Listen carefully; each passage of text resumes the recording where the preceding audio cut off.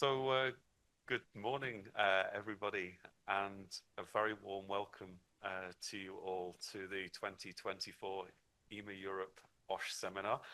My name's Andy Price. I work for the company Sibelco, but it's my pleasure to be the chairman of the IMA-Europe OSH working group, and it's in that capacity that I'm chairing today's seminar. So we hold this seminar every 2 years, as mainly with the objective of keeping an update or getting an update on the latest situation with our IMA-Europe dust monitoring protocol, which is a huge database of exposure measurements, which has been running for 24 years. So we're very close to a very big anniversary next year. A very important project that's been running for a very long time. And on the agenda today, besides covering that, we're also pleased to be widening the scope of the seminar to cover other occupational safety and health topics. And in particular, I think we're looking forward to a presentation on a regional social dialogue agreement, which has been reached in this region, in the ceramic area of Italy, on the practical application of the carcinogens and mutagens at work directive. So we're really pleased to be here. Just for those who may be not so familiar with IMA-Europe,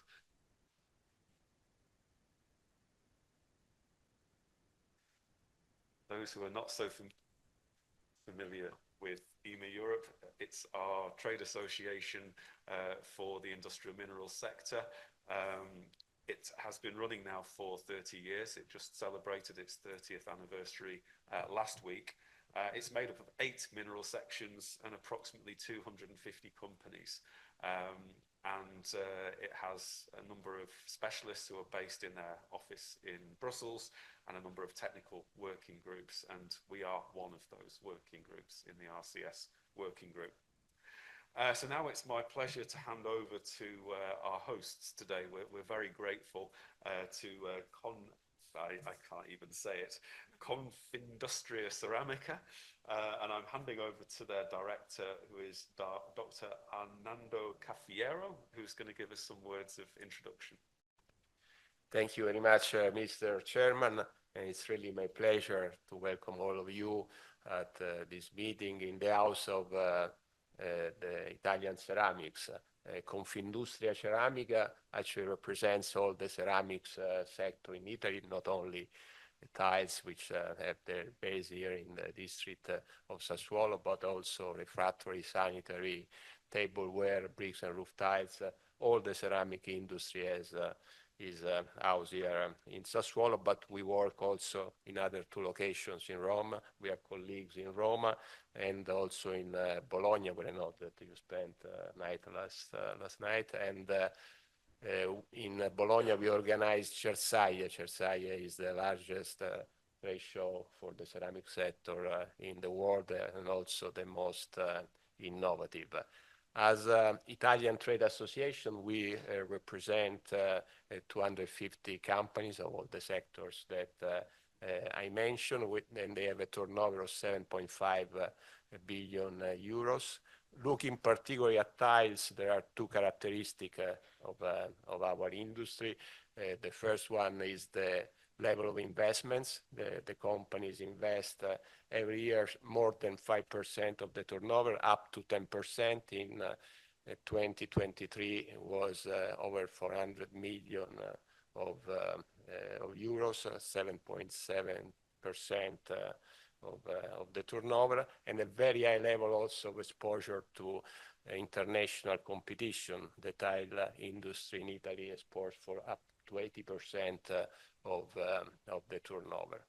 With this level of international exposure, it's very important for us to cooperate at the international level also as an association. This is why I really thank IMA-Europe for organizing this important meeting here, and for your presence as high-level experts to this meeting here in Sassuolo. I personally know very much how difficult it is to take time out of busy agenda at work to come to these kind of meetings, but I think is essential.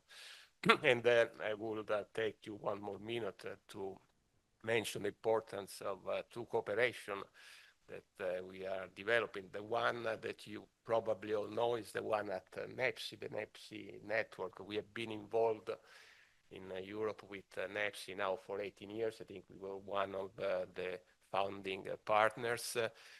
We have contributed with a lot of conviction to the exchange of data and to the exchange of best practices. And I think we have largely benefited from that. And I think this kind of meetings really goes in the direction of fostering this kind of cooperation. The other cooperation that I would like to highlight, and I'm very pleased also the chairman mentioned before that is part of your program together, is the regional protocol that we have developed with competent authorities, but also with trade unions and as trade association. I thank particularly Dottoressa Bernardini and Dr. Diegoli for being here today.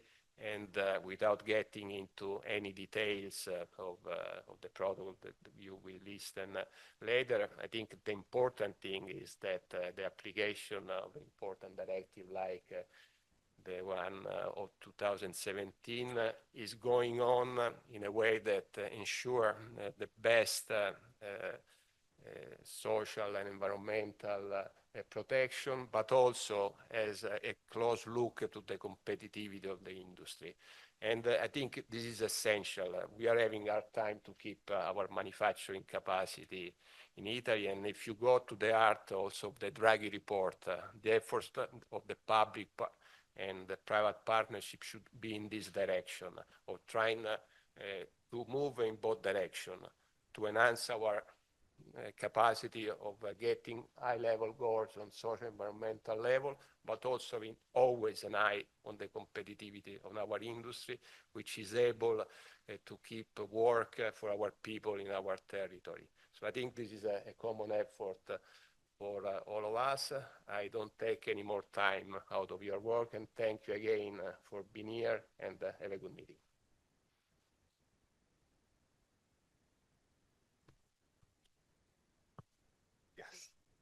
Okay, thank you, Doctor, for your kind words of introduction. And I think we're immediately then going to hand over to our first presentation to Hans Kronhout, who is going to give us the presentation of the 2024 report from the IMA dust monitoring protocol.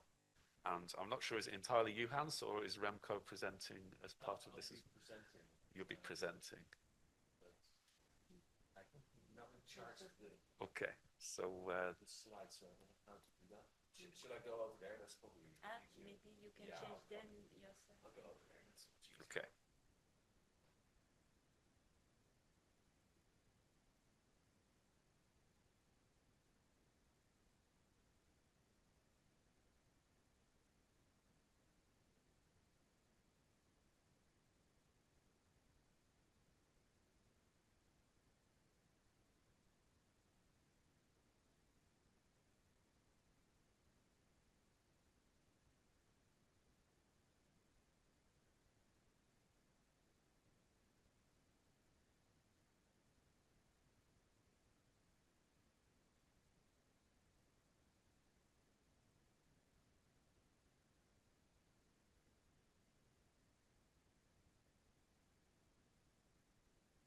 The analytical work. You need a microphone. Oh yeah, if you have. Oh yeah, I can. Yeah, I'll sit then. I hate to sit, but no, it's okay. Antonio Dedico, who's in the middle of the room here, he helped us out with the new EN 689 protocol and did some analysis for this particular report as well. So where are we? I've shown this slide many times before, but this is, I think, the reason why IMA started the IMA dust monitoring program. That was that in 1997, the International Agency for Research on Cancer classified crystalline silica as carcinogenic. So all of a sudden, I think the industry had to deal with the exposure to a carcinogen in the workplace, and I think yeah, the action that came from IMA was a very good one. In 2009, the ERC evaluated again crystalline silica. They didn't change very much, but they actually specified that the main issue with crystalline silica for cancer, that is, was its association with lung cancer, and it reaffirmed it as a group 1 carcinogen.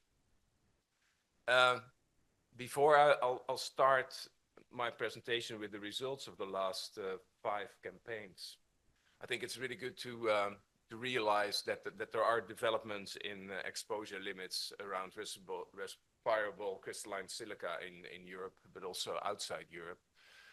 Of course, in 2003, the Scientific Committee on Occupational Exposure Limits in the EU set a limit value of 100 microgram or 0.1 milligram per cube.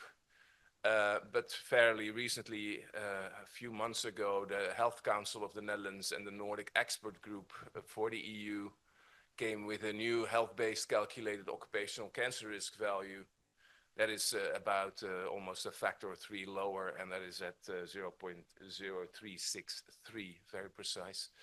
That is up for discussion now in Europe, and yeah, it's most likely, I think, that existing occupational exposure limit value of 100 microgram per cube will be lowered in the near future in Europe. In the USA, they already have a much lower exposure limit that's set currently at 0.05 milligrams per cube or 50 microgram per cubic meter.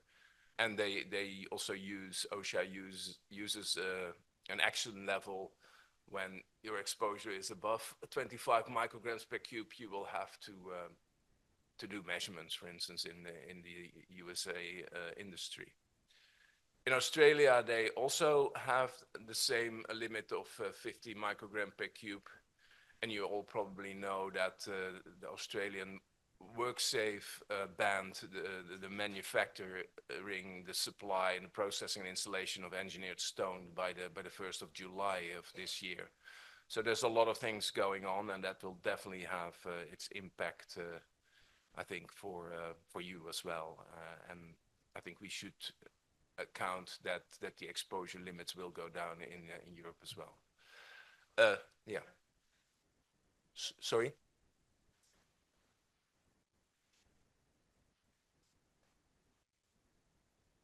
For Europe, you mean?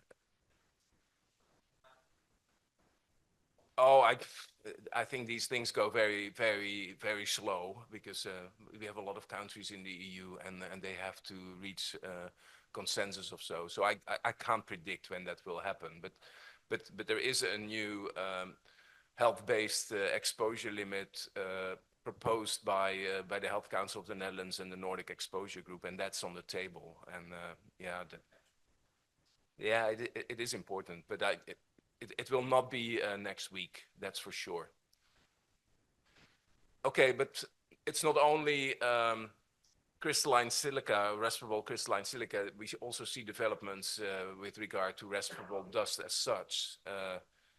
In Germany, we have a current limit for respirable dust of 1.25 milligrams per cube. France went lower, and ANSES suggested in 2019 a 0.9 milligram per cube for respirable dust.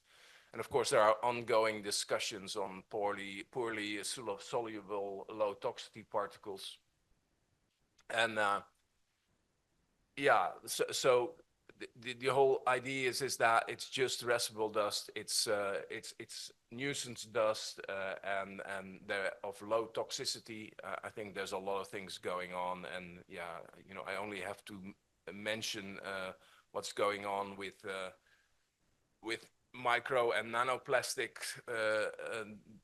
There you see the same discussions that you know, what we considered in the past as nuisance dust are all of a sudden yeah, in the picture, and that will result in lower limit values as well. I'm pretty sure about that.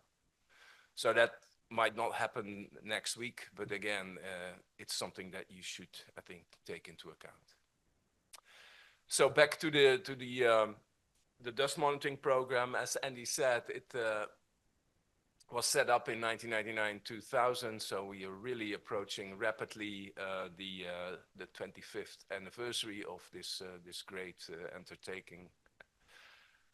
We took over in 2006, so we are approaching our 20th anniversary. As I said, it's a collaborative project between the Institute for Risk Assessment Sciences of Utrecht University, where I work, and NACORD, which is the Netherlands Expertise Center for Occupational Respiratory Diseases, where REMCO is based. And we've been working, for the last 19 years. The goals, I don't think the goals have really changed over all these years. IMA wanted to have statistically reliable exposure data for the whole industry, and that would enable them to discuss with authorities and especially with authorities on new future exposure limits. So again, seeing what's happening right now, it's really important that the database is there, I would say. It also is, of course, a very valuable tool to develop prevention strategies to reduce the exposures even more. And of course, the ultimate goal is to improve compliance with exposure limits on industry level, on company level, and of course also on the job level and for the individual workers within the industry. There was also a goal that the measurements could eventually be used in epidemiological studies on health effects from these exposures. And also we could use and we have used the database, of course, to check whether implemented control measures actually had the effect that we expected. Very shortly, the measurement strategy, 6 dust samples per job function per site per campaign, includes some repeats. That's something that we brought in since 2006. The aim is to do personal measurements and do at least respirable dust, but given that the focus was on respirable crystalline silica, of course, most of the measurements are also analyzed for respirable crystalline silica. The sampling equipment should be conform an EN standard number 481, either X-ray diffraction or FTIR for FTIR for the analytical procedures in the protocol or in the measurements that are being performed. Full documentations alongside the measurement data, because without documentation, without information on what actually happened in the workplace when the measurement was taken, your measurement is not that much worth. So that's, I think, a very important thing. And the idea is to have the labs involved in the program, also to do interlab round robins to see whether what we're measuring in France is the same as we're measuring in Greece, for instance. This was the original plan, the lines of communications. So the companies collect the data, they submit it to us. We add it to the database on a regular basis, and then report it back to the individual companies and to IMA-Europe, and we have those biannual meetings. I think there have been now 13 reports. This is our 10th report, so we have something to celebrate, I would say. We also have presented over all those years the database and the results of the database, the initiative to have such an industry-wide monitoring program and a database at various international conferences. The latest was last year, or no, was it this year in Dublin at the International Occupational Hygiene Association. And every time that we present this, people are in awe, like, oh, is this possible? Can you actually collaborate so closely with an industry and have such enormous good data to see? yeah, what's actually going on in a complete industry. We also wrote a couple of scientific papers that have appeared in different scientific journals, and Nicola is currently finishing a paper that where we actually merged all the exposure data with climate and meteorological information to see whether meteorological conditions in the different sites had an effect on the exposure levels that you're measuring. You can't read this, I can't read this, but this is the actual data that's coming in. What we noticed, and that's something I think that should be discussed, is that the quality of the data in the last 6 campaigns, and that's on the right side of this graph, is getting a bit less good as it was. We see that information on worker IDs is less frequent noted, so that is definitely an important issue, I think. And also we see short-term measurements and very long-term measurements coming back into the program, so that needs, I think, some extra additional attention. Yeah, so that's basically, these are the last 5 campaigns that we actually included in the new database. You see that we also have a few data points already from winter 23-24, but most of the data is up to the summer of 23, so last summer basically, or not last summer, but the summer of last year. Yeah, I was very disappointed when I saw this, that we had 49,954 measurements, because I really wanted to hand out a beach towel for the 50,000 measurement or something, so that we had a really good celebration here. But it's impressive. Again, we have 5,500 new measurements since our meeting in Valencia 2 years ago, and that is 11% up from the 44,370 that we had. Yeah, most of the measurements are indeed respirable dust measurements, but you also see that we already have 44,000 respirable quartz measurements, which is very impressive. So all these data have been collected in 47 campaigns. So there's 2 campaigns per year. So yeah, we're reaching the 50 campaigns, and that's the 25 years, of course. So now we have data in the database of over 23 and a half years. And that is between the winter of 2000, 2001 until the last winter from this year, basically.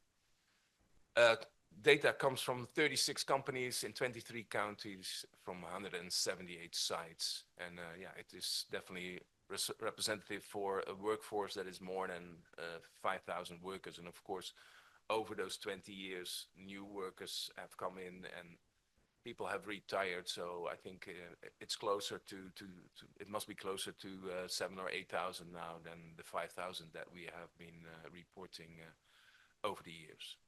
So it's really impressive, I would say. Now here you see the map of Europe with where the data is coming from. I think these are the countries that have been indicated here. I think the dots are a little bit off, but you get the idea. I just realized that I had shifted the map, but the dots haven't moved. So sorry about that. Yeah, the main countries contributing are in order. I think the UK is still the biggest contributor with 17 and 19% of the data, and then closely followed by France and Spain and Germany, if I'm not mistaken. Yeah, Germany is a bit lower, but France, Italy, and Spain, I should say, and France and UK are the biggest contributors, and then Italy and Germany are contributing each about 10% of the database. The number of data in the countries that that contributed that participated on the later years is still quite low. It's still slowly increasing. But I also noted that again we have no new data in 5 countries, and in Greece, for instance, we only had respirable dust, no quartz measurements. And I also noted when I put this together that there were no new measurements for the bentonite sector. I don't know what is behind that, but something to realize. Yeah, since the start of the project, we have used different types of data where we do different types of statistical evaluations with. What is new now is the type 2B, where we actually can do the statistical testing according to the new EN689 that came to us in 2018. We've been doing over the last, I think, 2 reports already some exercises with the new EN689, and we now actually put a whole chapter in the report where we actually applied the new standard for how to deal with compliance in the workplace on all the data in the database. For the rest, the things are the same. Here are the measurements and their how they are divided over the different subtypes of data. Yeah, not much has changed. So the data that's coming in is of basically the same. Similarly distributed as before. So we can still do the overexposure estimation with about 50% of the data, EN689 with 72-73%, and the exceedance, what we have been doing traditionally, is around 90%. The new data, it's collected in 18 countries. The number of sites has come down from 95 in the previous report to 84. So there are fewer sites contributing to the database, and we have data from 21 companies. This is how the number of samples and the number of sites has I say that, have changed over time. What you see, and that's something that we saw. Oh, can I point? No. If you look at the right part of the graph, you see that there is a pattern that we are collecting more data in the summer campaigns than in the winter campaigns, and Andy has explained why that is, because at the end of the year, apparently there's no budget anymore or people are preparing for the new budget, so there's no budget anymore to collect data. We got a bit worried, but we were very glad that we did the project with Nicola, that this might affect what we're seeing in the database in terms of concentrations. It might be that in the summer the concentrations are higher than in the winter. It might be the opposite. So we were very glad that we could actually look at that. So this is. I'll just explain a little bit. Yeah. Oh, yeah. Sorry. So just to explain the reasons why we see this difference in the data and the dominance of the summer measurement is just because one of the major companies which contributes is Sibelco, and its dust monitoring program is timed for the first 9 months of the year, so that the final 3 months can be used for the evaluation of the data and then setting the budget for the following year for the improvements, okay, for CapEx and so on. And it's just because of the way that the CapEx cycle is timed for that time of the year that the results are squashed into the first 9 months, which inherently means that most of the data are collected over summer. So it's more to do with the budgeting cycle than anything else. Yeah. Thanks, Andy. Here you see what we saw when we actually tied meteorological conditions to the actual measurements. So here you see the association between temperature and precipitation and the quartz concentrations and dust concentrations that we measure. For precipitation, we don't see an association at all. It's really flat with temperature, we see some interesting patterns. After 6 degrees Celsius, we don't see much of an effect, but when the temperatures go below 6 degrees, and we're talking about outdoor because we have outdoor temperature data. So when the temperature goes below 6 degrees, we see that the exposures start to increase, and that probably has to do with less ventilation inside. Doors are being closed, windows are being closed, etc. So it's not a huge effect, but so we are pretty happy actually with these results. So the meteorological conditions don't affect the outcome of the measurements very much, and this is what we saw with wind speed. Wind speed, as expected, the concentrations go down when the wind speed goes up, although that effect is also relatively small. So, the other thing that we looked at is whether, because we knew on which days measurements were done, and we also knew on which days measurements were not done, and we saw that the conditions, the meteorological conditions between the measurements days and the non-measurement days were similar. So, we always expected that, the people who do the measurements only go out when the weather is nice and when it's, as we say in Dutch, technical weather. But that seems not to be the case. So there is no bias in that respect that, the people who perform the measurements do that on certain preferential days. There's a relatively small differences in Dutch and coarse concentrations over the various temperature, precipitation, and wind speed ranges. I think that's also very encouraging.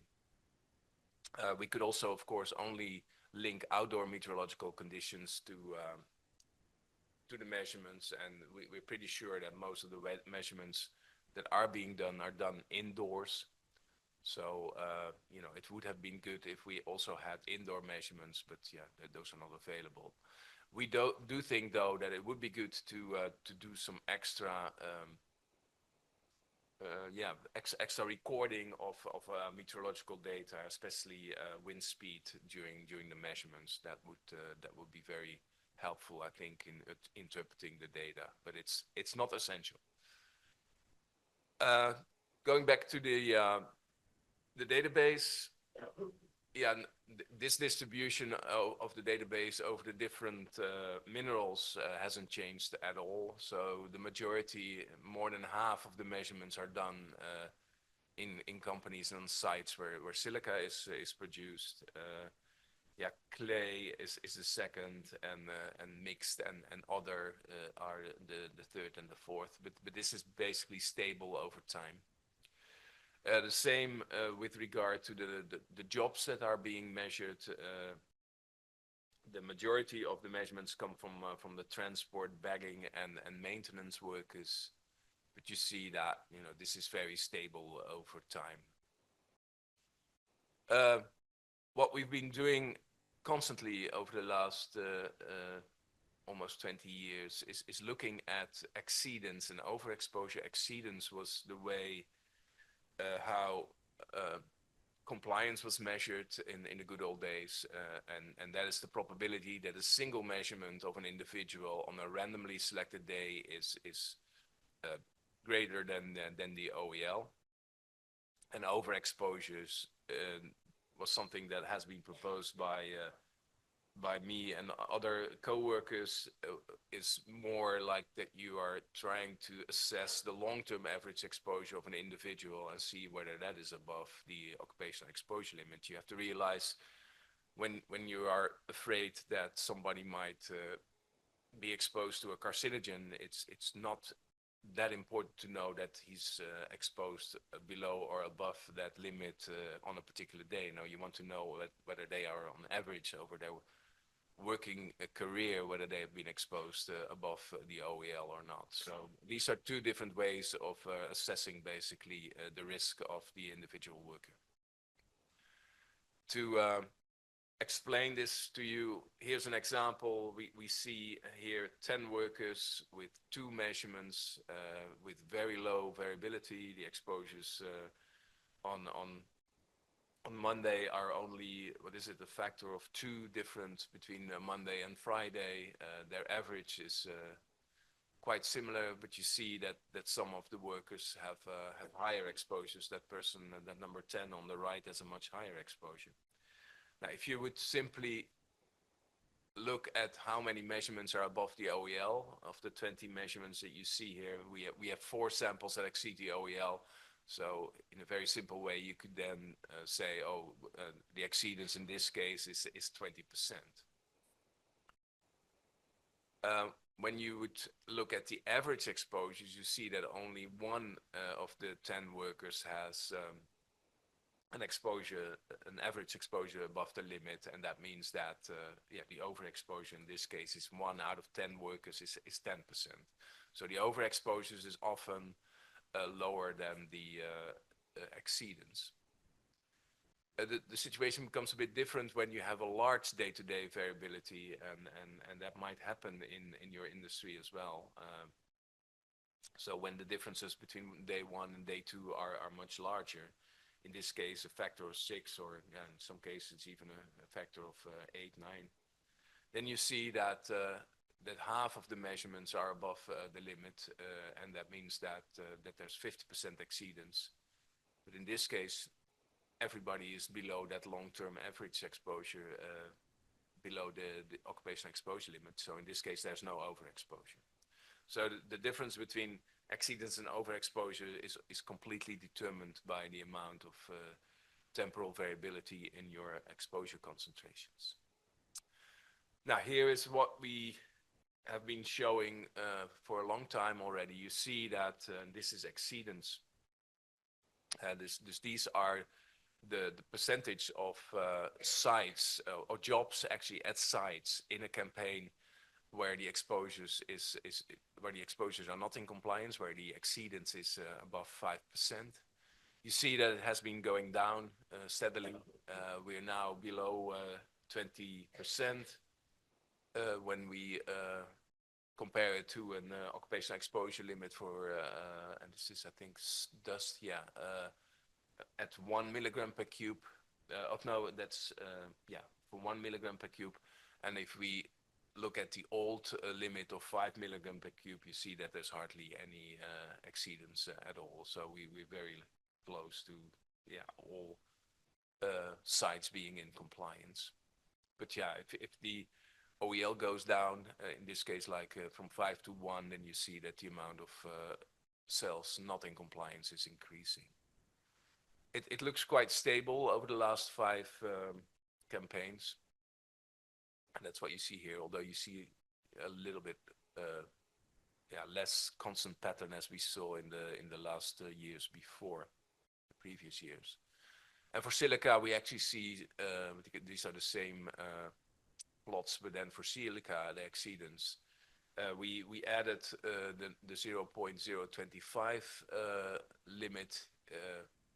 I don't think it will happen, but when we get to the 0.025 limit, then we see that over half of the sites of jobs at sites are no longer in compliance. And we also see, and that is a bit disturbing, is that the levels of exceedance are going up for crystalline silica. So there's something going on. That would be good to figure out what that is. This is the same, but then for overexposure, these percentages are much lower for the reasons I showed you before. A similar pattern as we saw before for exceedance. And again, with crystalline silica, there's a tendency of the non-compliance increasing. That's basically what's on this slide as well. The trends for respirable dust have stabilized, but for respirable quartz, we see a slight increase in exceedance and overexposure. Thank you.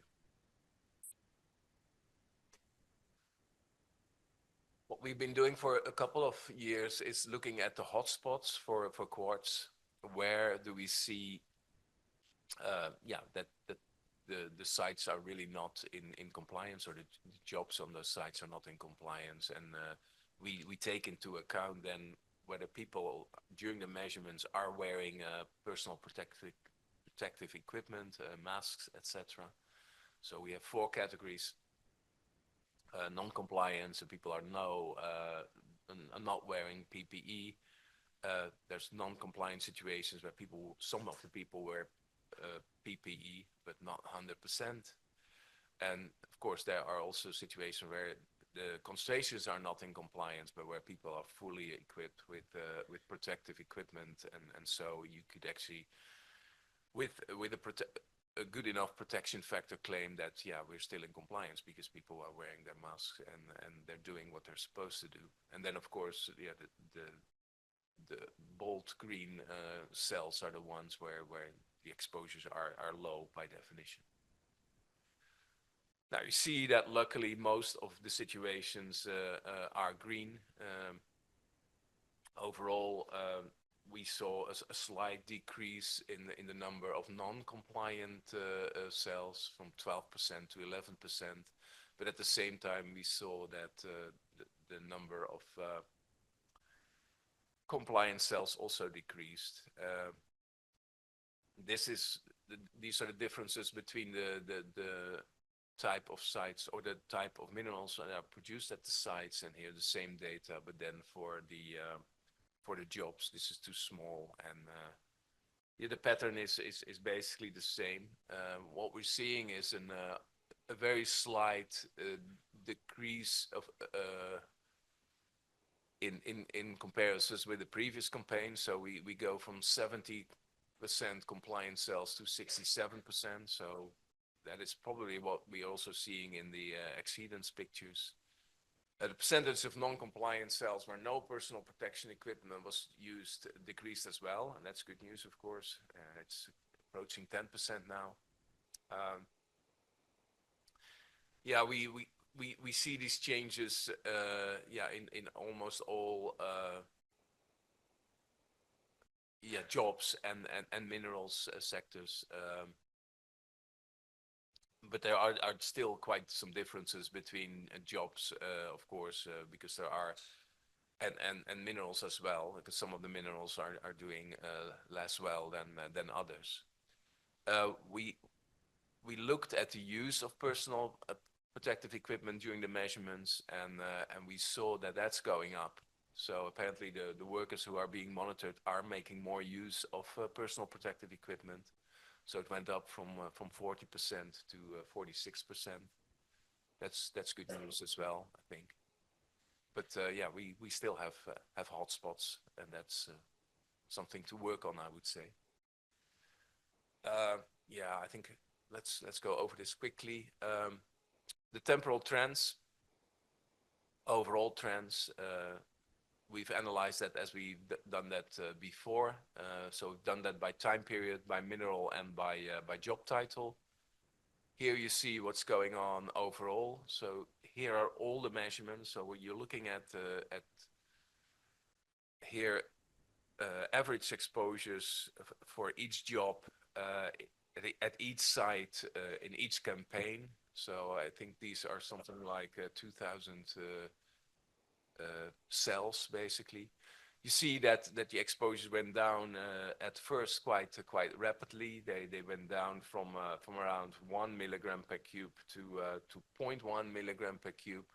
We had a little hiccup around the last economic crisis, where exposures started to rise around 2008, 2010, but then they declined or decreased again. So you see the exposure concentration going down overall. But over the last, I think, 4 or 5 years, things have totally stabilized when it comes to respirable dust. If you look at say, because this is a logarithmic scale, so don't be fooled. There's still quite some differences between the sites. Even now, you see sites where the average exposures are 0.01 milligram per cube, and there's still sites where the exposures is as high as 2 milligrams per cube. But what you see is that the number of sites with average exposures of 1 milligram per cube dust have declined quite dramatically. So the extremes are also becoming less, which I think is a really good sign. For quartz, yeah, we have to deal with, of course, quite different percentages of quartz in the materials that are being worked with in these on these sites and in those jobs. There again, we saw a decline in exposure concentrations. You have to realize that the limit in Europe is still what is it? 0.1 milligram per cube, and you see that the average exposures in the industries that contributed to the database is a factor of 10 lower on average. That is the 0.0 point. It's even more. It's a 15-fold lower because it's down to 0.006 microgram per cube on average. But you see that there's still a few sites where the exposures on average are above 100 milligram per cube, even in the most recent campaigns. So there's, again, work to be done. Yeah, the trends, as I said, have changed over time. Yeah, because it is stabilizing for the last couple of years. We see that overall, over the whole database, exposures have been going down by 3% from campaign to campaign. That means that the exposures halve every decade, and yeah, we see a slightly less steep decline in the quartz concentrations. You see that in the first period between 2002 and 2010, the exposures went down much more rapidly. Then it stabilized, and even the quartz concentrations went up around 2008, 2010. And then from 2013 to 2016, the exposures went down again, especially for quartz, went down very rapidly again. And now we see that quartz is still going down slightly, but dust concentrations are going up when we look at the last 6-7 years. So it's not constant. It goes up and down, and yeah, there are all kinds of reasons for that we can debate later, I think. But it's good to see that and I think it's really important that by doing these measurements, we have insight in how concentrations develop over time in your industry, and I think that is very good and very insightful. Yeah, if you look at the different minerals, then I've made some cells here yellow, I think that color is, or orange. We see that the highest dust concentrations now are being measured in the bentonite sector, followed by, or now the feldspar, followed by bentonite, and then kaolin, and then all the others are below 0.2 milligram per cube, which is of course very low. For quartz, we see that yeah, the highest exposures are in the bentonite sector, and for the others, they are very low at 0.067 or 6 or 7, and yeah, the bentonite is the highest. So I don't know why we don't see measurements from the bentonite sector anymore, but maybe they are too busy with controlling their exposures and putting all their money into that. Yeah. Generally, for all these sectors, the exposures are going down.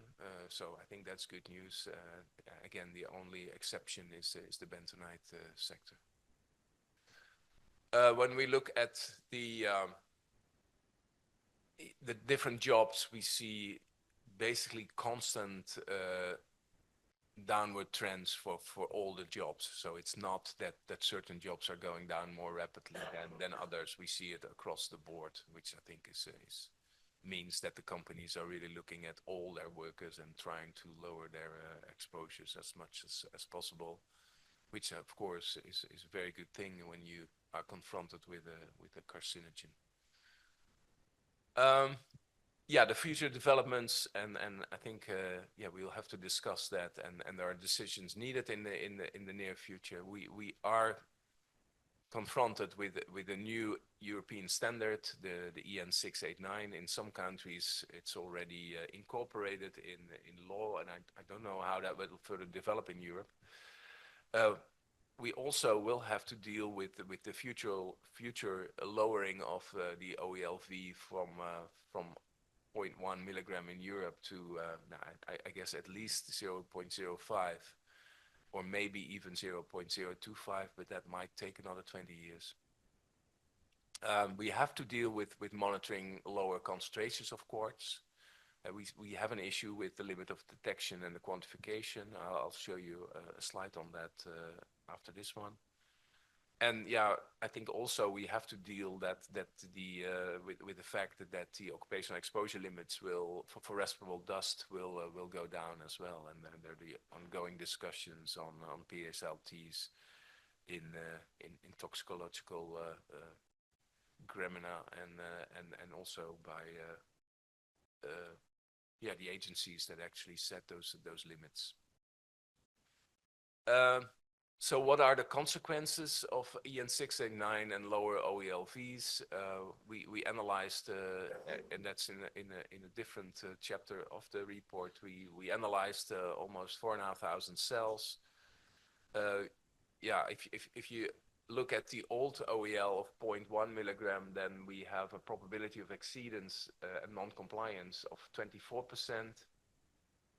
When you go to the most strict OELV of 0.025, then all of a sudden we are back at 74% of the cells not being in compliance. So that's a factor of 3. So that would have really great impact on the situation in the industry. And this is the trends using EN 689. We see similar things as we saw for exceedance, but the thing is, if we go for exceedance in the old with the old OELV, we have 50 to 25 exceedance. But if we go for the new EN 689 with the new statistical evaluations and with the very low occupational exposure limit, then we have 60 to 70% of the cells of the jobs on the sites being in non-compliance with an OELV, which is quite dramatic. Non-compliance will increase substantially from with the new EN 689 from around 30% to 50%. So you're basically back at the level when IMA DMP started. And I think that is a very sobering message that I have to bring you. And new sampling and analytical techniques will be needed to be able to monitor these very low concentrations of RCS and quartz.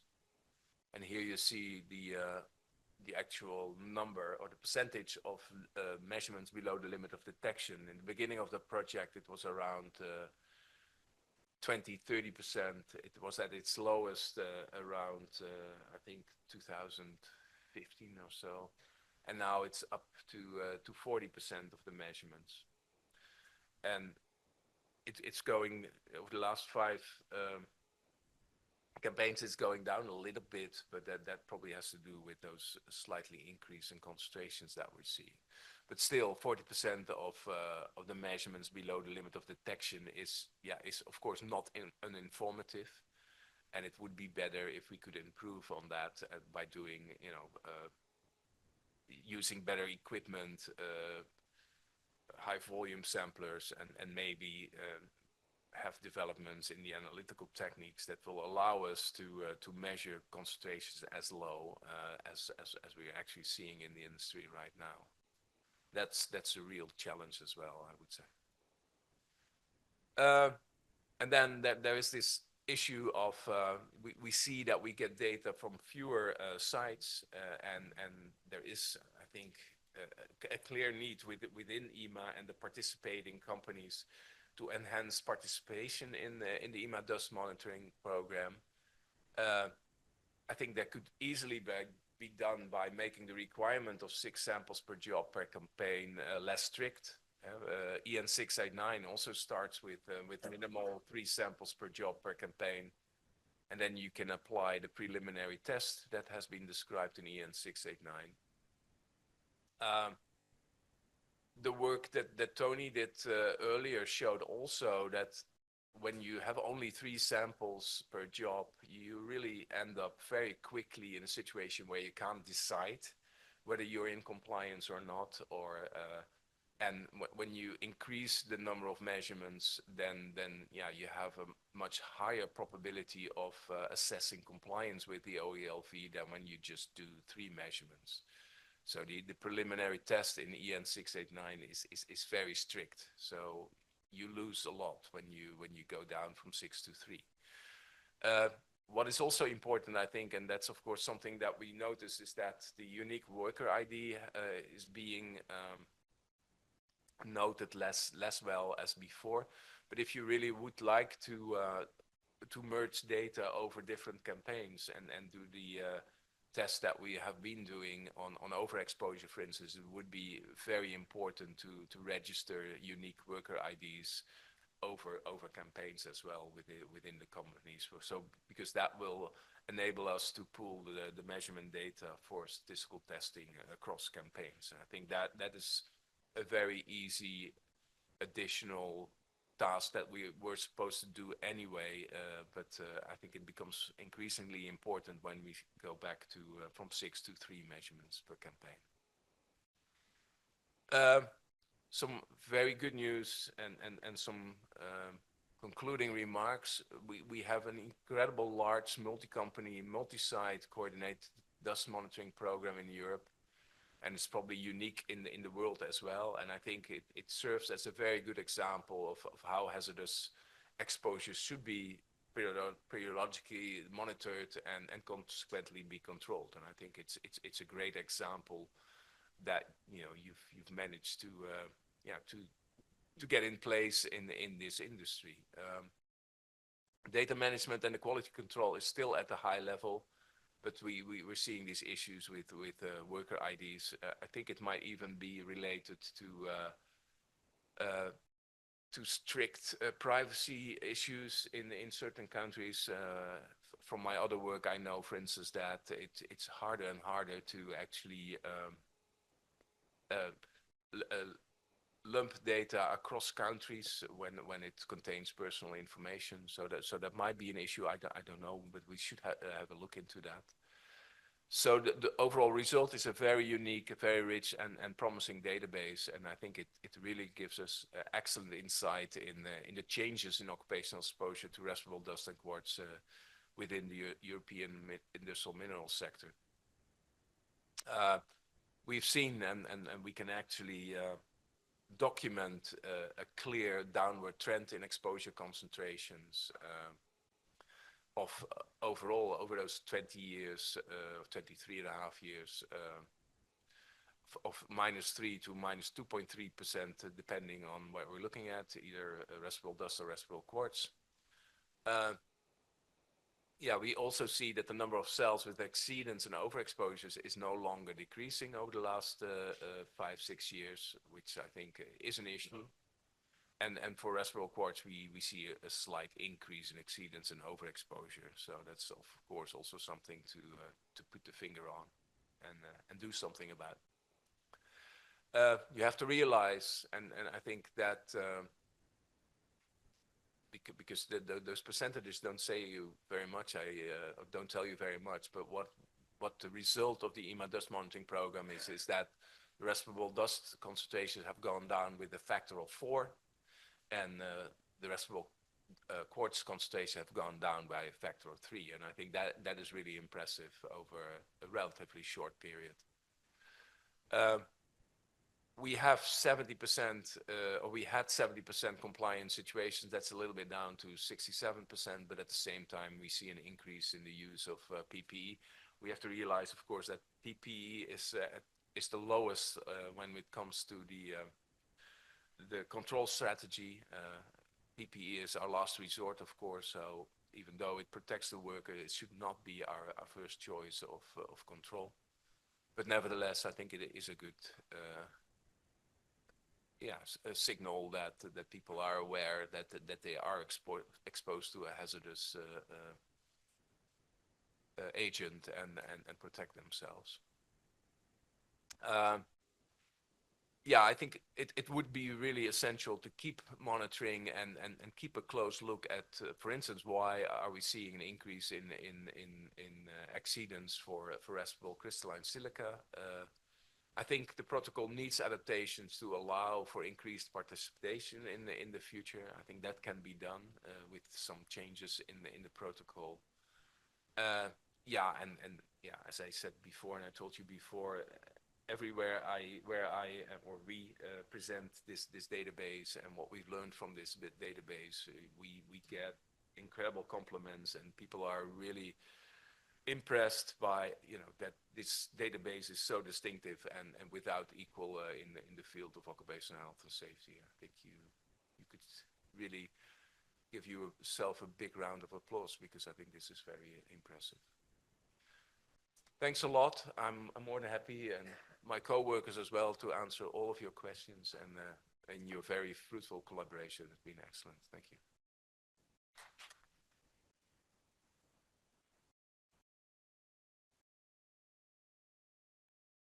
Thank you, Hans. There's a bit of a wake-up call, I think, in there, or a couple of wake-up calls, and my first observation would be that you've identified what is potentially the beginning of an upward trend in exposures for respirable crystalline silica, and I'm assuming that being able to identify the early signs of that kind of upward trend are only possible because of the way this protocol is managed. So that would be my first observation, that you've identified something, and correct, you've identified things before. I think you found an increase before that was possibly linked to the financial crisis in around 2008, 9, 10. There was a previous increase that was noted, then things continued to come down. So I'm interested, maybe if you can speculate on what possible reasons there might be for this uptick in the data. And secondly, I was just wondering whether part of that may be the change in participation from Russia and Ukraine, whether that may have any impact, whether you've been able to look into that, because obviously over the last 5 campaigns, it roughly coincides with the period where their participation stopped. So first question from me, just on that, and then we'll hand over to the audience. No, it's really interesting. It came as a surprise to us as well. But I think the reason why we see an increase in exceedance for respirable crystalline silica is not because the concentrations are going up, but they're becoming more variable. So apparently there's something going on where people are more variably exposed, and I don't know what the reasons for that could be. I don't think, and I'm because the number of measurements that are coming from Russia and Ukraine has been very small always. So I don't think that could explain what we're seeing. That's it's a pity, that there's a war going on there, and it's a pity that we don't get that much data points from them. But I think we still got new data from Russia and both the Ukraine in those 5 campaigns that we're looking at. But that's probably only in the first and the second period, new period, is it? But Remco knows better than me. Yeah, just before the war. Yeah. Just before the war, yeah. No, I think that it has to do with, because you also don't see it in the dust measurements. So that there must be something, I don't know.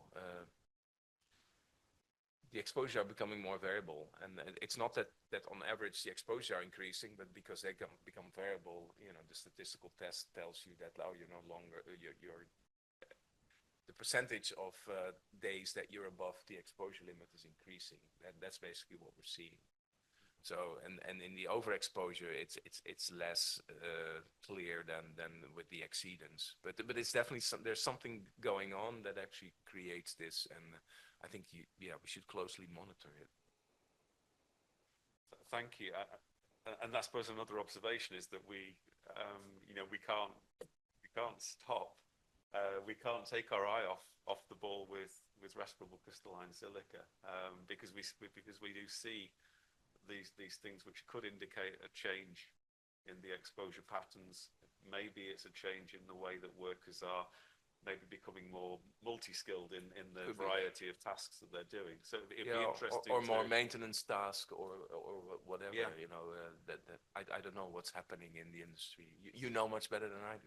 Okay, maybe we should turn the microphones around onto the audience, and that's what we're going to do now. We've got a portable microphone, so if anybody would like to ask a question or even answer one, you're welcome to raise your hand and wait for the gentleman to hand over the microphone, and we look forward to receiving your questions. First question from Christian Dolphin from Emirates. Thank you. So Ben tonight I'll work on for Milos. So we had a change of staff member, and since then I think that's probably fallen off. So I hear certain minerals, and I think I'll Timmeries. Just with the IMA DMP, I just wanted to state on the point about the change in the protocol. I think I fully support that, and I think there were the comments that I strongly made before. I don't dismiss. I think the work that you've done, and I've always said this, is fantastic. I mean, when I first turned up to see, this, as I say, I know you presented at IOHA and sort of the reception you get there. But I think that the reality for me, coming from the field as a technician, as a hygienist, and working up is, for him, is most of our community just don't understand hygiene. And I'm one person, and I think having more data, even though the quality is probably somewhat questionable to some extent, we can work on. And I think, the data that you're getting from Sebago, because you've been on such a journey in terms of improving things, have we got that real picture, even if the data is a little bit less accurate in terms of the exposure to personnel? Again, it's an open question. I just think maybe if we open it up more, and again, the quality of that data comes into question, I guess, but more data points. Yeah, of course, given that we have this large database, to a large extent, we could even simulate what if we had only collected, half of the measurements that we have now, and see what the effect is. The overall effect will be that you can say things with less precision, because the more data you have, the more precise your estimates will be.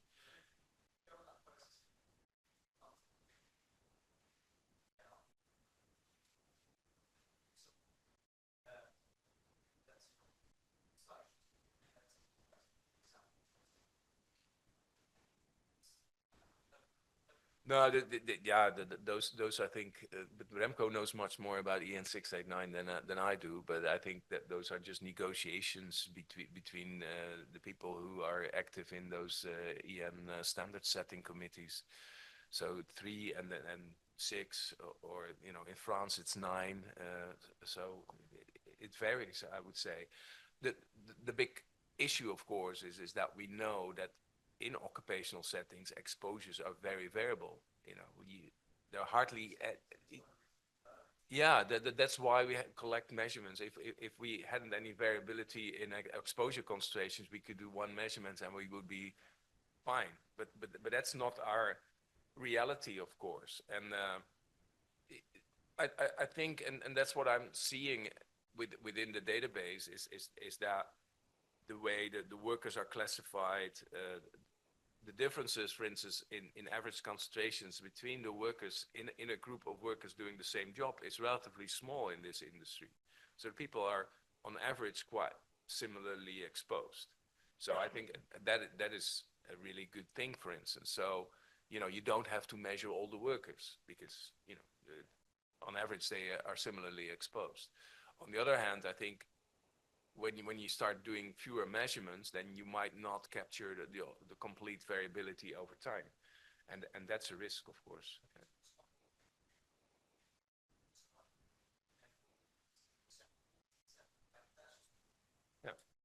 Yeah, I think just to put it in context for those who are maybe not up to speed with the ongoing discussion, the suggestion to modify the protocol to allow participants to have only 3 samples per campaign is an idea to boost participation and to increase the broad spread of minerals which are captured within the protocol.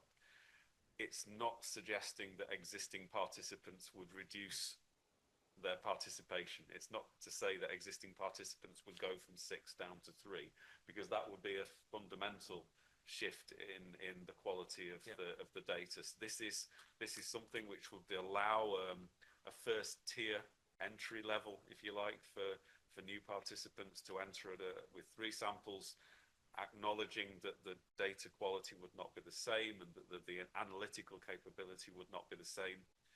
But we would look for the statistical experts to be able to make what they could of the data, potentially by combining data from one campaign with the next to make the 6 samples and allow some kind of more advanced statistical analysis. So we're not talking about an overall downgrade of the whole protocol. We're talking about an extra level of participation for new participants to boost the participation.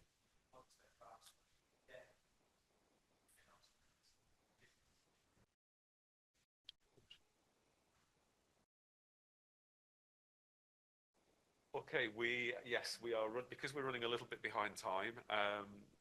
We will have to end the questions there, unfortunately, but our experts are with us for the whole day and this evening, so there's plenty more time tomorrow so there's plenty more time for discussion with Hans and Remco and Nicola on the findings of the report. But thank you again, Hans, for your excellent report, and it's good to see that things are in still a good shape, and hopefully we can make decisions that take us further in good shape in the future. So I think we are due for a coffee break. Maybe if we can try and keep it to 15 minutes, that would be great, and be back in the room for 12:10. That would be fantastic. Thank you, everyone. Okay, so we will restart. So many of you know me. I'm Florence Lumen, Director for Health and Safety at IMA-Europe, and I was very pleased to organize this meeting. And the idea of the place of this meeting came when we had our NEPSI seminar in Italy, in Roma. As you know, NEPSI is a European social dialogue agreement for the protection of workers to respirable crystalline silica exposure. It is signed by 16 employers organizations, European employer organizations, and we have the trade unions, industrial with us. And we do, over the last year, seminars across Europe to explain the NEPSI good practices and to exchange on the national situation regarding crystalline silica prevention. And at the seminar in Italy, I was really impressed by a presentation that Simone and Mrs. Bernardini did regarding a regional social dialogue agreement that they concluded here in Italy for the Emilia-Romagna region. So it is how to practically apply the directive, the carcinogens and mutagens directive, including an occupational exposure limit for respirable crystalline silica for the typical ceramic industry. Because, Simone and Mrs. Bernardini will explain, but as you know, it is very specific that it's not crystalline silica per se, which is a carcinogen in the directive, but it is the processes which generate respirable crystalline silica exposure. And in practical terms, what does it mean for industry and for the factories who have to implement the obligation of the directive? So this was discussed with the regional authorities, with the employers, with the trade unions, and I think it's an excellent example of social dialogue in action. And so I'm pleased to give the floor to Simone, who is our host today in this beautiful place. Simone is responsible for health and safety in Confindustria Ceramica, and Mrs. Mara Bernardini is the head of the Health and Safety Department of the Emilia-Romagna region, and she's accompanied by the head of the Prevention and Public Health Service of Emilia-Romagna region, Dr. Giuseppe Diegoli. Thank you for preparing this presentation, and I am pleased to give you both the floor. I know that it's an exercise for you to do it in English, so thank you so much because thank you for the preparation, and I give you the floor.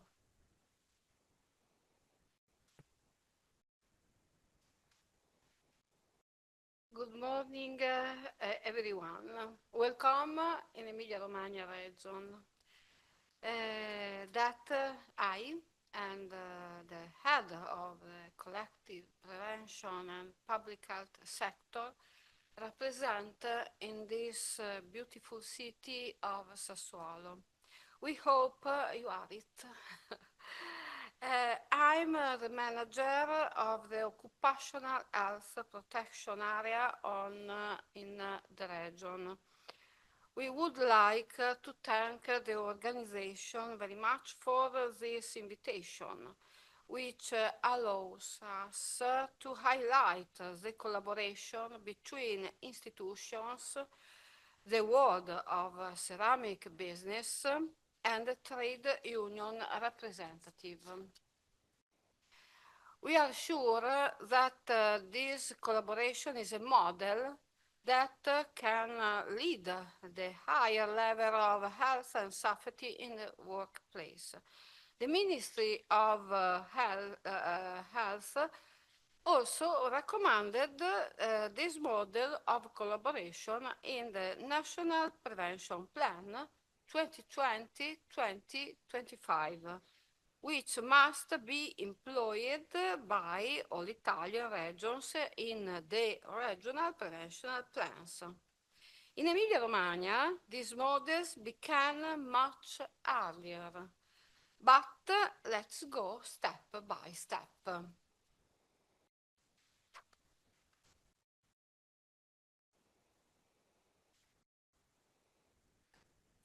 We start with the reason for shaped activities with the ceramic industries. As you see, the ceramic districts in Emilia-Romagna region and the importance of cooperation among systems of stakeholders to eliminate, reduce workplace accidents and occupational disease. As you can see in this slide, 93.5% of ceramic companies are located in Emilia-Romagna. 82.2% in the provinces of Modena and Reggio Emilia. Now I see in this slide the various, a lot of safety protocols signed in Emilia-Romagna region. The definition of protocol among the various actors interested in the problems related to the safety and the hygiene in the workplace has become a tradition for this territory, particularly in the ceramic productive sector. This collaboration working method allows us to be proud of having opened and the way that represent a unique case in the national context, but also beyond. All of this would not have happened without the available and willpower of the representative of the productive fabric of this territory engage in the dialogue around a common table. The initial approach can be traced in event in 1979 during the conference held here in Sassuolo, which addressed then issues of 99. It's precisely when some aspects of the European directives lend themselves different in interpretation and complicated application that the need the collaborating work among the various stakeholders becomes essential. The slide shows some of protocols signed, the principal protocol signed September 1997 protocol for the installation, assembly and maintenance of systems, machinery and equipment, safety aspect of work activities. September 2000 protocol of the prevention of musculoskeletal disorders in the ceramic sector. September 2002 protocol for the prevention on fall-related injuries in ceramic industries. July 2007 Info OK program for protocol for accident prevention in the ceramic sector. June 2014 determination number establishment of the regional working group for workplace accident prevention. And now the first protocol on respirable crystalline silica. We are in the year 2008. This protocol on respirable free crystalline silica was signed in 2008. Its name, prevention and protection measures to reduce exposure to dust containing free crystalline silica in ceramic tiles. Technical document of the protocol and good practice for the use of free crystalline silica in ceramic tiles industries approved by the Ministry of Labor. The constant presence of trade union representative as the working tables also demonstrates that it's possible to find a solution to issue raised by these topics that are valid for all parties involved, without necessarily moving from dialogues to litigation, with everyone respecting their own role.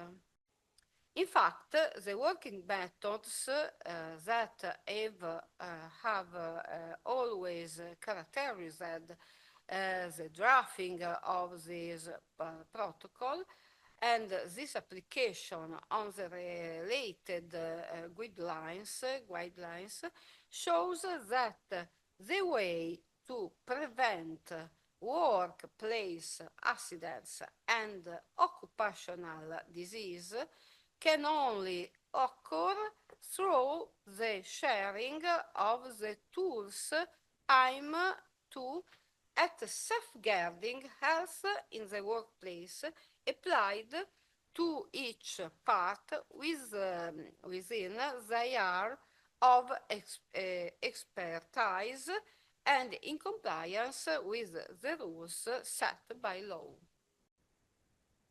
And now,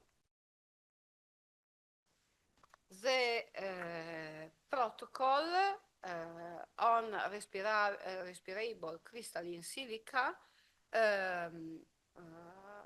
drafted after the Decree 4040 in June 2021. Various points the parties shared define criteria for the identification in the ceramic industry's work involving exposure to respirable crystalline silica generated by a manufacturing process and draw up a technical document. Prepare technical operational guidelines for the correct application and management of regulatory obligation. Conduct investigation, mesurations into the respirable crystalline silica dust generated by the identified process in order to characterize the substance in the ceramic production process and document its actual level of real reactivity. Prepare shared guidelines for the identify the context to inform, to train and update course for exposed workers. Prepare shared guidelines on the health surveillance of a worker exposed to respirable crystalline silica dust generated by a working process.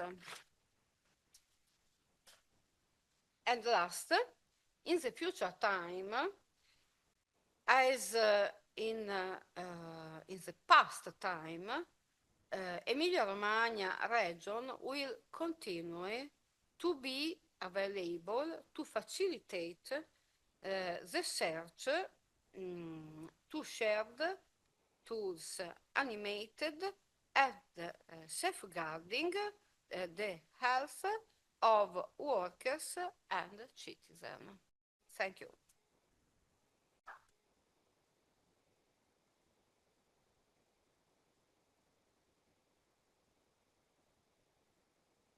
Yes, so Simone will take the floor to explain in more detail the protocol. So Simone is the responsible for health and safety here in Confindustria Ceramica. Thank you, Florence. Good morning, everyone, and thank you to IMA-Europe for involving us in this event. It's a pleasure for us present the Memorandum of Understanding definition in the ceramic industry of criteria for identifying work involving exposure to respirable crystalline silica generated by a working process. In this context, which participant from most of Europe. How Mara Bernardini said, subscribed the Memorandum of Understanding is enabled in our district. This document was created with the aim of providing practical certainty to the new provision introduced by the Directive 2017-2398 in the interest of all the parties that are involved in safety enforcement. In the next few minutes, I will give you an overview of the works done in Emilia-Romagna.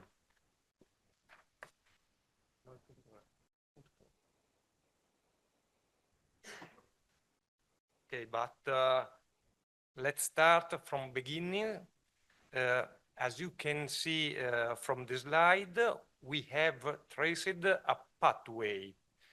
in June 2020, the European directive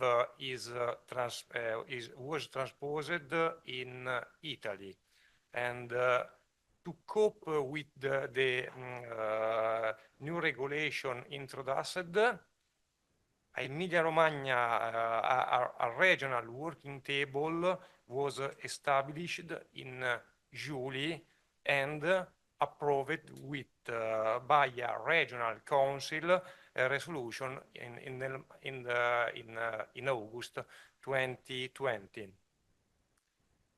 How you can see in the slide, in only 99 months of activity, during, I would underline, during the COVID emergency, the Memorandum of Understanding and the first technical document, that is named Criteria for Identification in Ceramic Industry of Work Involving Exposure to Respirable Crystalline Silica Generated by a Process, were made official June 2021. These documents were presented in December in public events. After this first document, other two papers were realized, and the first is the Technical Operational Guideline, and after this we have published the guideline for the health surveillance. And now the trip continues.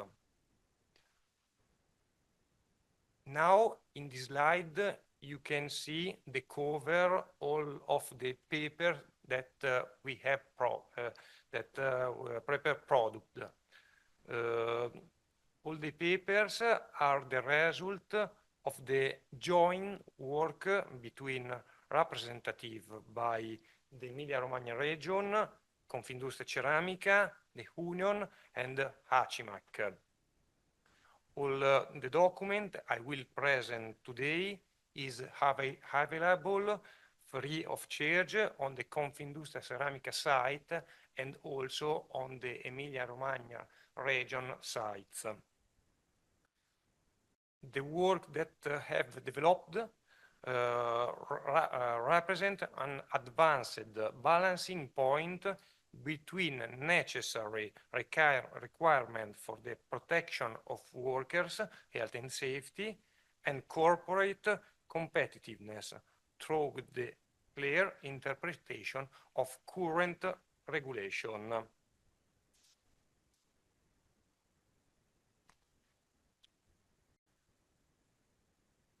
And now I present the first document, the technical document.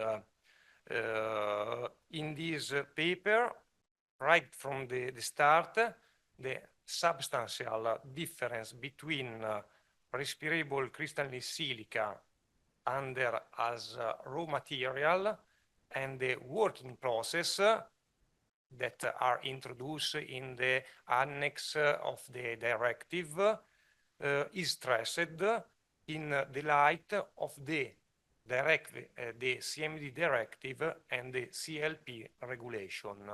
How you can see in the slide, CLP regulation does not classify crystalline silica among the substance for which there is an harmonized other classification as a carcinogen. And in this document, in the first chapter, are mentioned recent study that show that the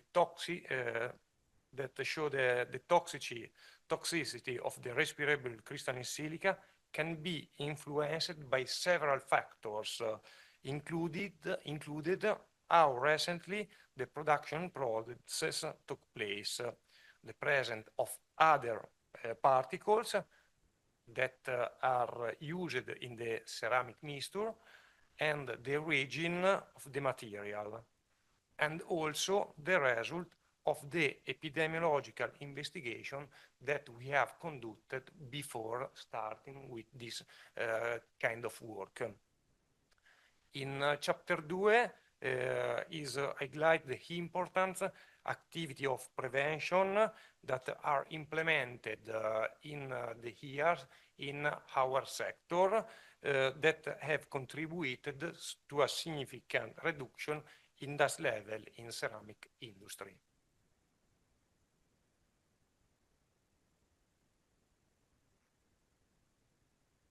But now there is the core of the document, the chapter number 3. It's an operational guide to identify working process to which apply the obligation of the CMD directive on the basis, and this is important, of shared criteria identified by the working group. It's important to emphasize that the working group willingness to identify shared criteria to standardize the application of the directive in the interest of all parties involved in this argument.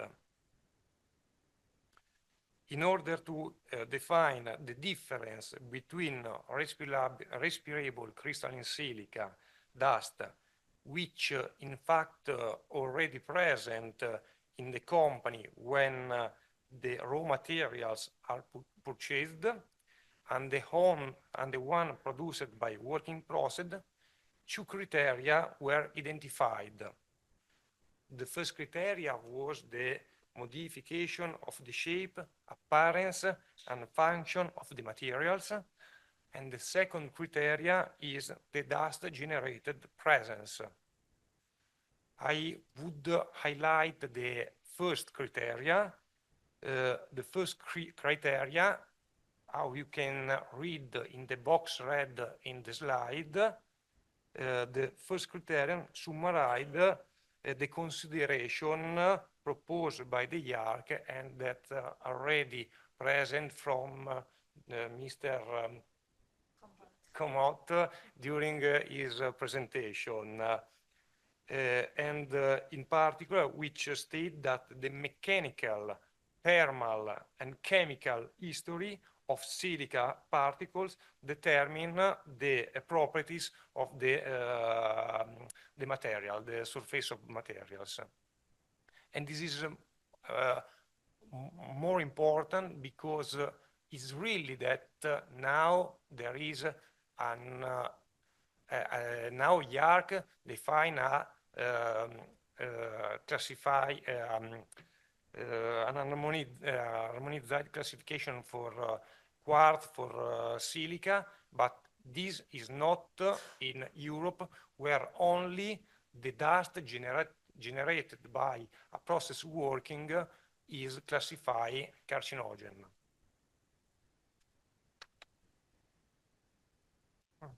And in this slide, I would show how we have implemented the criteria that we have identified.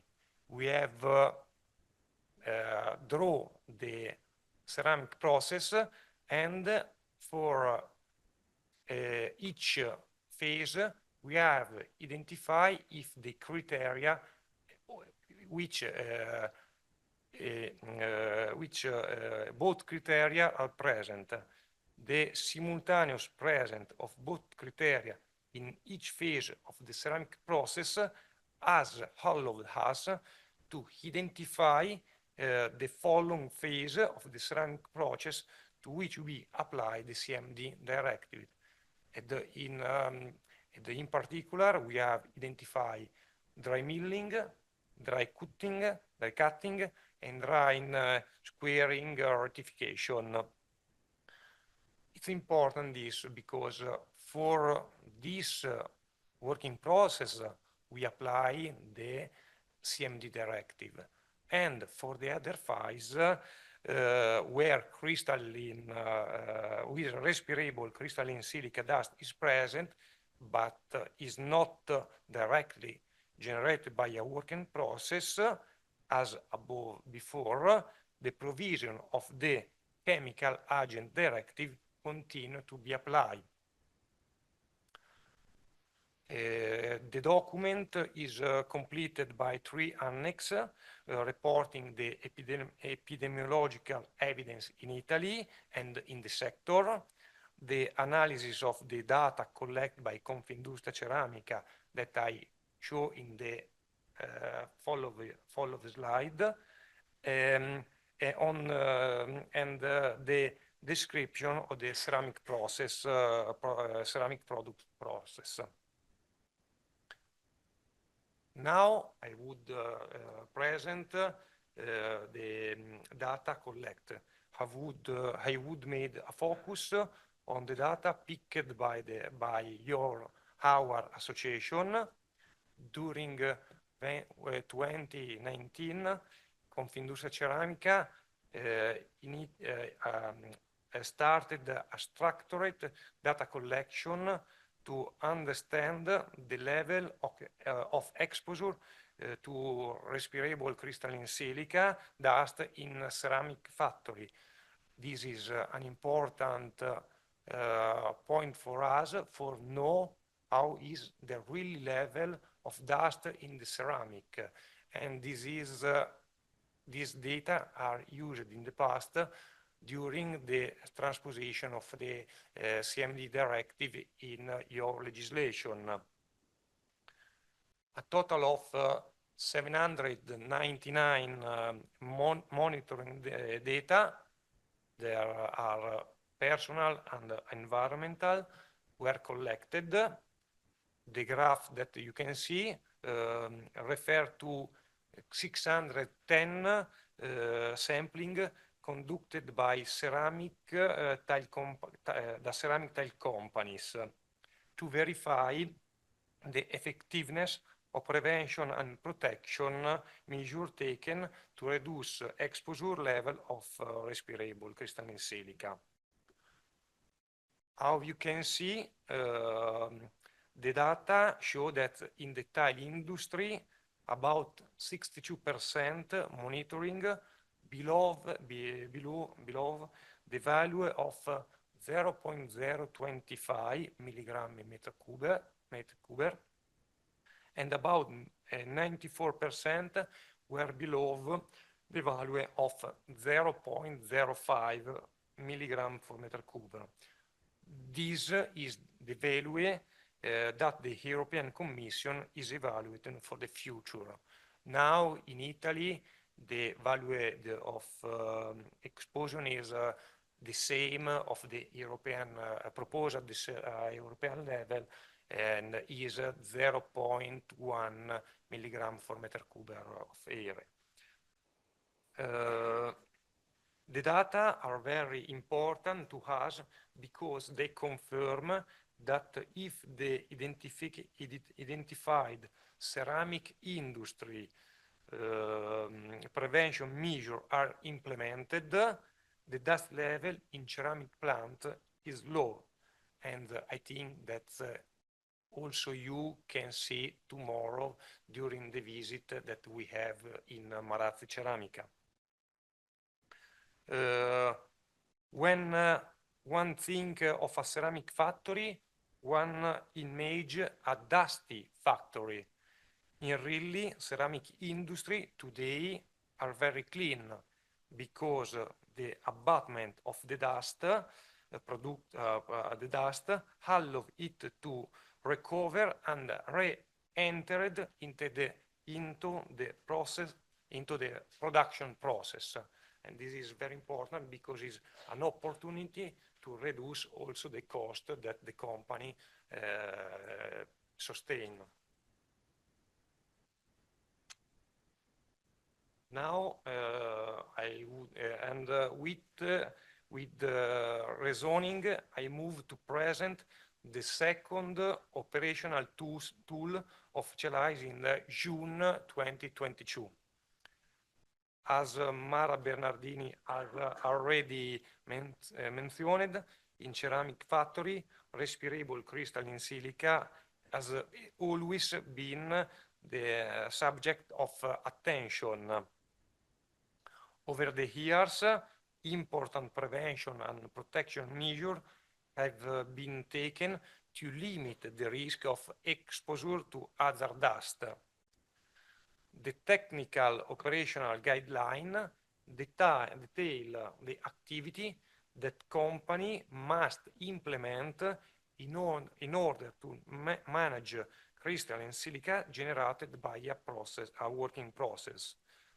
In particular, in this document, it is recommended to maintain efficient dust extraction system, ensure adequate cleanliness lines of workplace, provide exposure workers with respiratory protection mask, conduct periodic environment or personal sampling to verify the effectiveness of the prevention protection measure taken. And in the same document are recommended other technical, organizational and managerial measures to limit the number of worker exposure a dust.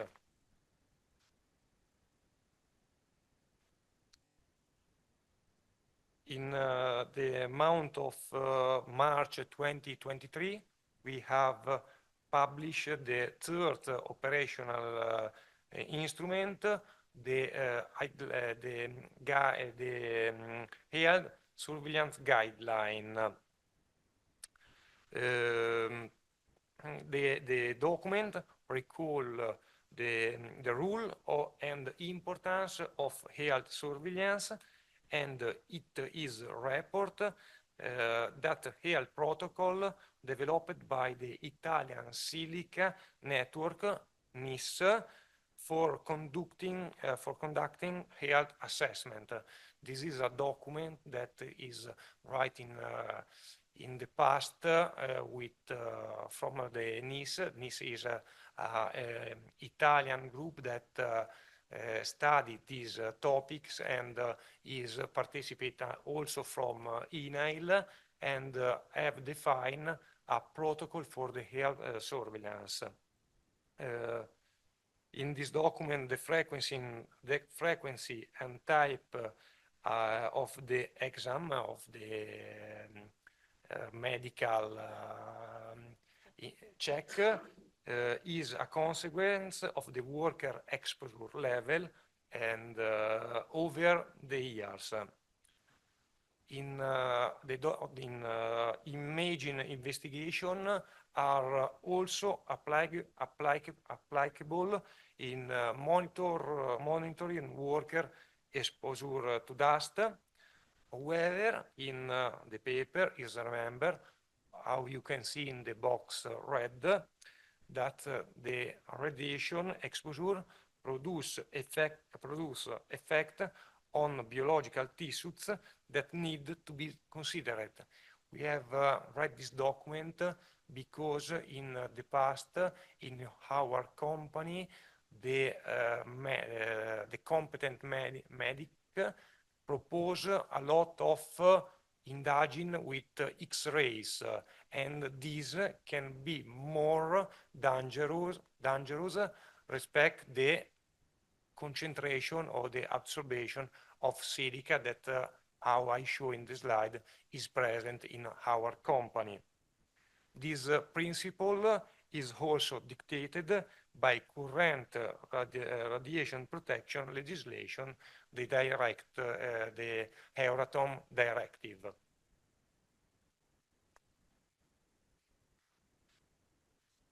And similar at the first technical document, I can see that in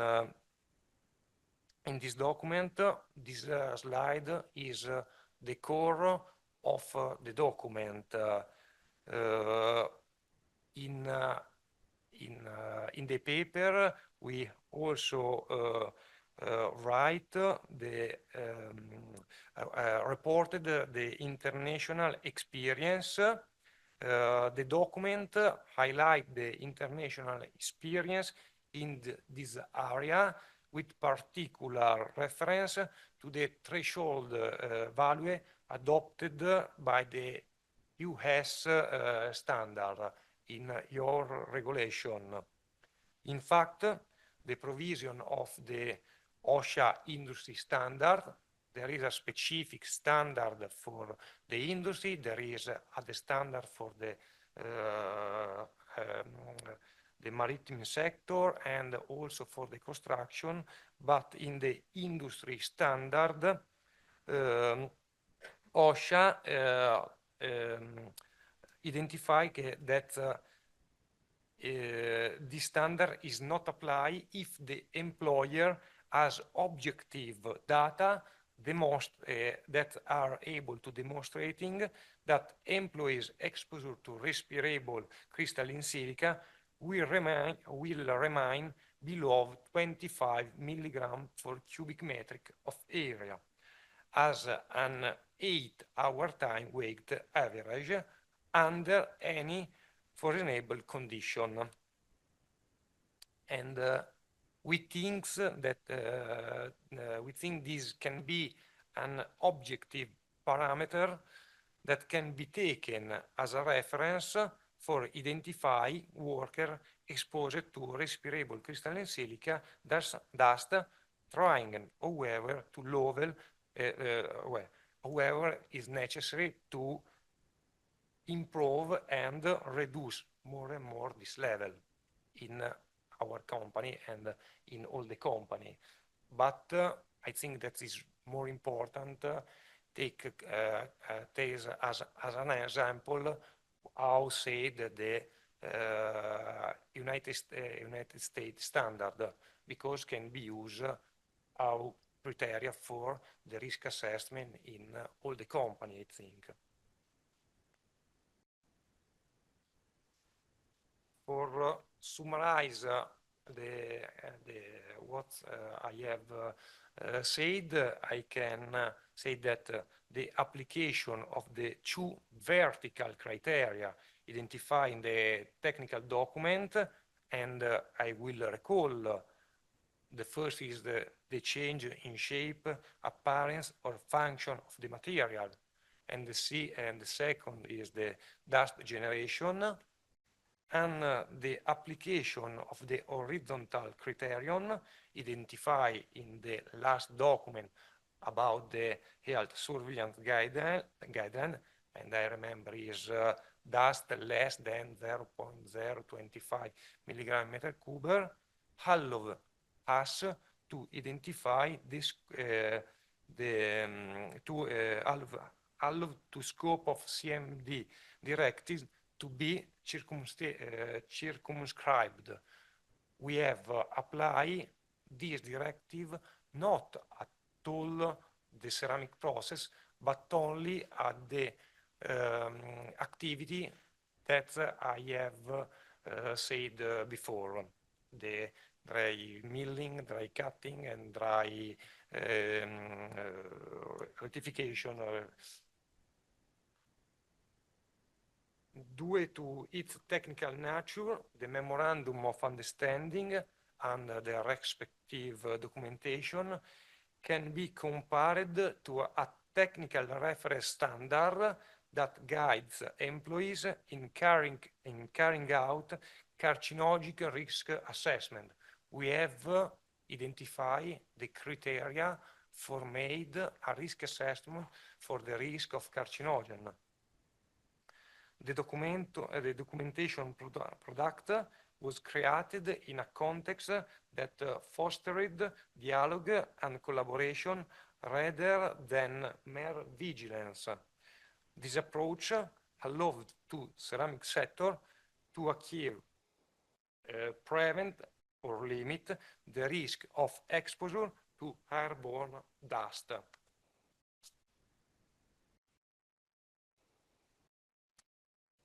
And now, sorry, run a lot. And now I would say something about the next steps that are just identified in 2020 in the a memorandum of understanding. The development of the works now involve carrying out investigation to the investigation to morphology to characterize morphologically the dust generated in the work identified in the technical document, and the path, the way will conclude with the preparation of guideline for identify the context of information, training, or refresh courses for exposed workers. To carry out this activity, we are identify companies at which to take dust samples for analysis, which will be conducted with the collaboration of University of Bologna. I hope that the presentation is clear and can be object of future implementation also in other situation. We believe that the memorandum of understanding signed in our region as practical, valued, and is applicable in other contexts as well. We are grateful to IMA-Europe for giving us the opportunity to present our work to all of you.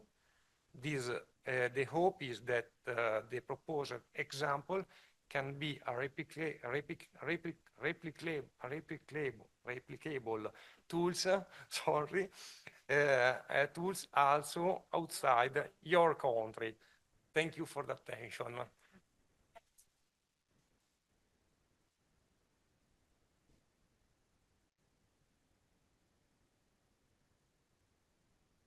So thank you to Mara and Simone there for, I think, a really interesting presentation, because we, as Florence was explaining, we are so committed to our processes for social dialogue.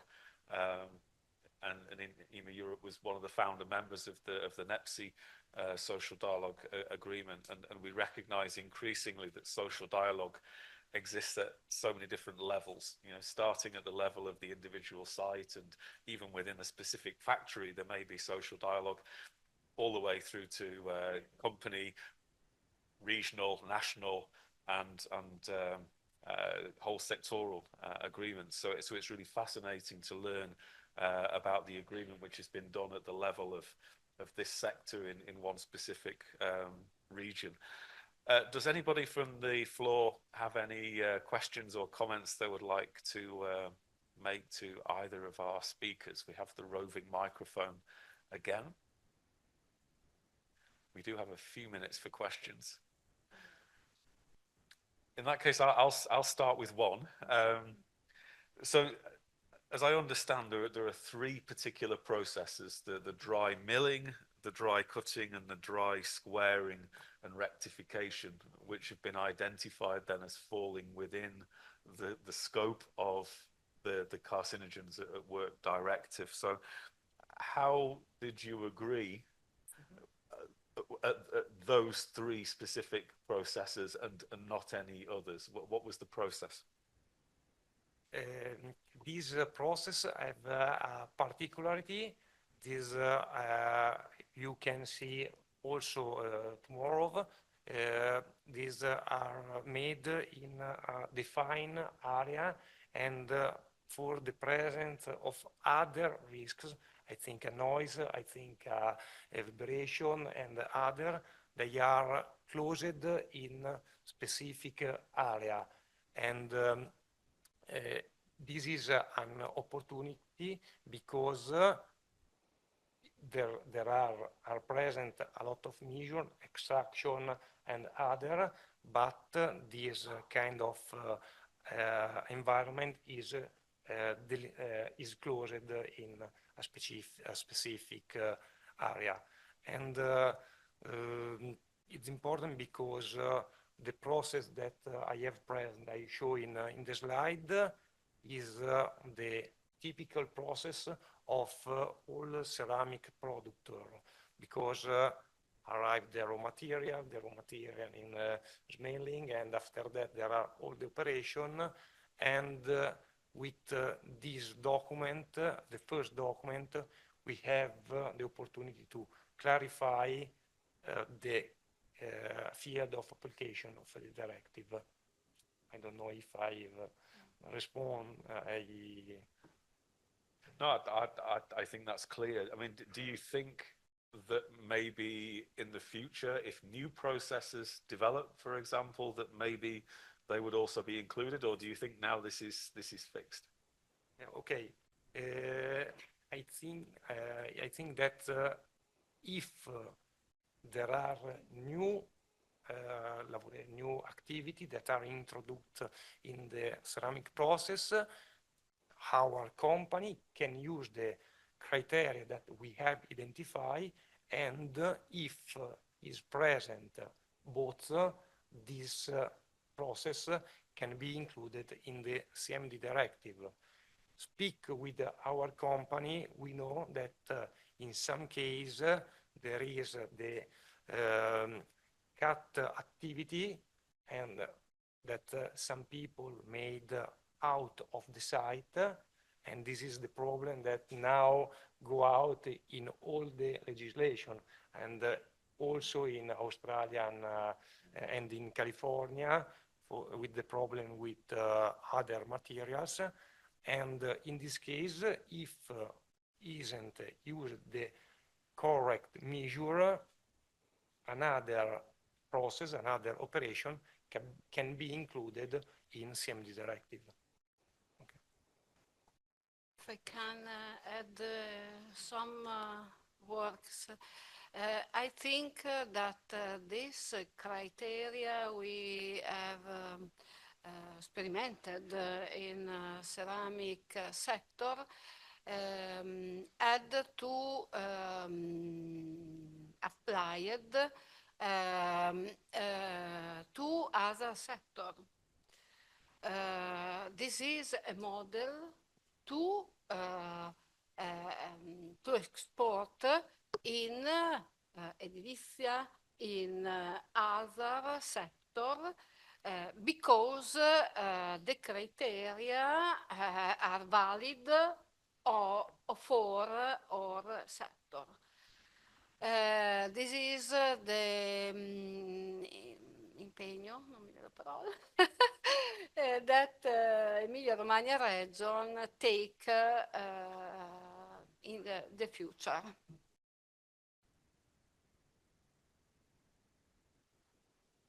Okay, thank you. Very clear. So basically, the criteria can be used and reapplied in new situations. So, yeah, thank you. Any final, Florence? No, just taking my NEPSI hat, I would like to repeat, but I know that you know that in NEPSI we want to be also evolutive and to follow the development. So please share with us, and we will be happy to upgrade our good practice guide and our tools thanks to your works. So thank you again for the very interesting presentation. Thank you. And yes, I have to tell you, very important request. We should go not all of us in front of the building to take a nice group photo before the lunch. So see you. We see you at 2 p.m. Yes. Sharp. Thank you. Okay, welcome back, everyone. Welcome to our afternoon session.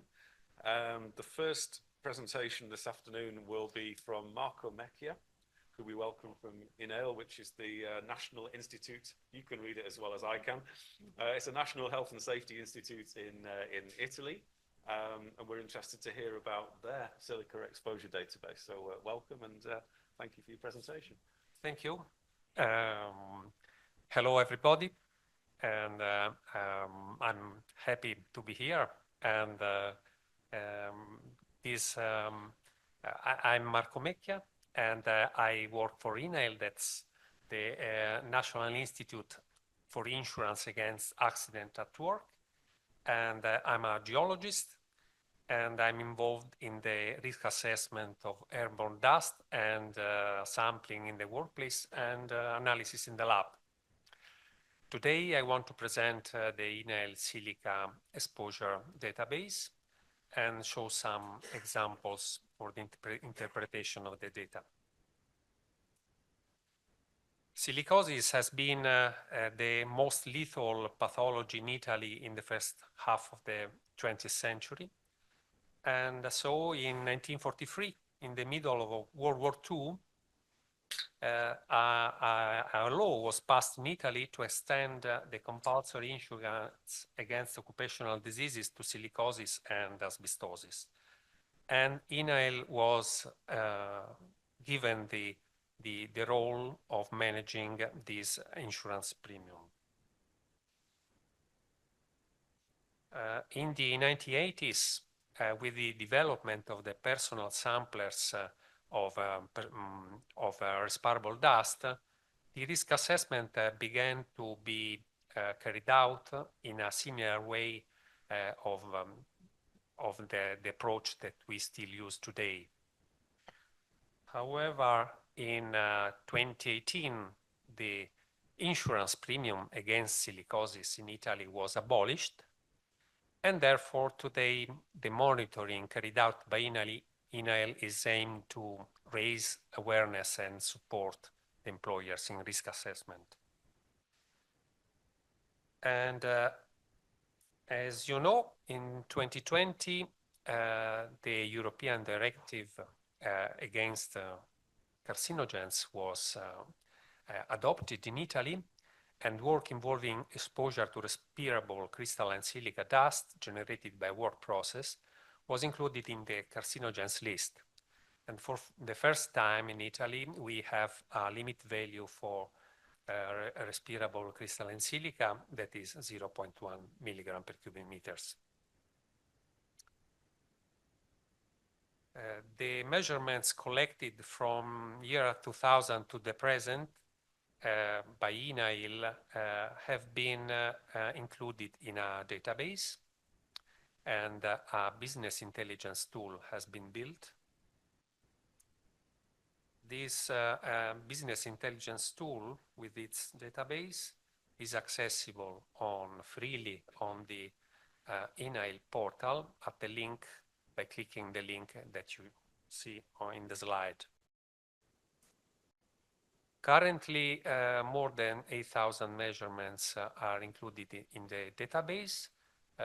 Most of them, approximately 90%, are personal samples, and the remaining 10% are static samples and also bulk samples, that is quartz content in products, raw materials, rocks, settled dust.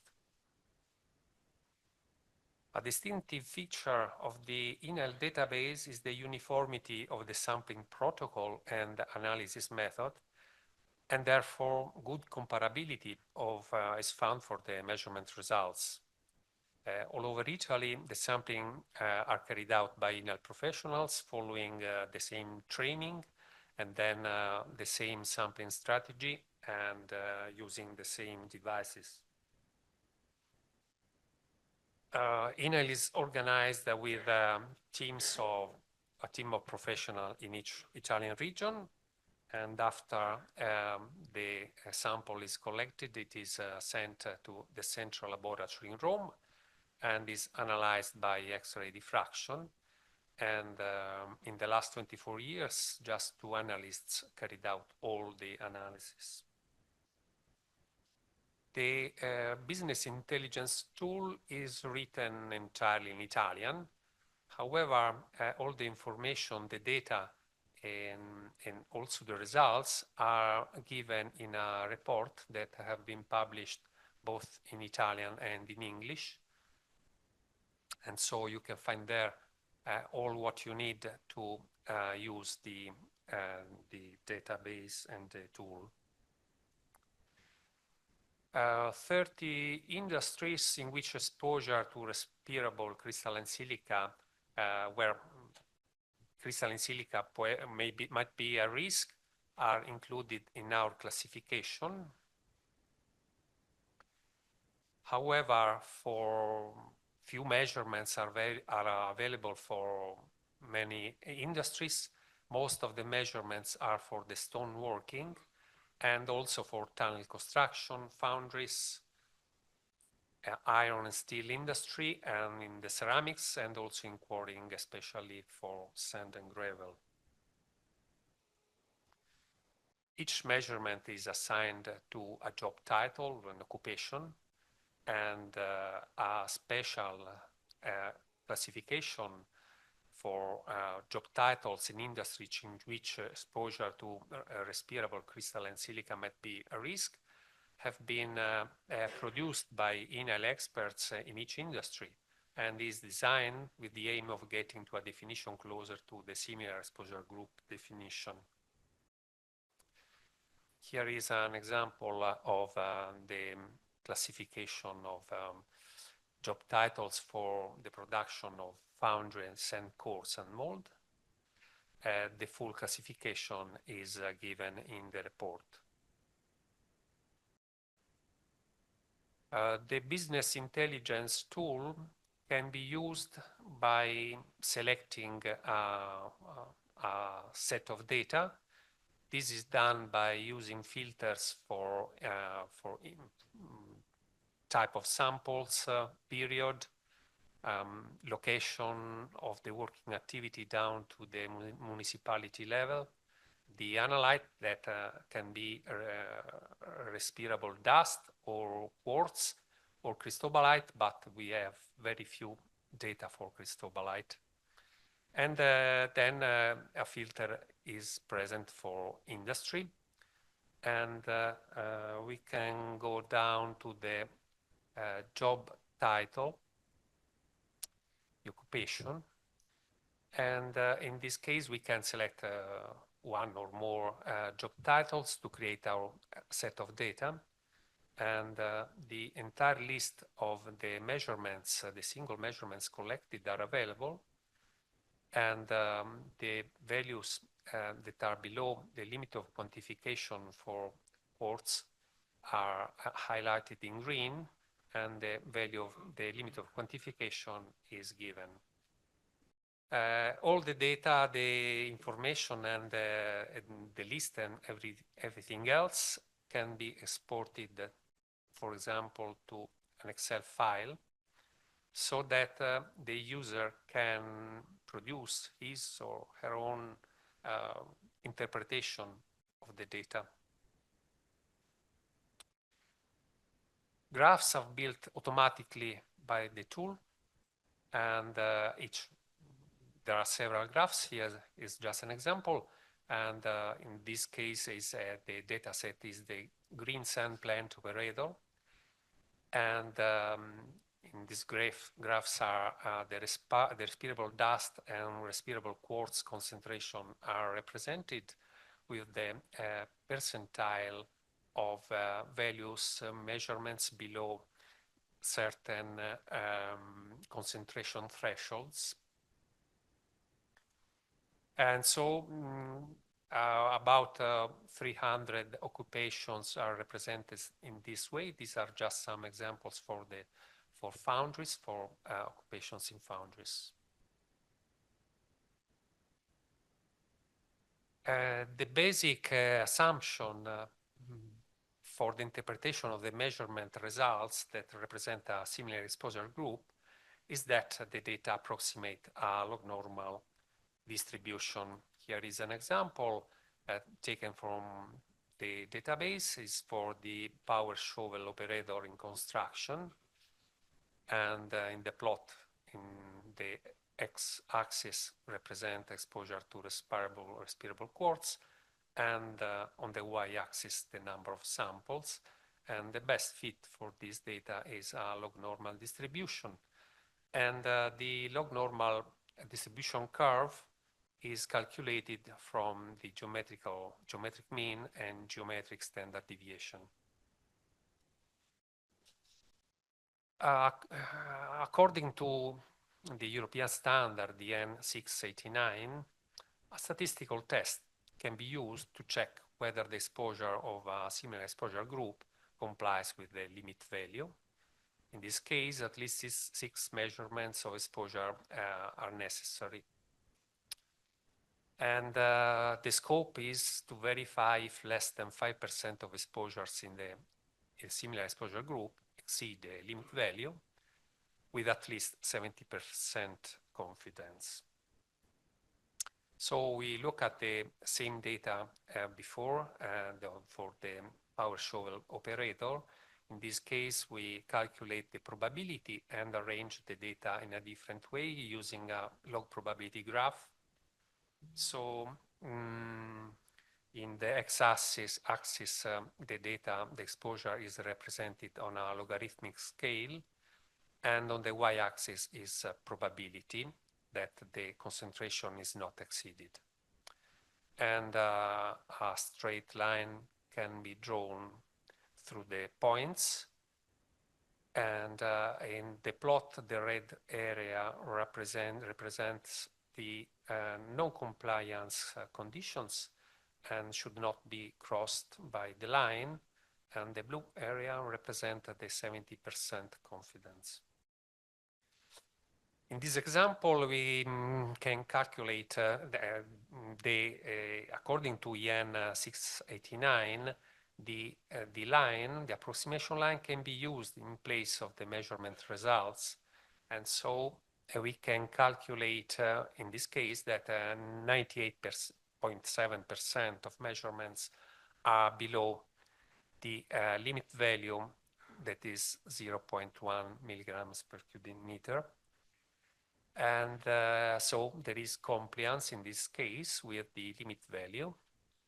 And this plot, this probability plot, can also be used for any other concentration level.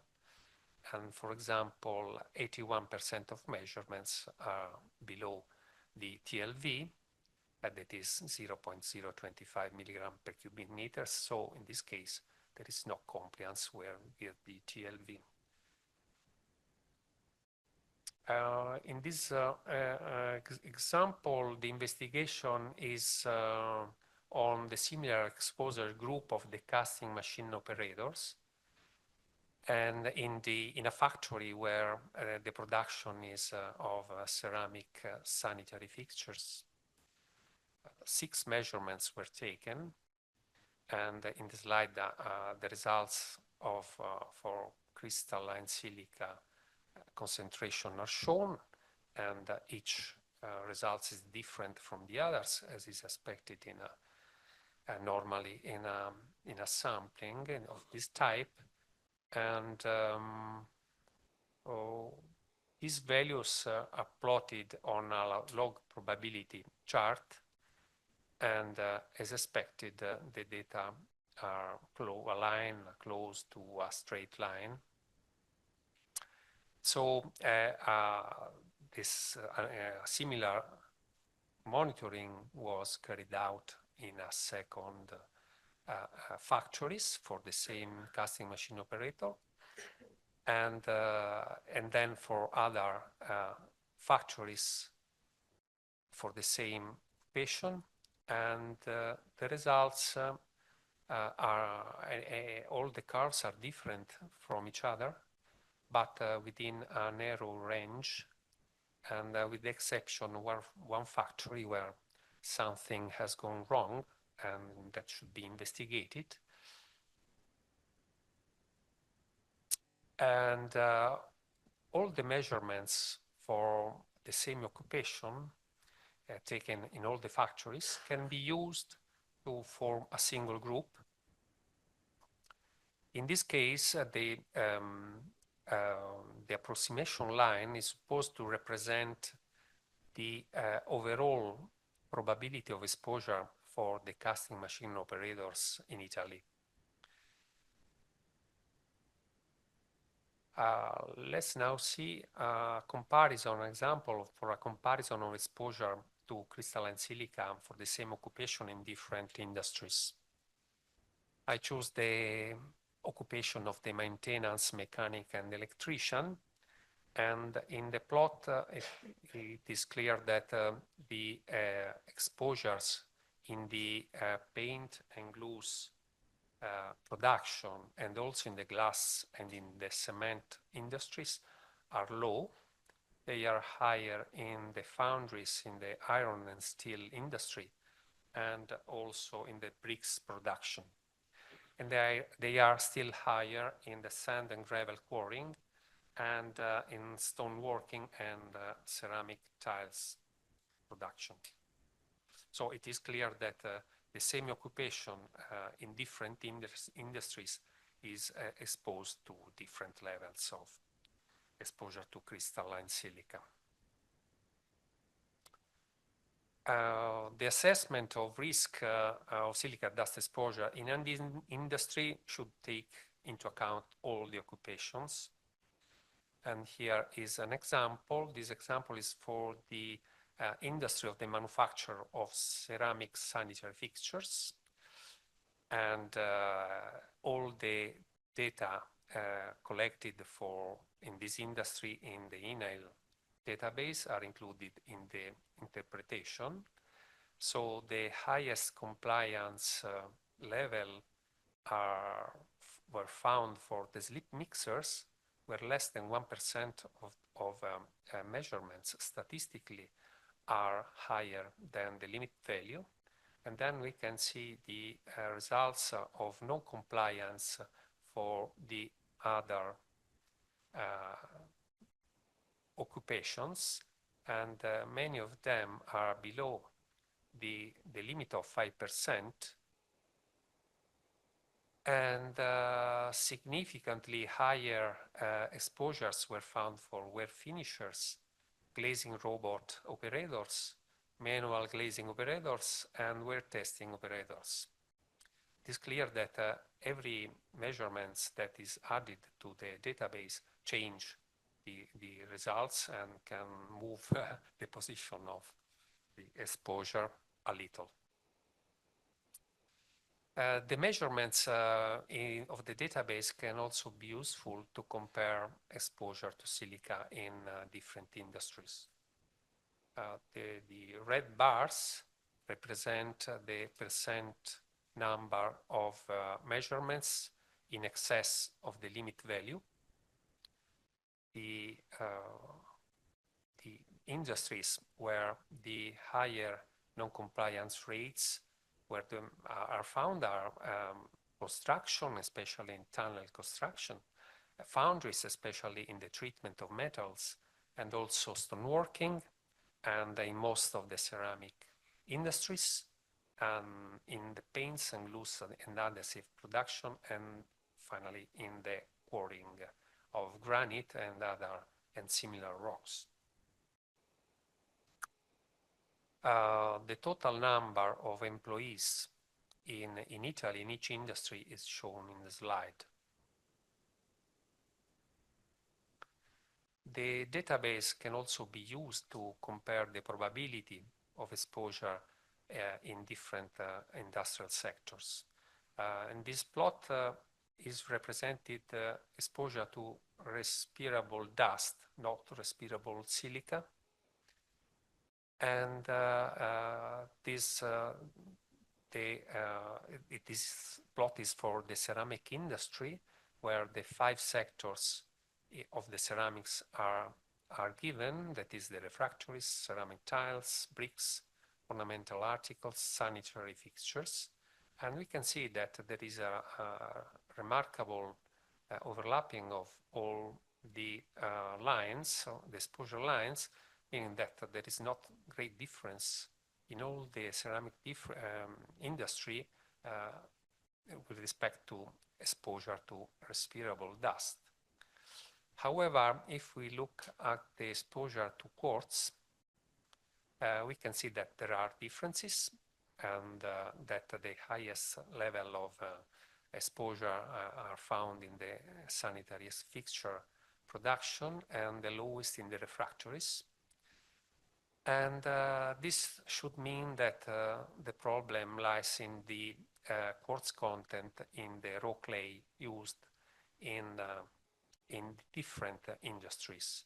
This seems to be confirmed by the results for respirable dust, and also in dust settled on the floor and other surfaces in the workplaces that show the same trend of exposure, the same trend of exposure to respirable quartz and quartz content. A similar approach can be used in different sectors. Here is represented for quarrying. According to INAIL measurements, very high exposure is found in granite and porphyry quarries. The exposure is lower in sand and gravel quarries, and still lower in clays and feldspars quarries, and very low in pumice stone quarries that are found in southern Italy and that have now been closed. And again, the problem with the differences seems to be due to the quartz content in the rock that is extracted in quarries.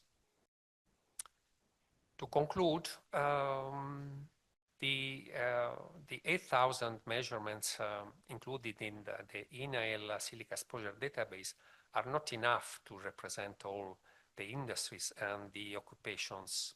However, we think that they can be useful in epidemiological studies and also to help the employers in risk assessment. Thank you.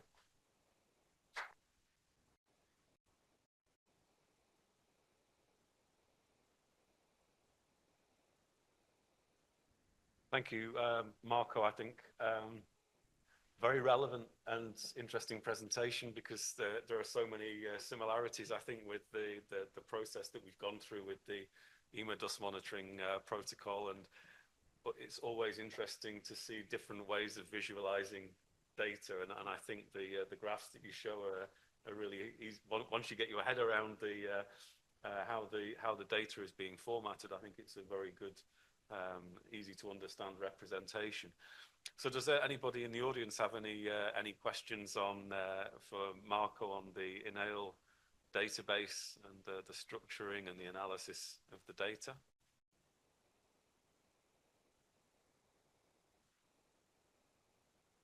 No? Oh, there we have. Hans, please do.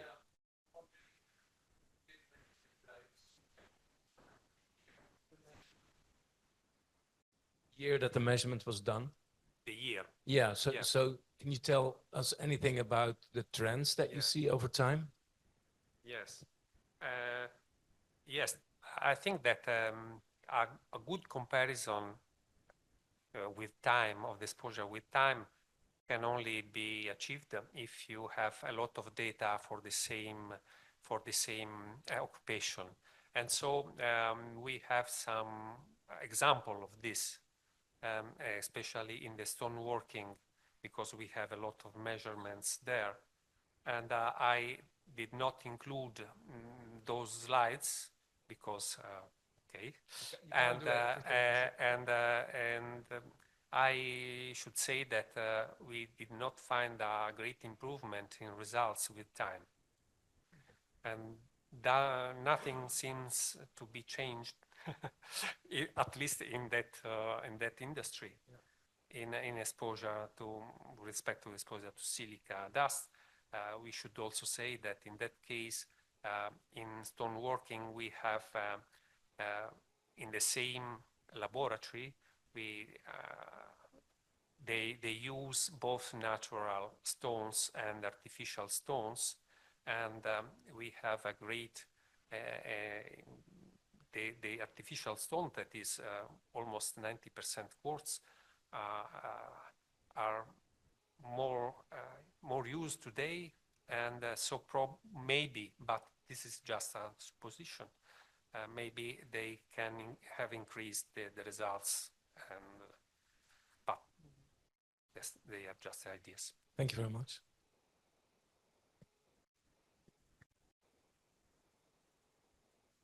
Any further questions for Marco? Any other additional comments? No?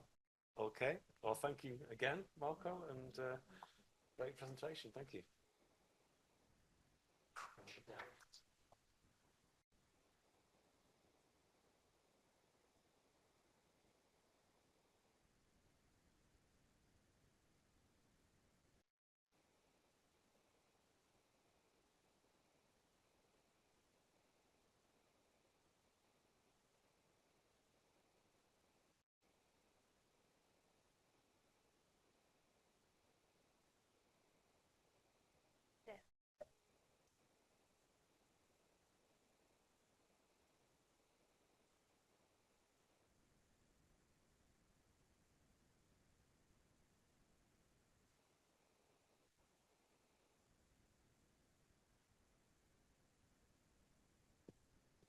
So we are particularly excited this afternoon to have a session which is aligned to the EU OSHA campaign on the name of it being around safe and healthy work in the digital age. Florence and I, when we started organizing this seminar back at the beginning of the year, we were scratching our heads thinking, is this really relevant, you know, to our industries, to the industrial minerals sector?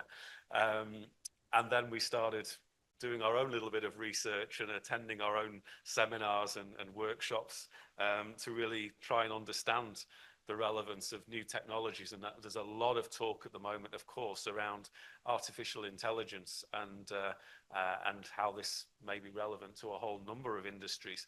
You see on the right-hand side of the slide there, what is the UK's first autonomous dumper truck. And we've got a presentation coming later on this afternoon where you'll see videos and you'll see an explanation of this particular project. And it's a great example of how we're seeing full automation of certain processes now becoming part of our workplaces. And it really becomes apparent now that artificial intelligence has a whole range of applications which are relevant to safety and health. By its nature, artificial intelligence is all about analyzing and number crunching. It's analyzing huge amounts of data and being able to spot trends. Okay, that's at the heart of it. And then where we can see applications of this will be in analyzing things like human movement in ergonomics. And you see that photograph on the top right there of machine visualization, if you like, of the posture of individuals as they're doing their work in order to be able to guide the prevention of musculoskeletal injuries. There are applications in the analysis of health data, biometrics, the use of things like smartwatches to be able to monitor people's heart rate, blood pressure, core body temperature, as they're working in order to be able to protect them and give them guidance that can help to prevent injury. Analyzing incident data. You know, it could be that you feed AI your complete database of all your accidents and all of your incident investigations, and AI will help you to analyze where in the organization are what is at the core, if you like, what are the root causes of your accidents. Frighteningly, they could be to identify who may be involved in the causation of accidents as well, and that's where it can get a little bit scary. AI has applications in monitoring of machine movements, in actually guiding machines in order to prevent collisions. It's being used in hazard spotting, in workstation assessment. There are inspection robots and drones, like you see the inspection dog on the right-hand side of the screen there, able to climb stairs, negotiate difficult terrain, carry out inspections and spot changes.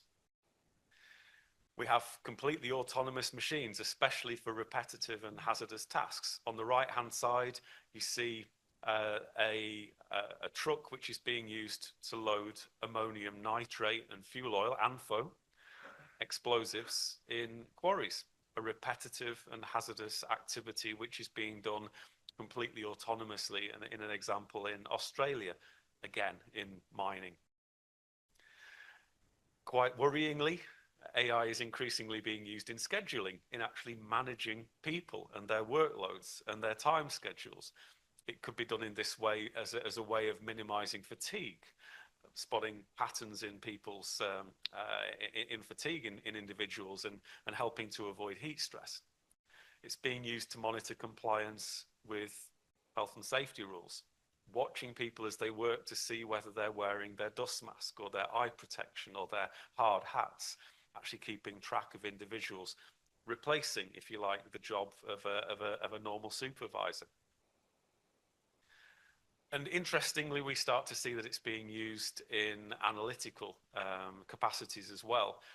Only a few weeks ago, I heard of the first real-time RCS monitor, which is using AI as its technique for actually identifying the silica particles that pass through it. And besides doing all of this, collecting and analyzing data, AI is also a tool to provide helpful information back to humans in real time. And this is where it really comes into its benefit, because it starts to help to improve and make safer our work activities.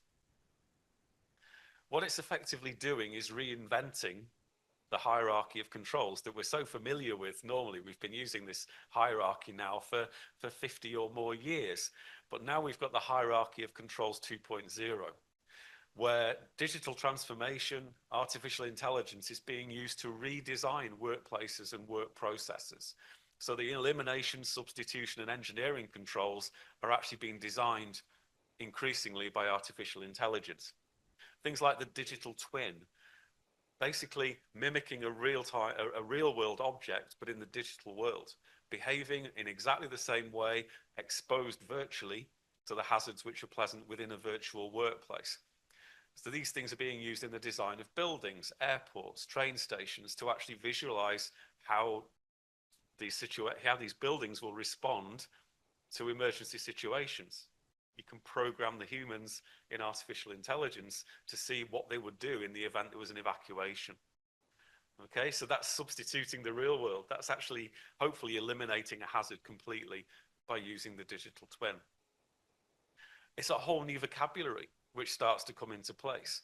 The Internet of Things, Edge AI, all these are a new terminology that we really need to start learning, because they're increasingly going to be used in the vocabulary of the health and safety expert. And in that context, as you move down the hierarchy, Admin 2.0, PPE 2.0 are really now around augmenting the work practices of the human being and protecting them with smart PPE, okay, which is more tailored to the individual and to the work, giving them feedback and tailoring and adjusting accordingly. So really, this is about augmenting human performance. So the hierarchy of controls 2.0 is not my idea. This is a concept that comes from a company in Australia, but it really shows how augmented reality and artificial intelligence are reinventing health and safety. What are the risks from AI? Because there's not all positives involved with this new technology.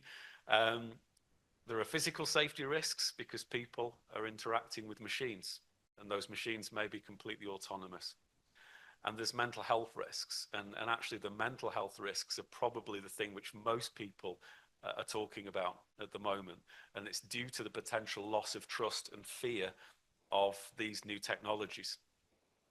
For the physical safety risks, you could argue that even though it's new technology, it's just more of the same.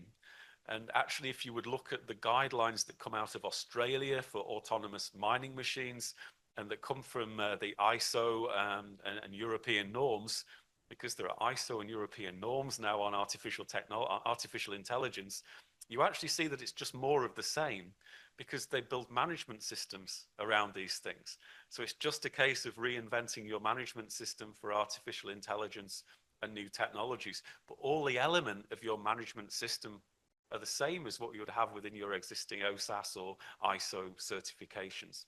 So in that way, it's more business as usual. It's just with a new context. The mental health risks then are the thing that a lot of people are now talking about. It's about change, this fear of this technology being misused because it can be used to spy on you, okay? We're going to maybe hear an example later on this afternoon of how artificial intelligence is being used to watch the operators of machines in Turkey and the reaction that the workers in Turkey have had. That's going to be an online presentation we see later. People have got their suspicions and fears of the ways that this data may be used, okay? And we've got to respect those fears. We've got to listen to the views of workers and their concerns because however valid or invalid those concerns are, how relevant they are, they're still incredibly valid. You know, every view is important. There may be issues around potential stress, anxiety, the fear of loss of autonomy, loss of job satisfaction, depersonalization as people have less human-to-human contact and reduced social connection. But important is where all of this is coming from. What is the culture in your company? If you have a culture of trust and a positive safety culture, then these things may be seen as positive as well and will be accepted universally and adopted, and people will love them. But if you have a company which is inherently untrustworthy with a poor safety culture, then maybe they'll be perceived in a different way and rejected and fail. So the importance of safety culture is just as important here with the new technologies as it is for any other aspect of health and safety. So we're even encouraged here to consider peer-to-peer support structures and AI-free zones where people can get away from the technology. But above all, we need to involve people, keep them part of the loop, part of the conversation about how the technology is implemented. Those are the guidelines. So should we be worried about AI and these new technologies? You know, it's here, you know, so should we be worried? Well, we should consider the potential benefits of it because AI has the capability of doing some of the most dangerous, hazardous jobs in our workplaces and therefore taking the hazard away from the human or vice versa. We need to consider why people are bringing in AI. Are they bringing it in for safety reasons or are they bringing it in for financial, economic and efficiency reasons? It will be interesting to get your views over the course of the afternoon as to why people might use AI. It does bring its own risks, and the advice from so many experts is that we've got to adopt an ethical and moral approach with the use of this new technology. We shouldn't just use it for the sake of using technology, you know? It's something where we should always make a judgment as to whether it's the appropriate route. What does it mean for health and safety professionals? Well, that's one of the things that hopefully we'll discuss this afternoon. Is it just business as usual, or do we need to reinvent ourselves as professionals, learn the new vocabulary, and start to come to terms with this new world which is coming our way? So hopefully that will kind of help to set the scene for this afternoon's discussion. We're very pleased to welcome from the Bilbao EU OSHA agency this afternoon, just let me find your name again, Maurizio Curtarelli. So you're very welcome to give your view on this important topic and what the Bilbao agency is doing as it's leading its latest campaign. And as soon as we can get the machine booted up, we'll hand over to you for your presentation.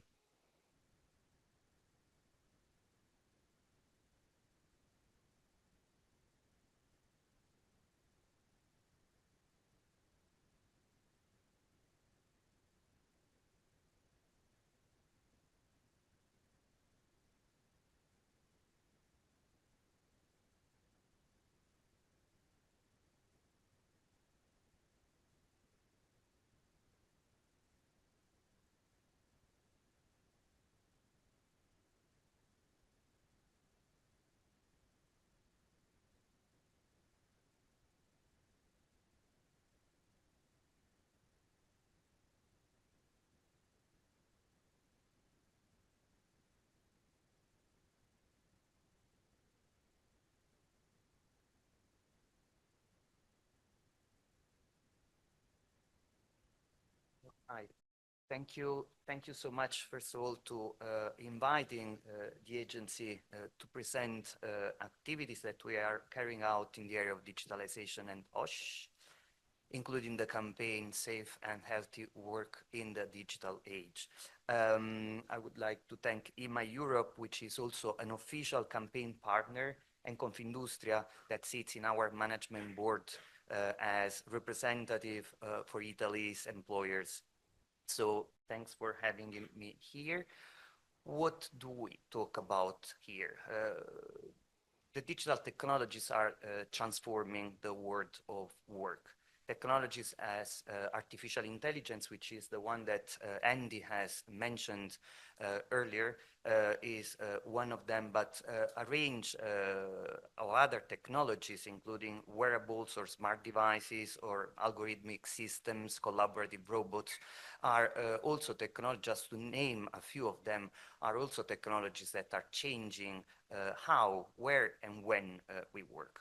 And for both workers and employers, and for OSH more in general, in all sectors of the economy, the ceramic sector, of course, but also agriculture, construction, industry, commerce, are all involved, are all touched by the digital transformation. The technologies offer increased opportunities for both workers and employers, but presents also challenges and risks in terms of safety and health that are probably less known. And that is the reason why already since 2020, we started a research program on the OSH implication of digitalization. And we launched an awareness raising campaign more recently.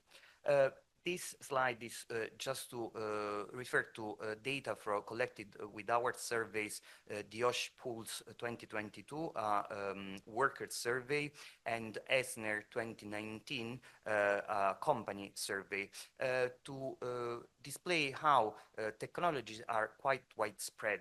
We talk about more, let's say, basic or traditional, I would say now, technologies like the use of computers or laptops, other portable computer devices that are widely used by workers and companies as well, but also some more, let's say, new technologies, including wearable devices such as smartwatches, smart glasses, activity trackers, and other embedded sensors that are used by almost 11% of workers across Europe, machine or robots that embed artificial intelligence used by about 5.5% of workers, and cobots used by 3.5% of workers.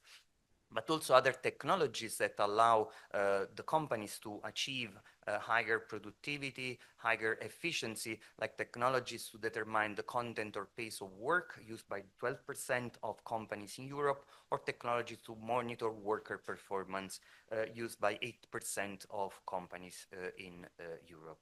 Also, in this case, we see that wearable sensors and other similar technologies or cobots are used by a smaller percentage of workers. Nevertheless, these trends are in growth, and we expect from the next round of ESNER survey that has been run this year to see these figures definitely higher than they were in 2019. What are these technologies used for? We have, obviously there is a range of uses for the technologies. As a proxy of the use of these technologies for achieving increased productivity or increased efficiency, we have the technologies to supervise or monitor the work and behavior of workers, or to let's say, the automatic allocation of tasks, working time or shifts to workers, or finally to have the performance of the worker rated by third parties. In these cases, we see that around one-third or one-fourth, around one-fourth, one-third of workers report that they use these technologies on daily basis. While another range of technologies, the use of technologies to improve OSH. So in this area, and we see that the figures are smaller than the previous ones, are, for example, technologies to monitor noise, chemicals, dust, gases, etc. in the working environment, or to monitor vital signs of workers like heart rate, blood pressure, posture, etc. of the workers personally. In this case, we have around 20% of workers reporting the use of monitoring technologies and 7.5% of workers using technologies to monitor vital signs. Andy was mentioning a range of opportunities related to the use of digital technologies, let's say for OSH. But it's also important to focus on the risks. One from our survey OSH Pulse, we could see that for a quite extensive number of workers, these technologies represent a risk factor, a psychosocial risk factor. For example, for 1/3 of workers, they increase the workload. For more than half, they result in the determination of the speed or pace of the work, which result as well in a decrease of the autonomy of the worker, an important psychosocial risk factor, or increase the surveillance of workers at work with stress related to this. And finally, another psychosocial risk factor for 44% of workers, the use of the technology results in the worker working alone. Analysis on our data displays a consistent association between the use of the technologies and health outcomes such as stress, depression, or anxiety. So when technology is used, it's more probable that these impacts on mental health are reported for all the types of technologies that we have analyzed. And this is even more true when the relationship is between the reported psychosocial risks and obviously the impact on mental health. Looking at data on the companies, also we see that where technology is adopted in the company, it is more probable that psychosocial risks such as time pressure, job insecurity, poor communication or cooperation between the teams and between workers in the workplace, or long or irregular working hours are reported for all types of technologies that we have surveyed in these companies. In spite of that, one data also from our SNR survey, only 24% of the companies which adopted technology discusses on regular basis the potential impacts of the use of the technologies on OSH. Probably this is also related to a lack of awareness from the company side about the risks that involve using these technologies. For these reasons, at the end of 2023, we launched an Healthy Workplaces campaign to raise awareness about the OSH implications of the use of technologies, with the objective of increasing knowledge about a safe and productive use of digital technology across all sectors of the economy, to raise awareness and inform about emerging risks, but also opportunities of digitalization and its OSH implications, to promote, let's say, a culture of risk assessment that takes into account as well the impact of the technologies in the workplace, and finally, to facilitate the exchange of information and good practices across all the member states and all the actors involved.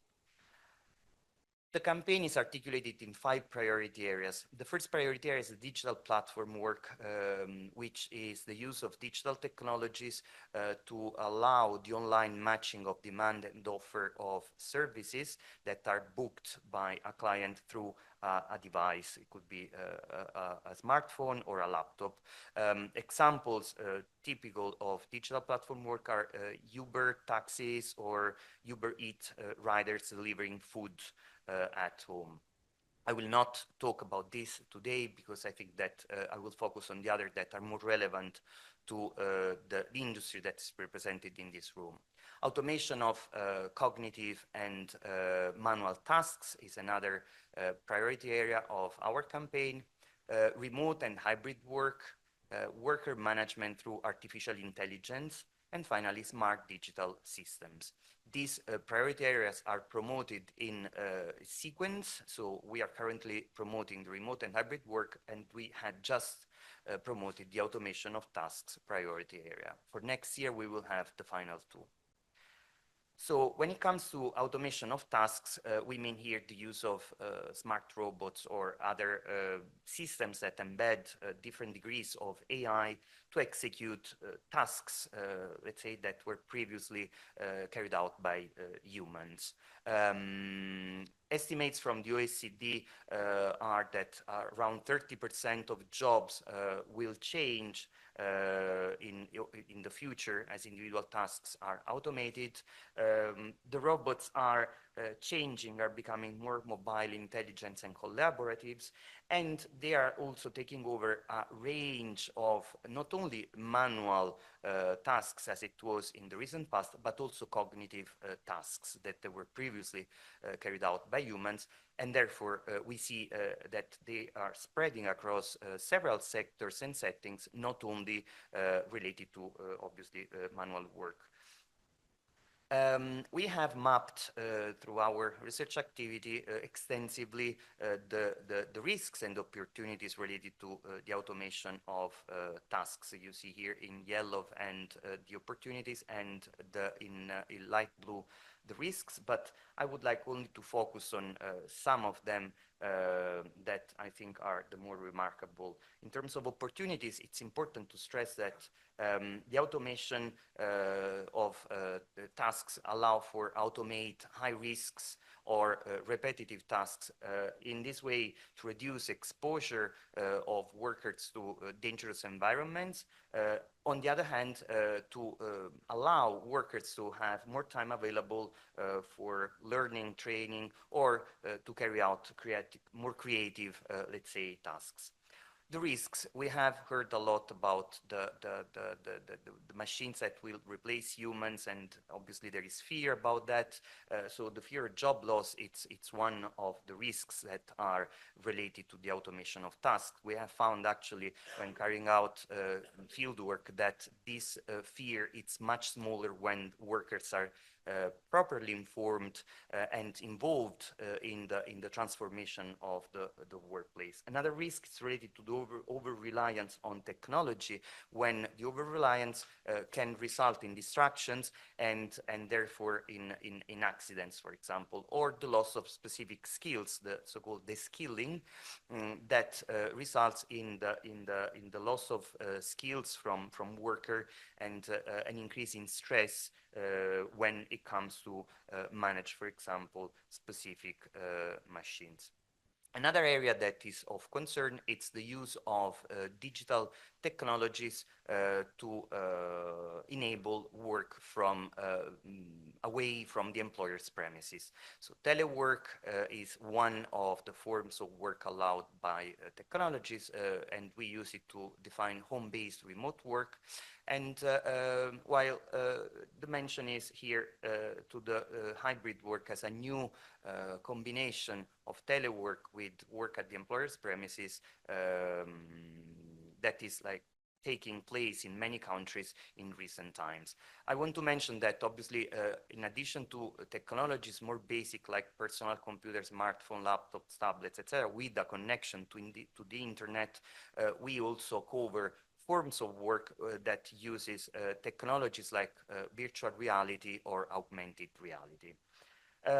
One critical point about remote work is that remote work, in spite of being a form of work that should be covered by the mandatory risk assessment, only in limited cases it's actually covered. While 75% of EU workplaces carry out a risk assessment on a regular basis, only 31% of workplaces that allow telework carry out a risk assessment covering workers' homes. So this is important. We have developed as well tools to make sure that employers can also carry out home workplaces risk assessments. While the opportunities are probably more known to everybody, and I mentioned just a few, the increased autonomy and flexibility, a better work-life balance, especially for who is working from home, or an attached improved motivation and productivity, it's important to mention, for example, as well, the reduced commuting time for those who work from home, which result in obviously in a positive impact for the environment, but also in less accident in itinerary. Also, for when they're using technologies like virtual reality or augmented reality, we've seen that it's the opportunity, it's the fact that these forms of remote work allow for safety from high-risk environments. The risks are probably less known. I would mention isolation and lone working. In all our empirical evidence that we have collected, have seen that this is a major problem of remote workers. The work intensification, information overload, also related to the use of, especially related to the use of technologies that allow for a speed, let's say, in exchange with colleagues, etc. Those working from home have reported long, irregular working hours and the problems related to the constant availability that some employers require to their workers. The poor ergonomics or equipment and workstation, it's another problem that has to be faced and relates to the fact that employers are not in control, obviously, of the way workers work from home, for example, while it should just be, so with proper information and training, this problem can be overcome. Another area that was mentioning Andy earlier is the use of digital technologies, specifically AI and algorithmic systems to manage workers. In this case, we are talking about digital systems that collect data, large amounts of data, often in real time on the workspace, on the workers, the work they do, so their performance.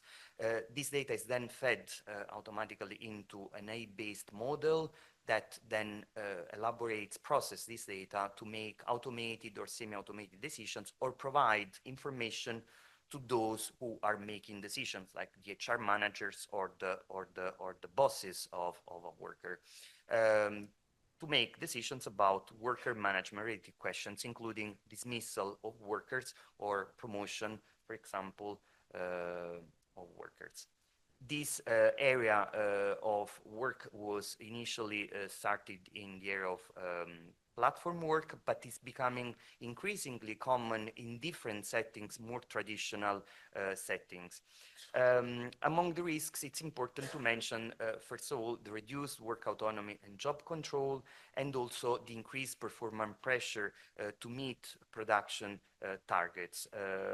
This is associated as well with an increased work intensity, and as we could expect, and was confirmed as well by the field work, reduced relationship with peers and managers. So there is a reduced social support of workers that are subject to this kind of worker management systems.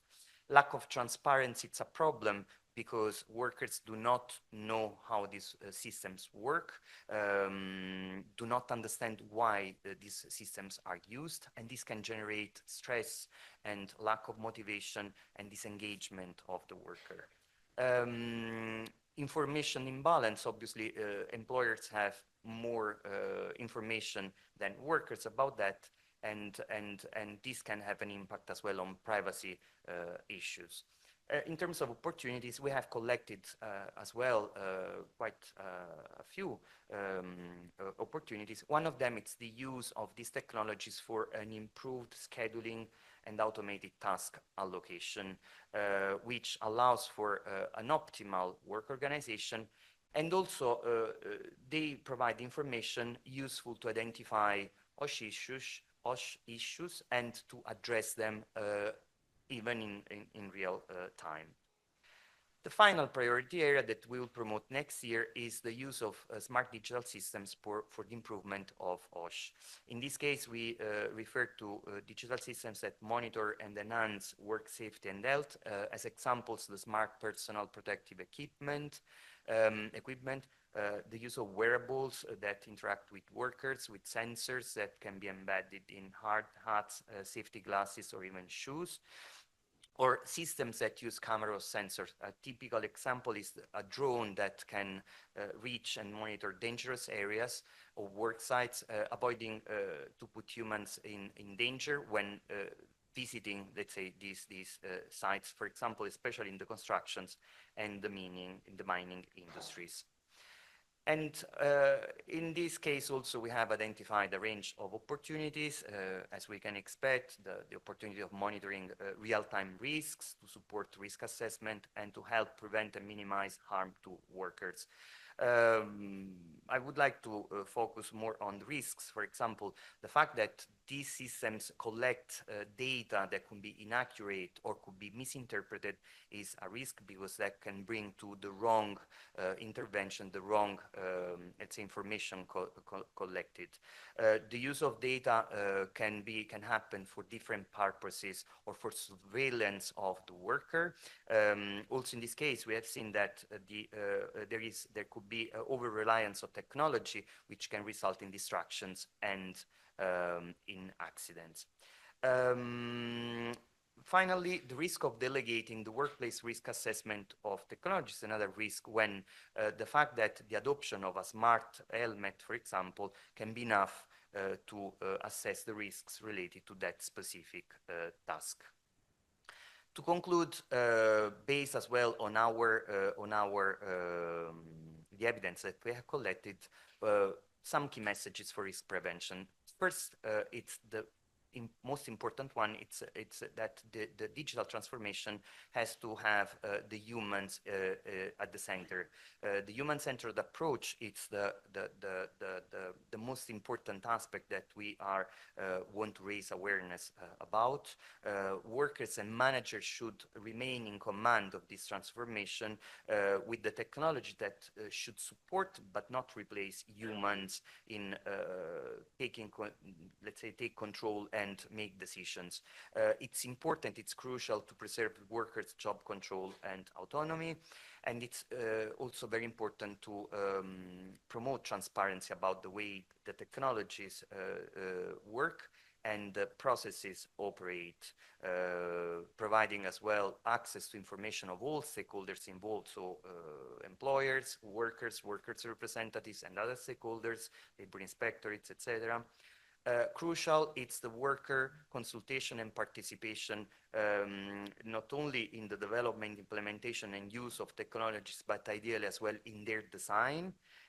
And finally, it's important to adopt an holistic approach to evaluate digital technologies and systems. So, first of all, including them in the risk assessment as a way as well to raise awareness of all actors, from policymakers, developers at workplace level, focusing in particular on the impact on workers' mental health.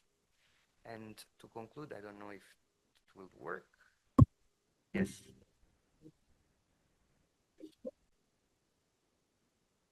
Work has changed. As digital technologies revolutionize society, workplaces are evolving faster than ever. In this new era, the European Agency for Safety and Health at Work runs the Safe and Healthy Work in the Digital Age campaign, helping workers and employers in all sectors to reduce workplace risks and seize opportunities linked to digitalization. Join our Healthy Workplaces campaign. Let's make digitalization work for us. So thank you very much, and I invite you to visit our website if you're interested for more information and to download our reports and case studies, etc. Thank you.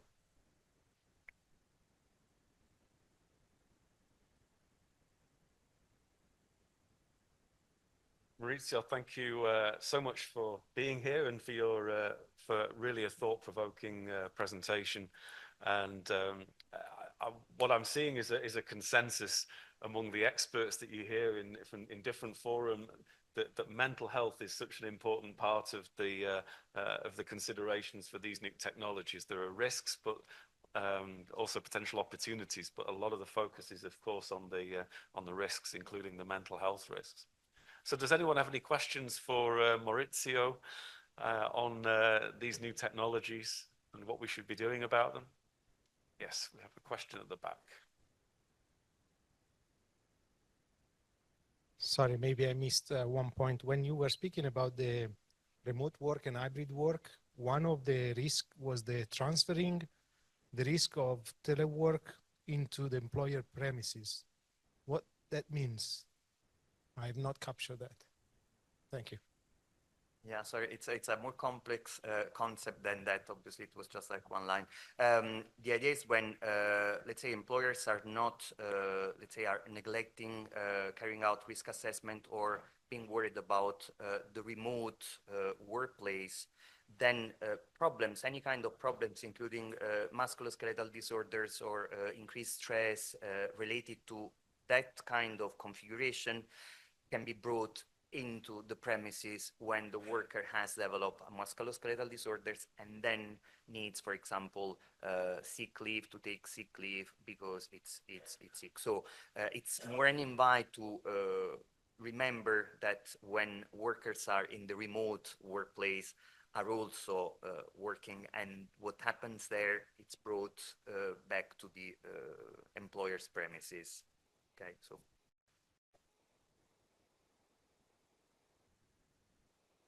Ooh, 2 questions. Great. Yes, it's not a question, but more a reflection. I started to work a long time ago in a plant, and the control room was just near the kiln, and people were seeing everything. After we moved the control room, another place in the plant, and people were driving the plant just through screens.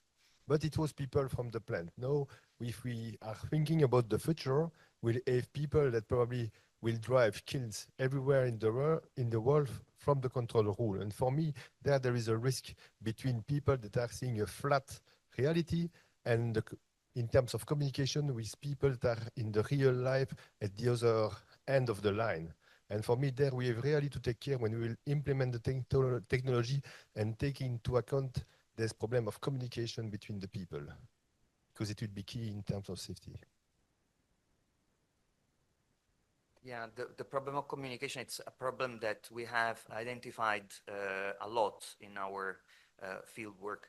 And actually, we have also provided some guidance, some tips, let's say, on how to overcome this problem of communication. One of them, it's obviously, first of all, to train the managers on how to make sure that communication flows always like across the teams, the different teams, etc., and making sure that also through training, for example, of the teams, that different teams in different locations with different tasks and roles are properly communicating all the time, because sometimes the lack of communication can result as well in fatal accidents or any other kind of problems that you can mention. From the employer's perspective as well, can have impacts in terms of efficiency, in terms of productivity, and so on. So it's a very important aspect to focus on.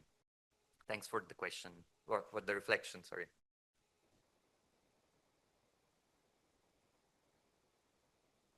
Thank you. Hi, my name is Raquel, and I have also a reflection regarding artificial intelligence and worker and employment management. Because the first idea that comes to my mind is like we are going to monitor performance with artificial intelligence, and every time we see a new tool for monitoring working performance, we are putting more pressure on workload and putting more KPIs that are somehow difficult to achieve, except for a small percentage of people. As I see worker and employee management through artificial intelligence could be more like an assistant that could help to do your work better. For example, I need to write 5 emails to these people with different dates and blah, blah. and the artificial intelligence can help me with that. And also to, for example, schedule meetings, or I put data and they give me a result so fast, very, very fast. This is how I interpret a good use of artificial intelligence for people management. But I don't know if we are going to put some limits there, or if there's a plan to do it somehow through ethics or not legislation to regulate everything, because it's impossible maybe, but it's a reflection that comes to my mind regarding artificial intelligence and mental health issues at work. Yeah.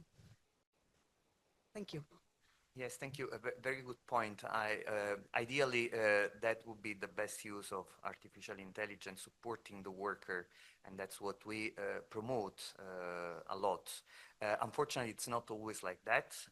We have seen cases of companies that implementing artificial intelligence for worker management are actually, let's say, tailoring tasks to the even to physical capacity of workers that are older, not so fast as younger ones, etc., etc. And these were the more successful cases where workers then bought in the technology, they own the technology, and they saw the technology as a bless, not as a damnification problem, you know, for them. So, but unfortunately, there are also cases where technology is introduced, like sometimes even a bit secretly, without declaring it, and there it's when you see a lot of problem, a lot of stress, a lot of targets that are not met, etc., and you see a lot of sick leave or even workers quitting for good because they cannot afford that kind of pace of work. So yes, in an ideal world, a human-centered approach with a good participation and involvement of workers to design the technologies is the best practice ever from our point of view.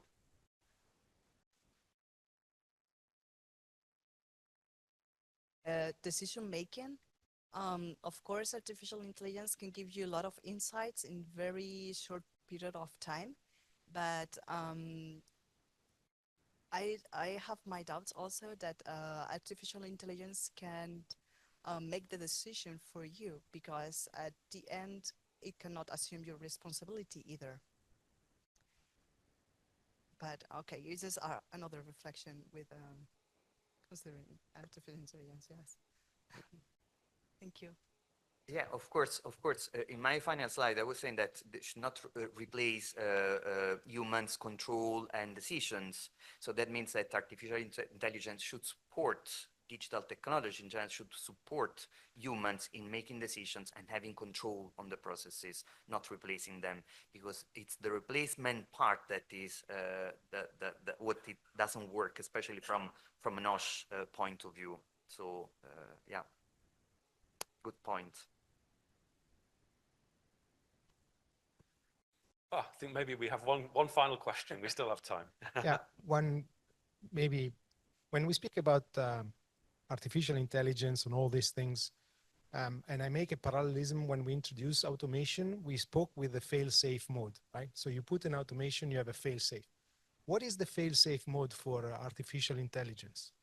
And what is the fail-safe mode for all these automatic processes? I don't know if I can reply to your question. When you say artificial intelligence, you imagine something that it's what exactly? Because obviously artificial intelligence, it's embedded in physical devices. It can be in software. So it's really a lot, artificial intelligence. So I don't know what you mean. Yeah, I mean, coming to the discussion of processing, coming to a root, and you know, when you have a safety PLC, you have the redundancy. If one thing goes wrong, you have the redundant system that will cover it. I have never heard when we speak about this, what is this fail-safe, or how can we stop this? Just the example of the surgeon that is making the surgery from London to New York. What if the electricity goes down?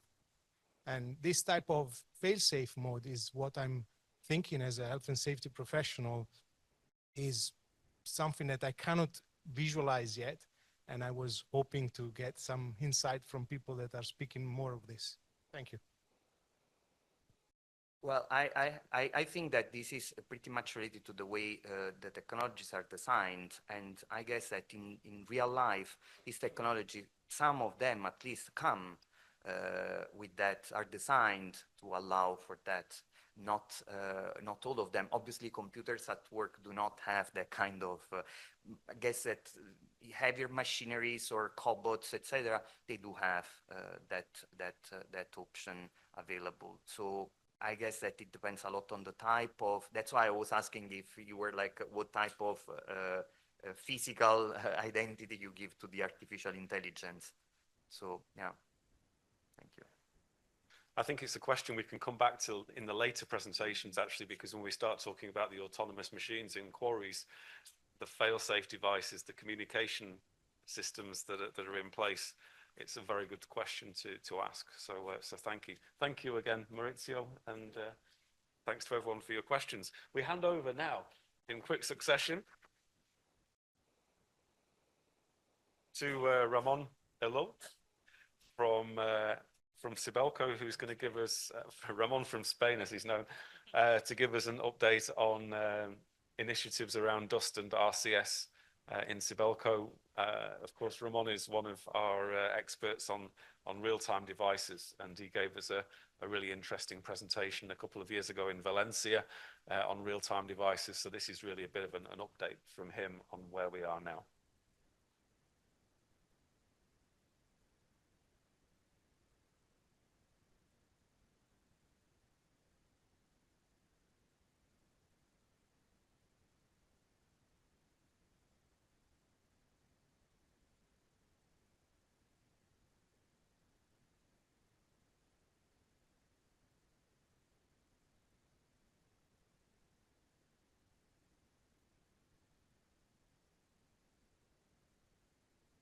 It's always nice for us, for Sibelco, to share our learnings. I call it this presentation learnings of dust monitoring protocol. Is many years that we are doing a lot of measurements. So yeah, we have been improving, but still there is something that Han was saying that is not clear what is sometimes why we increase the levels. So first of all, we need to understand that, and this is for you, Han, that it's not easy. It's not easy to go below 5% over the years, you know. You have sometimes weather conditions, very dry, you have windy conditions, people change, you have new people. These things could affect perfectly a campaign. But we found in Sibelco 3 factors that I'm going to explain today that I think are very common. That is preventive maintenance, is the dedusting design, how they design the dedusting, very important. And one that is always we say, and it's like in our presentation, that is housekeeping. But housekeeping can affect a lot the measurements.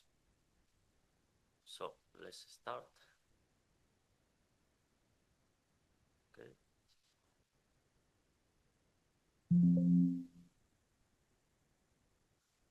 Okay. So here, for example, we have several examples. I took several examples, and we have more. Is what we call in Sibelco new job functions. Is when we were green, suddenly this year are orange. It means that they have a protective exceedance more than 5%. So we have normally over exceedances, so high measurements. Okay. And we find normally in the most of the job functions. No? And the question is why? No? Why is happening this? So we need to investigate. Normally in this kind of size, we have been improving over the years. So for example, in this example, we have laboratory with a very good cabin, with a very good dedusting system. We have conveyor belts. So technically, let me say, or about CAPEX, there are sites that normally they don't need more CAPEX, no? So why we still have over exceedances? So one of the points that I think is, for me, is what I found, and is one of the most important ones, is the preventive maintenance. So all these photos are real photos of Sibelco. So, and I found during my visits, logically, if you are doing a campaign and or you have your filter and you have your dedusting system, but it's not connected, so it's not going to work. If you have break pipes, the balance is not going to work, so the aspiration is not going to work. At the point that you have these problems, you unbalance all the system, especially if you have big filters with a lot of pipes and the aspiration is low, so you generate more dust. And the dust normally that you generate is going to be the fine dust. Complicated to see it, but it's there. Another thing is modification. So you install a system that is well designed by the engineers, but suddenly they start to make modifications. So something that was considered for some aspirations in several local exhaust ventilation points is not really working. Another thing that we found a lot is sometimes you go, you check the filters, you check the delta P, and the delta P is not working properly. So this is going to affect all the measurements, logically, because if you have, for example, a bagging station, if you don't have enough aspiration, it's going to escape the fine particles.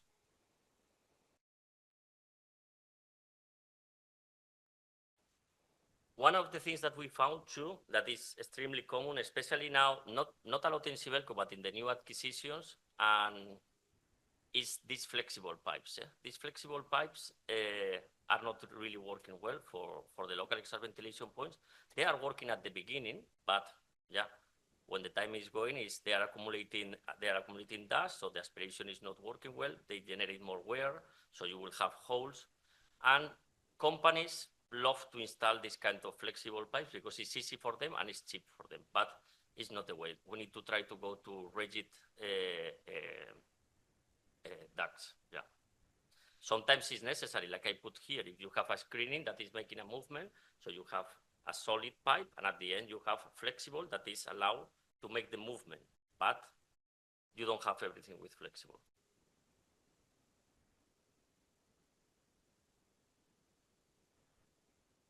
If you see here the photo on the left, you can see here like flexible pipes, elbows, entries. So at the end, all these local exhaust ventilation modifications is not really going to work well. Actually, I put the hand there and you don't feel aspiration. So there is no aspiration. It's working, it's on, but it's not really working.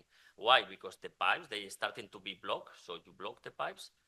And let me say, in a very critical situation, if people are not taking care of these filters, of all this that we are speaking, of all this about the delta P, and they are not checking, it could happen this that actually are real photos. So it can be blocked, the pipes, and they fall down, absolutely.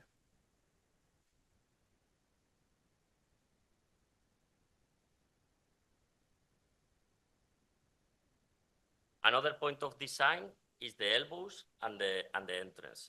So the entrance, as you can see here, and the elbows, you need to avoid always these 90 degrees because you are going to reduce the velocity of the aspiration. Again, at the beginning, normally it's going to work well. If you go there, you measure with real time, maybe you will not find dust, but at some weeks, some months, you are going to face some problems. Extremely important, and again, very common to see it. Bad design, let me say. So one of the points that we are going to, at least in Sibelco for next year, and we are going to follow up, is to try to see if our installations are really well designed and they are working well. So here you can see an example with some local exhaust ventilation points, some entries respecting the 45 degrees, and you have a good velocity that is going to the filter and the escape out of the plant. Another point that, for example, in the packaging station, I am always remember the people, so is the flows. So maybe the company invests 100,000, 200,000 euros to do a new packaging station with local exhaust ventilation, very well contained. But for example, if you don't take care of the floors, you are going to generate dust inside the cabins and dust outside. And at the end, you are going to have an over-exceedance. You could consider that still your facility is not working well. The problem is about housekeeping. Here, as you can see here, real time, you can see we put the device inside, and the forklifts, they are not very, even if they have HEPA filters, even if they have a closed cabin, dust is entering inside normally. So here you can see, so we are speaking about high limits and yeah, they reach it inside. Funny, on the other hand, because sometimes people are wearing masks when they are filling big bags and they are not wearing masks when they are driving the forklift, and we found higher values when they are driving the forklifts. So housekeeping, important point. Here we can see before and after, so we need to try to, to create floors that after are easy to clean. And one of the mistakes, so in the photo before, it was very clear that needs to be clean, but sometimes you can see this kind of floor, and actually this kind of floor, what you find in the floor is fine dust.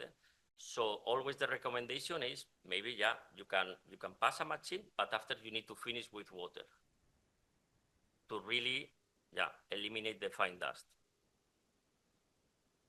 Very important, for example, for the bagging operators. Things that we found that they are, for example, working really well. So the filtration of the cabins. Here, as you can see, we have a very, very dusty environment that you can see it here. We are speaking about 3,000, 4,000. We put the device inside the cabin. The cabin needs a bit of time to recirculate the air. But if you have good HEPA filters, you can go to really, really, really excellent levels. Even if it's outside, it's very dusty. So the filters of the cabins is very important. Sometimes if you find with real time that still you don't reach, let me say, good levels, you can go to an extra HEPA filter. So instead of one, that here you have one, that is the common one, you put an extra one, or here, for example, you have one HEPA filter that is very common in wheel loaders. So here you put another one. So 2 HEPA filters better than one. This is working incredibly well. Control rooms that we discuss a lot about control rooms. Again, if the control room is not pressurized, and if you have, kind of some dust outside of the plant, at the point that you enter inside the control room, you can see here, like you go double. Again, it's very common to see in plants, people during the operation wearing masks, they enter in the control rooms and they remove the mask. And actually you find that the higher values are in the control rooms. So pressurization of the control rooms. This is glass recycling. As you can see, there are belt conveyors, and it's my next point, because it's not, this is, for example, it's a mine, a side mine, and it's a control room. We take the air from outside. We filter through an HEPA filter, several filters, but the last one, the HEPA filter, and we pressurize a little bit, so the dust is not going to enter. When we open the door, the air from inside is going to go outside. So always we create a safe place. What is the problem, for example, in glass recycling? That is the new business that now we have in Sibelco, that you have belt conveyors entering and exiting. So you cannot really pressurize. So what we are doing is to recirculate the air through HEPA filters. And this is working very well. Very important, we put the clean air from the top, and the air from the top to the bottom is going here, always in this direction. No opposite, because we saw this in some installation opposite, and this is a problem because actually what you are doing is to put the dust through the breathing zone of the worker. So recirculation through HEPA filter when you cannot pressurize.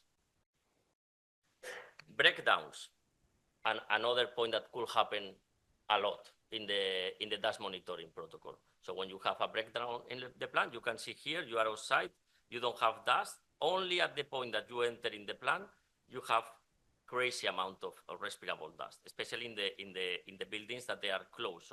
So you don't have air renovation. So here, as you can see, you are moving around the plant, and the respirable dust, that is a kind of gas, is spread everywhere. And even if everything is stopped, you have dust. And here, as you can see, at the point that you exit the building, you go again to acceptable levels. So what we can do for the breakdowns, look, what we explained in the past several times here, is the fixed detection. I don't know why it is. Fixed detection is something that we are implementing right now. Our sensor, here they were speaking about sensors. So there are more and more sensors, dust sensors, and at the end, what we want is to warn the employees when there is a high level at the beginning of the process. So we protect the employees and we protect the facilities because we don't generate dust. So here several examples. One, in a control room that now is quite automatic. In the past, like he was saying, the colleague, we have a person in the kiln, another one in the dryer, and now there is one person controlling everything. So we put sensors, we put dust detectors in different areas. At the point that there is a high value, he sends maintenance, they put on the mask and so on, he sends maintenance, and they try to fix the issue. Extremely useful. It helps you to identify and to investigate operations too, because if you have peaks every day at some point, so you only need to ask the employees what they were doing. For example, here, I know I was taking sample, and it's very clear that when he was taking sample, some dust was spreading in the building. So at the end, you can improve, you can put an automatic sampling. You can put for when people are moving around, if they are not in the control room, you can put visual indicators. The visual indicators you can connect, for example, to the extraction on the roof, like you have in the tunnels, for example. In the tunnels, when there is a traffic jam and there are a lot of particles, they start to work the fans to renovate there. In the buildings that they are closed, very well closed, that they are especially in the cold countries, in the north of Europe, we have this kind of buildings. It's easy. You can install 3, 4, 1 per floor, and it's going to work wonderful. In the buildings that they are a bit more open, you need more sensors because the renovation is going to be higher. And this is one of the plans that we have more advanced. It's around 15 sensors in different areas, so different points. And here, as you can see, we are able to identify not that we have a leakage in the plant, it's like we have a leakage in the feeding of the silos in the 3rd floor in the area B, for example. So here you can see from the control room, or people, when they go there, they can see that something is going wrong and they can repair. And it's all. Thank you.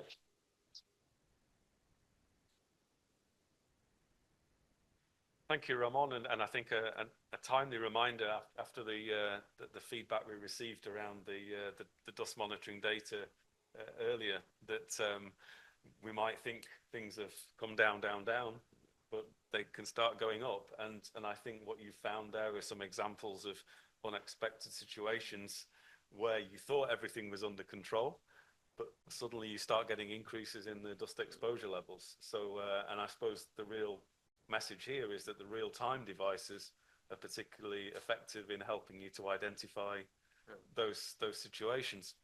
So does anybody have any questions or reflections for Ramon? Frank, just wait for the microphone. Yeah. Thank you, Ramon. Just one question and one remark.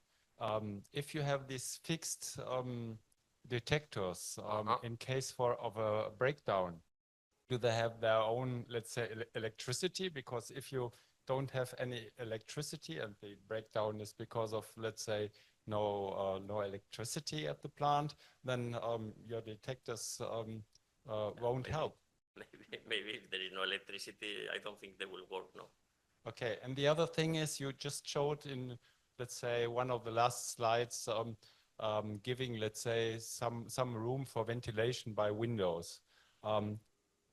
We have, let's say, some experience the other way around, because, let's say, the dust is one problem, the noise is another. And we are talking about most cases of old buildings, meaning that as soon as you open a window, you will, let's say, exceed your noise limits. Yeah. So there are panels.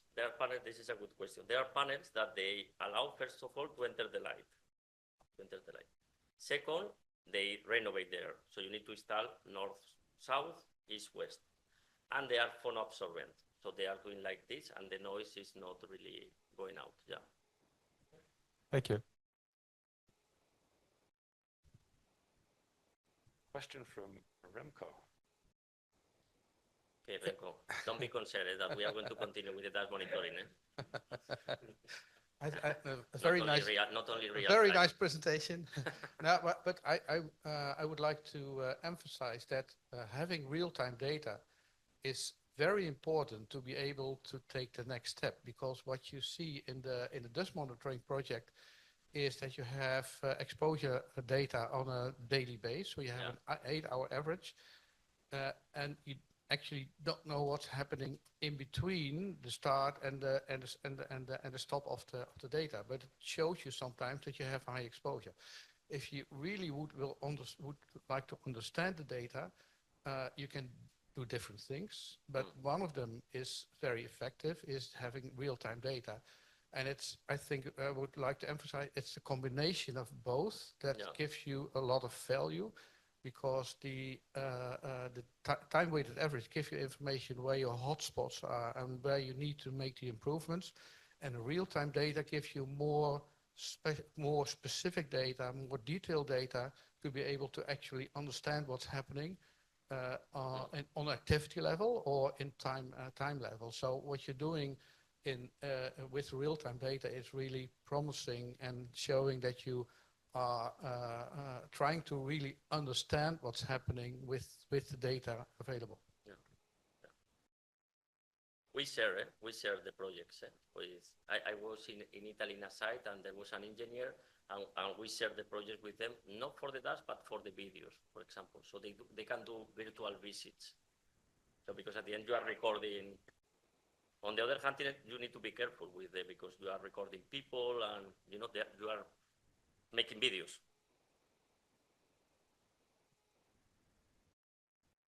Question at the back, I think. Yeah. Thank you very much for the presentation, because it's super good to see all the measures. De nada. And also in some of our plants, we tried a different material for the pipes, aspiration pipes, to see if they were more resistant that stainless steel. And so, we're trying to find a laboratory that makes abrasion tests to find out which is the best material. So if you know about anyone that makes it, share it. Okay. And well, after this, yeah. No, there are materials. Yes, in the elbows you need to put alumina. Normally, this kind of depending. Okay. But I don't think that it will be more abrasive than glass or quartz. I don't think. Bentonite. But it depends on the granulometry sometimes. So, yeah. Well, my question was, when you monitor dust and you see that there's a leak, the sensors are in the rooms or in the installations, or we set 2 limits. We set one limit for the control rooms, office, cabins of the mobile equipment. We set 25 micrograms per cubic meter of respirable dust. So this is the limit that we set for these areas. And for the production, we set around 100, 4 times. Okay, so you have to settle the limit. We set 2 limits, yes. Okay. But for the operation, it's not very important to have a limit, because if you are measuring with real time and you see that you have a peak, it's that you have a leakage, something is not working perfectly. For the control rooms, office and cabins, we set 25 micrograms. That is a limit that is, I think, is for air quality, and it's a common limit, and we reach this limit. Okay. Sometimes the cities or the place is contaminated, is polluted, so we set this limit. And yeah, for example, I remember in Poland, in summer or in winter, they have so many contamination, so we install the HEPA filters, and now they are below 25. So it's not about, let me say, silicosis, it's about comfort or health, but you can go below 25. At the point that you put an HEPA filter, you go below 25, no problem. Okay. With no HEPA filter, it's complicated. Okay, thank you. Thank you. We'll find a way. It's an important discussion. Thanks a lot, Ramon, for an insightful presentation. I was wondering, have you ever considered to put also a GPS on your workers while you're doing the normal monitoring, the 8-hour time weight average. We had Remco and I, we did a big study at Schiphol Airport measuring the exposure to ultrafines of the workers, and we also equipped them with the GPS, so we could actually see when people spend most of their time. And I think for jobs like the maintenance workers, I think it would be very insightful to see actually where they hang out and where they do their work. So have you ever considered that? No. But you mean for the dust monitoring? Yeah, for the dust monitoring. Yeah. It's a good idea. Yeah. Just a wild idea, but again, you have there the same problems because you know where people hang out, and they might not like that you know where they exactly hang out. Yeah. But that's an issue that you have to deal with. I think it exists. I think it's an ongoing development of integrating real-time monitoring with smartwatches and real-time of uploading data to the cloud. You know, it's something that I think that maybe when we come back in 2 years for the next meeting, we'll be seeing a lot of very innovative solutions where data is being lots of different data from different sources, including positioning, is all being integrated into the same measurement strategy. So, but thank you again, Ramon. We have to move on, so thanks again.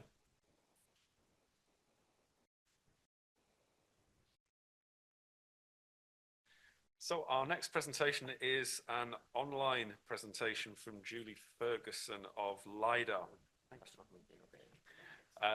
So just bear with us for a few seconds while we transfer the technology onto our first online speaker. You can unlock your camera, microphone, and share slides. Okay, so Julie, if you are hearing us, apparently you can unlock your microphone and you can share your slides, and you should magically appear. Wonderful, thank you. Yes, I can hear you. Can you hear me? Yes, we can. Excellent. I shall share my slides now.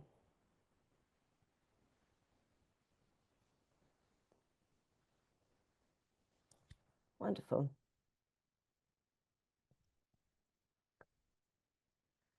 Thank you. Okay, I'll jump in if everyone can hear me and see the slides okay. Good afternoon. It's a pleasure to join you all today. Thanks very much for the invitation to present to you on the developments in e-learning and their prospects. I'm Julie Ferguson. I'm from Corporate Communications Consultancy LIDAR, where I head up the Creative and Design Service. We've been working with IMA and NEPSI on a number of different projects over the years relating to training and education on good practices when working with respirable crystalline silica.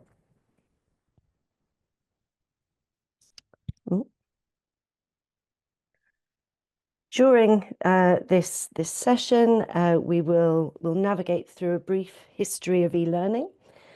Then we will jump in and look at the evolution of NEPSI's e-learning platform from the launch of the first module to now, and how technology and evolution has changed our approach.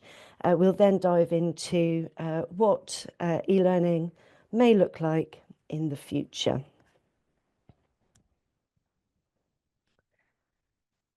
So our brief history of e-learning in health and safety training. We start back in 1924 with the Pressey testing machine.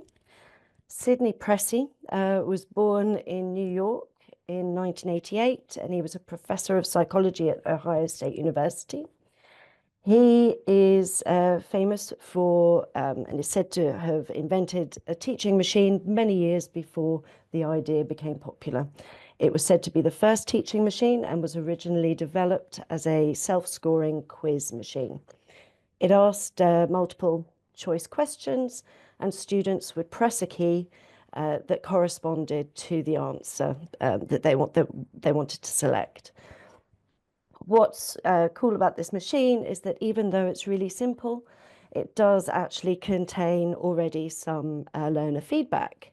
It was a very simple form of feedback, but basically when the user, whether the user was right or not, the machine wouldn't move on to the next question until the student chose the right answer. This was the first demonstration that a machine could actually teach, and also a demonstration that knowledge of results supported learning. We jump forward to the 1970s and the early use of computers for occupational safety. As computers began entering workplaces, large corporations started using CBT, early computer-based training programs, to teach basic health and safety procedures. These were used especially in high-risk industries like manufacturing and mining. Training programs focused on regulatory compliance, especially following the establishment of the Occupational Safety and Health Administration. In the 1980s, video training emerged as a popular tool for health and safety instruction, used to train employees in hazardous work environments on topics like fire safety, equipment handling, and ergonomics. Organizations increasingly incorporated video modules into their staff onboarding and standardization of safety practices. The 1990s saw multimedia e-learning for safety. Multimedia e-learning programs became available with the expansion of computer access in workplaces. These programs started to include elements like simple quizzes and graphics that enhanced engagement and retention of information, so people were learning better. Health and safety organizations and large corporations invested in these digital courses covering essential safety protocols. Oh, sorry. In the late 1990s, we saw the growth of the internet and the development of learning management systems. Companies could now store and track safety training records. This allowed them to meet regulatory requirements and ensure consistent training across different locations.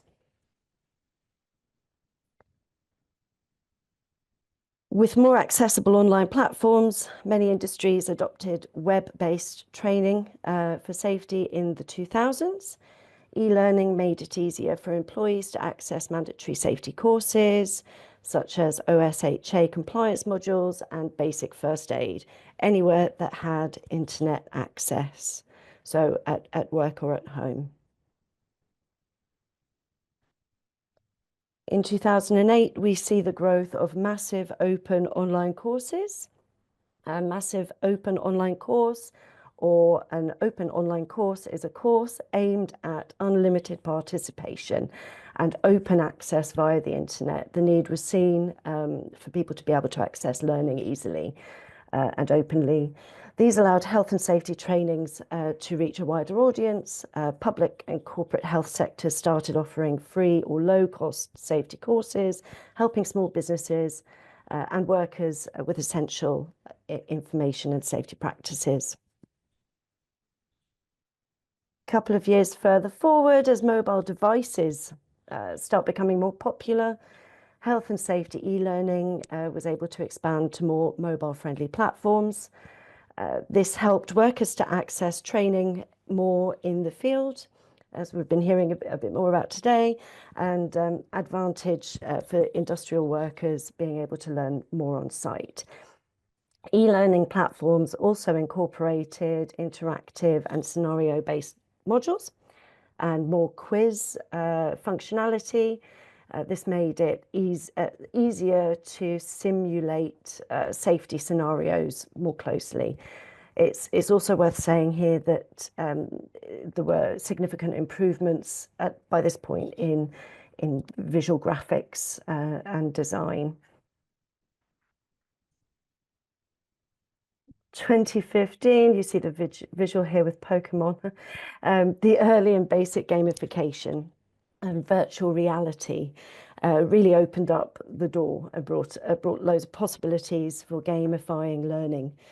It really offered an opportunity that it could make safety training more engaging, more memorable, and people really want to take part. Virtual reality has also started being used now to simulate high-risk environments, enabling our workers to practice handling dangerous situations more safely without being physically there. The virtual reality training began in oil and gas and emergency response, as well as aviation industries.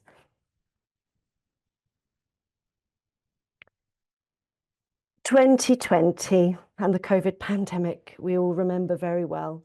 COVID-19 made health and safety training and access to training a priority for all sectors. Remote training became essential, and courses were rapidly developed everywhere to cover new safety protocols such as infection control, personal protective equipment, and emergency responses. Platforms like Zoom and Teams became used every day, and they were used extensively for safety briefings and compliance training. 2020 was also the launch of NEPSI's Good Practice Guide and the first e-learning module, Introduction to Crystalline Silica and Good Practices, which we worked very closely with NEPSI to develop. To be clear, these materials weren't launched in response to COVID. The need was identified for the availability of information and learning materials to help industrial workers understand the possible dangers of working with the RCS and how best they can protect themselves and other hazardous dust at work. We'll look at this more in a little minute. So from then to now, we see a big growth in AI. We've seen adaptive learning technologies start and progress. These allow for more personalized training and content that's adaptive to the individual employee's needs and the risk profiles of the area or the workstation that they're in. Virtual and augmented reality applications are evolving, offering more and more realistic simulations, hands-on learning in controlled environments without real physical risk. At this point, the technology still carries quite a high price tag in e-learning and is not as good as it will be in some of the prospective areas, especially in content creation. We're seeing higher mobile phone use. According to Eurostat, 86% of 16 to 74-year-olds in Europe had a smartphone already by 2021, and 60% of all web traffic is from mobile users. So the mobile phone is very important. The demand for gamified learning apps has grown. One example is a well-known app called Duolingo, which many of us, I'm sure, have learned for our language skills. According to World Metrics, it's been downloaded over 500 million times and has approximately 74.1 million global monthly users. Duolingo is highly gamified. It uses mixed media as well as AI adaptive learning to tailor its language lessons to each user's individual needs. The approach the platform has provides the personalized learning experience, and it can be adjusted with difficulty level as needed as well. The lessons are all fun, they're highly visual, highly interactive and quizzified, and learners are always rewarded for their achievements with sound and visuals. So as well as the adaptive learning, the gamification, the virtual reality, we've also seen micro-learning trend growing. So micro-learning is about short, focused learning modules that can be delivered in bite-sized chunks. It makes it easier for employees to fit their training around their busy schedules and to access training at, at different environments and places and times of the day. Micro-learning is great for use on mobile apps. It can be used very on the go, providing access to critical safety information and refresher lessons. It also sees that the retention levels of information through using the shorter courses are much higher. It's said that the human's optimal concentration time frame is around between 10 and 50 minutes, with it being more between the 10 and 20. So e-learning has continued to evolve. We've seen a lot of change, especially since 2020, with technology enabling more accessible, engaging and adaptive learning. That all enhances the workplace safety, and it leads me on to part 2, where we will talk about the evolution of NEPSI e-learning platform. The NEPSI e-learning Generation 1, Gen 1 platform, as I will refer to it as, was launched with the introduction module in 2020, as I said. In the next slides, we'll walk through the approach we took, what's changed and what we're doing now differently and why.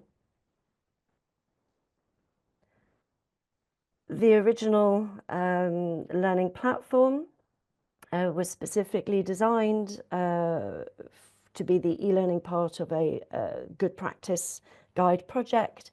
It was designed to be a modular web-based training app that was a go-to destination for training modules and materials. It needed to be engaging for young workers who are exposed to RCS, and the approach we took was largely based on quiz-based system, as that's proven to work well. The training materials were all also translated into 21 languages.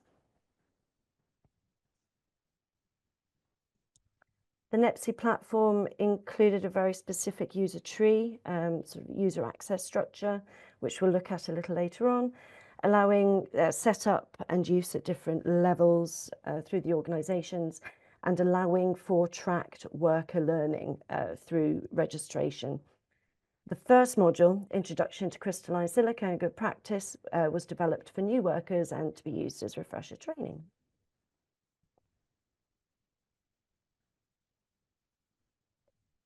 So workers were directed to the e-learning landing page where they would use their unique access details to log into the platform and take part in training. Here you can see the landing page with the sign-in area with the login and the password.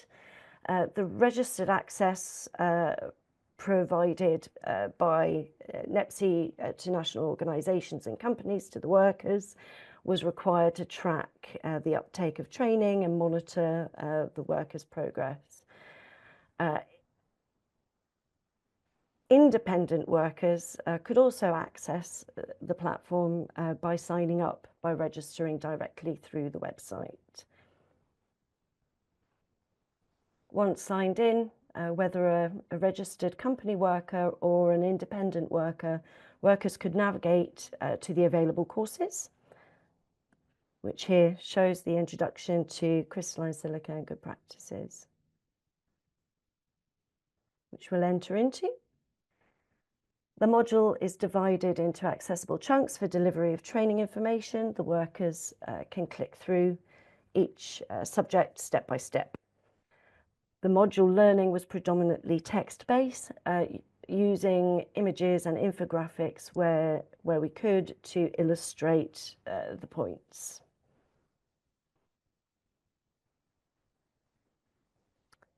We included interactive quizzing with functionality that was quite standard at the time, including single and multiple choice answer selections. and drag and drop reordering, which is great for setting the order of hierarchy.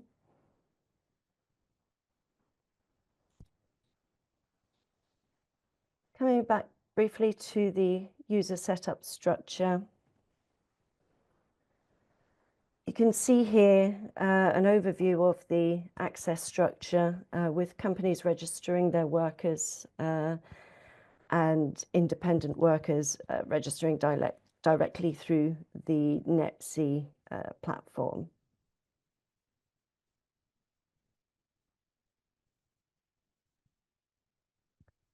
So what we learnt between 2020 and now with the NEPSI e-learning platform and also the evolution of technology, we know that open access to learning increases the uptake of training and therefore the safety of workers that are exposed to respirable crystalline silica. It was found that company workers may be registering as independent workers because it was easier to do so due to the complexity of the access structure, which meant the data and the monitoring wasn't working. The complex structure could also be found to be somewhat off-putting for people who wanted to partake more quickly. We needed to simplify the user access and make the learning easily accessible. It was identified that new modules were needed. The first new module was to be specific to specific task guidance sheets and good practice. The second is tailored to DIYers and mobile workers, which is based on the DIY Without Dust website. Evolution in e-learning trends and also learner requirements has shifted since we launched the first e-learning platform. We've identified that we needed to make and create a more dynamic, more immersive, gamified platform and modules that were more digestible by workers and easier to access. It's about communicating in the most effective way.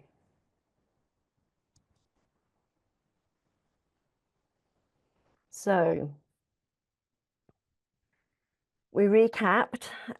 We know our learner types, and they often sit in one or more categories. We have learners that need hands-on experience and immersive real-life scenarios where they can try and test. We also have visual learners who like to work more with visual stimuli, such as video, imagery, graphics. There are also auditory learners who will choose or will opt to hear information read out loud. This can be facilitated by online tools, but we have to make sure that module content is accessible for read aloud tools.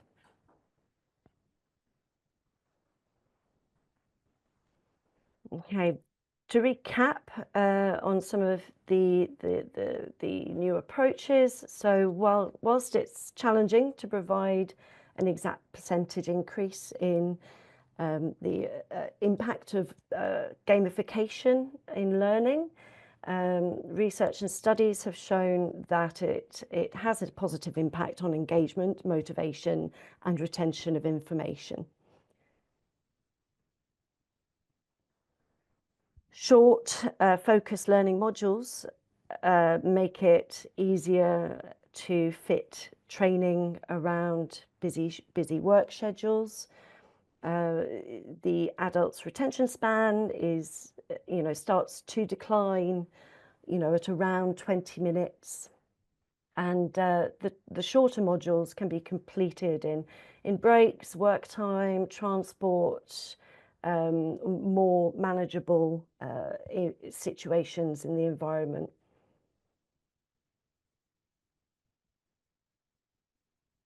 So we move in and we introduce the NEPSI e-learning generation 2, which is mobile first. It has a simplified open access structure without worker registration. It is interactive and engaging. Modules are bite-sized for micro-learning. They are not scored, and workers will receive a personalised certificate at the end. And here's how the landing page looks, which is now the home to all 3 modules and provides quick access links back to training tools and the Good Practice Guide websites. The module-specific landing page is now the home to all 3 modules. Each module has an introduction and invites workers to select their company from a drop-down list of the registered companies. They can also identify as an independent worker.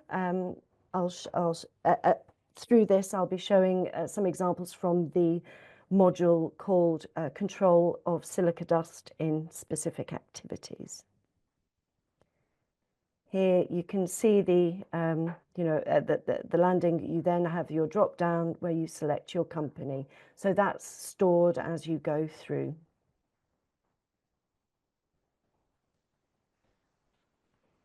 The structure has been simplified.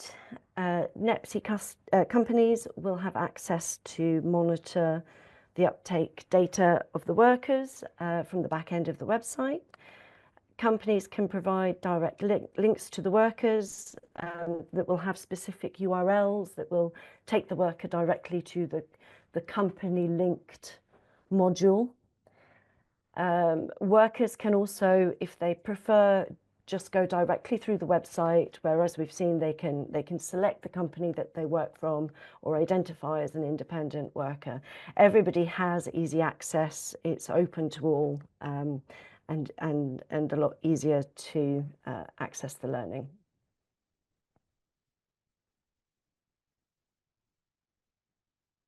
Learning information is gamified. Here we see an example of the flip cards. Here you would you select the card for the sector that you want to read the information, and it will pop up with the learning information that you need. And you can move on. The module is applicable for all of the industry sectors. We've developed some immersive environments without being virtually real. Here we've developed a sequence of graphic illustrations to demonstrate correct practices in specific workstations. The environments have hotspots, so identified hotspots that you can click on with a pop-up to learn more about the process. So here we want the workers to really explore these images on mobile. You can swipe through the room, and so it's all fully interactive. Oh, sorry. This page, it's just to give you an overview of some more of those workstations that we've developed. This is non-conclusive, and through the 2 modules, you'll get to discover them all.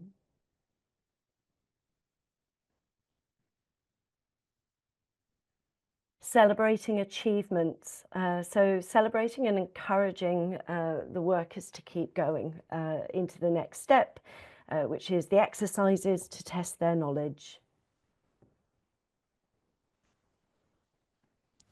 The exercises are fun and interactive. Here we can see matching pairs. So you select the answers. You have to find 3 pairs. You select the statements that relate to each other. We also see images being teamed up with single selection or multiple selection, and making it really clear, whether we're correct, whether we need to try again, what learning we're maybe missing. We can complete sentences by selecting the correct answer. The most effective control measure is elimination. We use the image workstation immersive environments again with hotspots to test the practical knowledge. So you would have to identify where the correct practices are being demonstrated. And if you're selecting the wrong hotspot, it will tell you that you need to try again and why. At the end of the learning, at the end of each module, the worker has their opportunity to get their certificate. Here they enter their name and they can add an email address of their choice, so that can be their own personal email address or the email address of their company representative. The certificate is personalized with their name and company name if they're attributing to a company, and downloadable straight to the computer as well as emailing. So this concludes the second part of my presentation.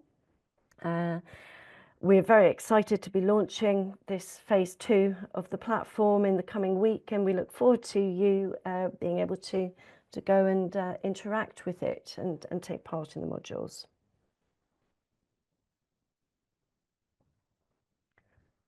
What's next for e-learning? We'll take a quick look and see what's next for e-learning, or what we see is next for e-learning.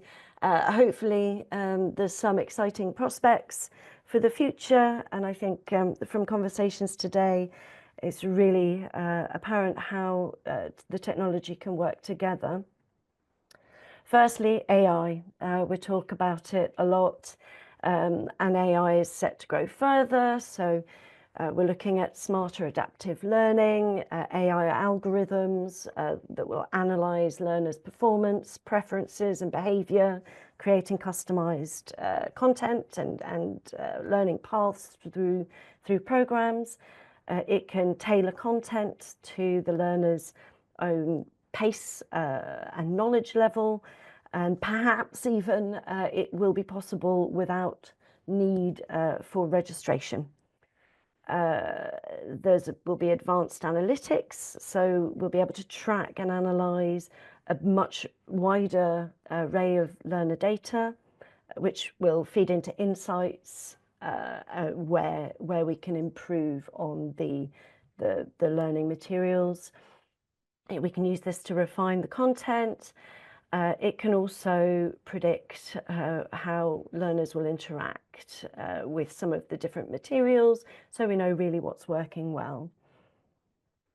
Real-time assistance, so AI-driven tutors available for instant feedback to assist learners. So the idea of tutors being able to answer questions and clarify doubts and to help learners through complex problems, the availability of it 24/7 without necessarily dedicated personnel being at the other end of the line. Content creation, working of course with human input. AI can assist in creating more interactive content, more quizzing, more flashcards and practical exercises. It can also create, image creation is also a possibility, although at the moment there are some challenges around it, but it will improve and it will enable easier access to visuals that correctly communicate good work practices and safer practice. Language translation and accessibility, of course, so AI will facilitate translation of content into multiple languages. Augmented reality, so hands-on learning without the physical constraints. Here we have immersive augmented reality experiences, allowing the workers to interact and explore 3D objects and also videos. Multiple learners can interact with the objects at the same time, which can foster teamwork, more discussion and the social learning aspect. The interactive experiences will show increases in participation because it's more engaging. There's the possibility of the on-site access to good practice information, such as video learning content, use guidance, safety protocols. Imagine almost physical objects, graphics and video content available at the scan of a QR code on in the work environment. It can become embedded in the actual workplace, so it's always accessible to help workers stay safe. Virtual reality is a lot of fun and is set to grow rapidly in health and safety e-learning. Largely the enhanced simulations, the accuracy is going to improve, and there's scope there for it to transform the way employees train and train in dangerous tasks whilst complying with safety protocols. It's fully immersive and interactive. There'll be, we look at integration of data analytics for personalized training, so tying that in with the AI, with real-time feedback and performance tracking. Global standardization, so virtual reality makes it easier for multinational companies to standardize health and safety training more globally, with consistent virtual programs, meaning that employees can access it from different regions and receive the same high quality training without being in a specific dedicated training center.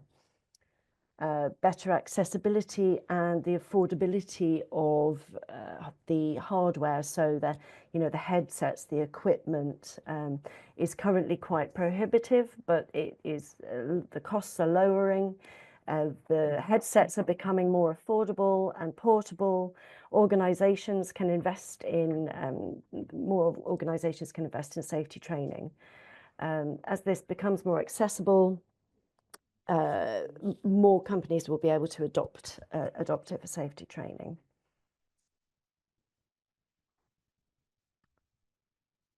Okay. So just some quick conclusions from me. I see that e-learning in the world of health and safety has already transformed immensely. But the future of e-learning will very much include AI, augmented reality, virtual reality technology, and I can see that teaming up very well with the other technologies that are being explored today. AI-tailored learning will increase awareness and preparedness in situations, and the evolution overall will improve compliance, cost-effectiveness, scalability, but most importantly, safer work practices. Thank you very much for your time.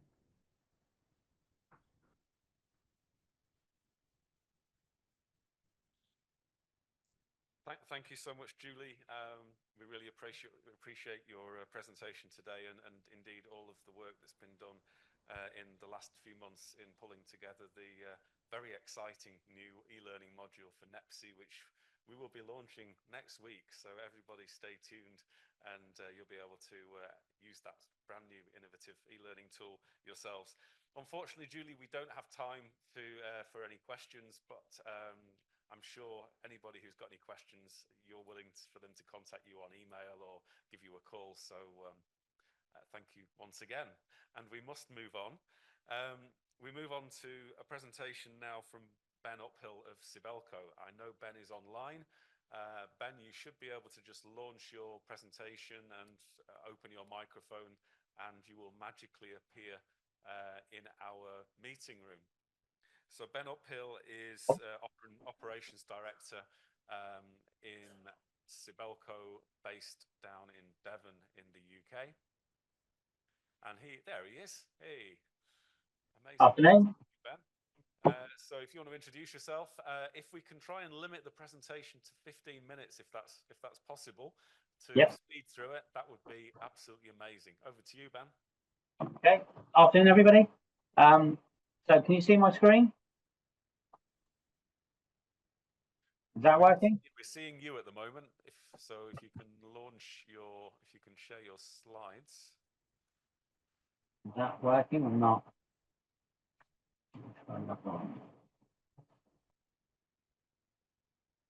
Still not working? Not yet. No, we're still seeing you.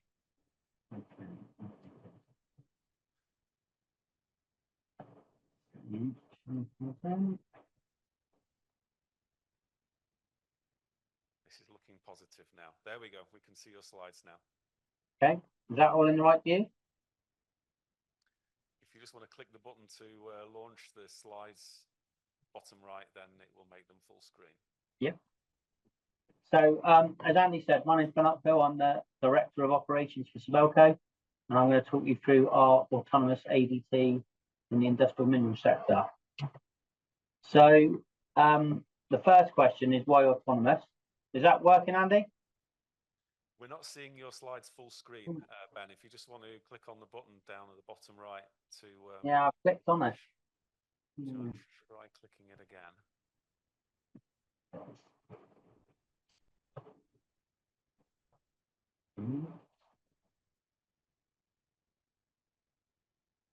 Share screen.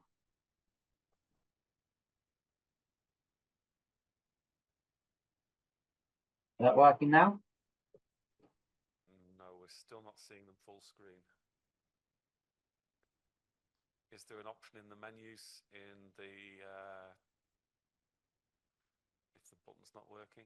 Otherwise, if you can just, maybe you can just take away the notes area at the bottom. If you just drag them down, and it'll just make that should help to make the screen a bit bigger for us all.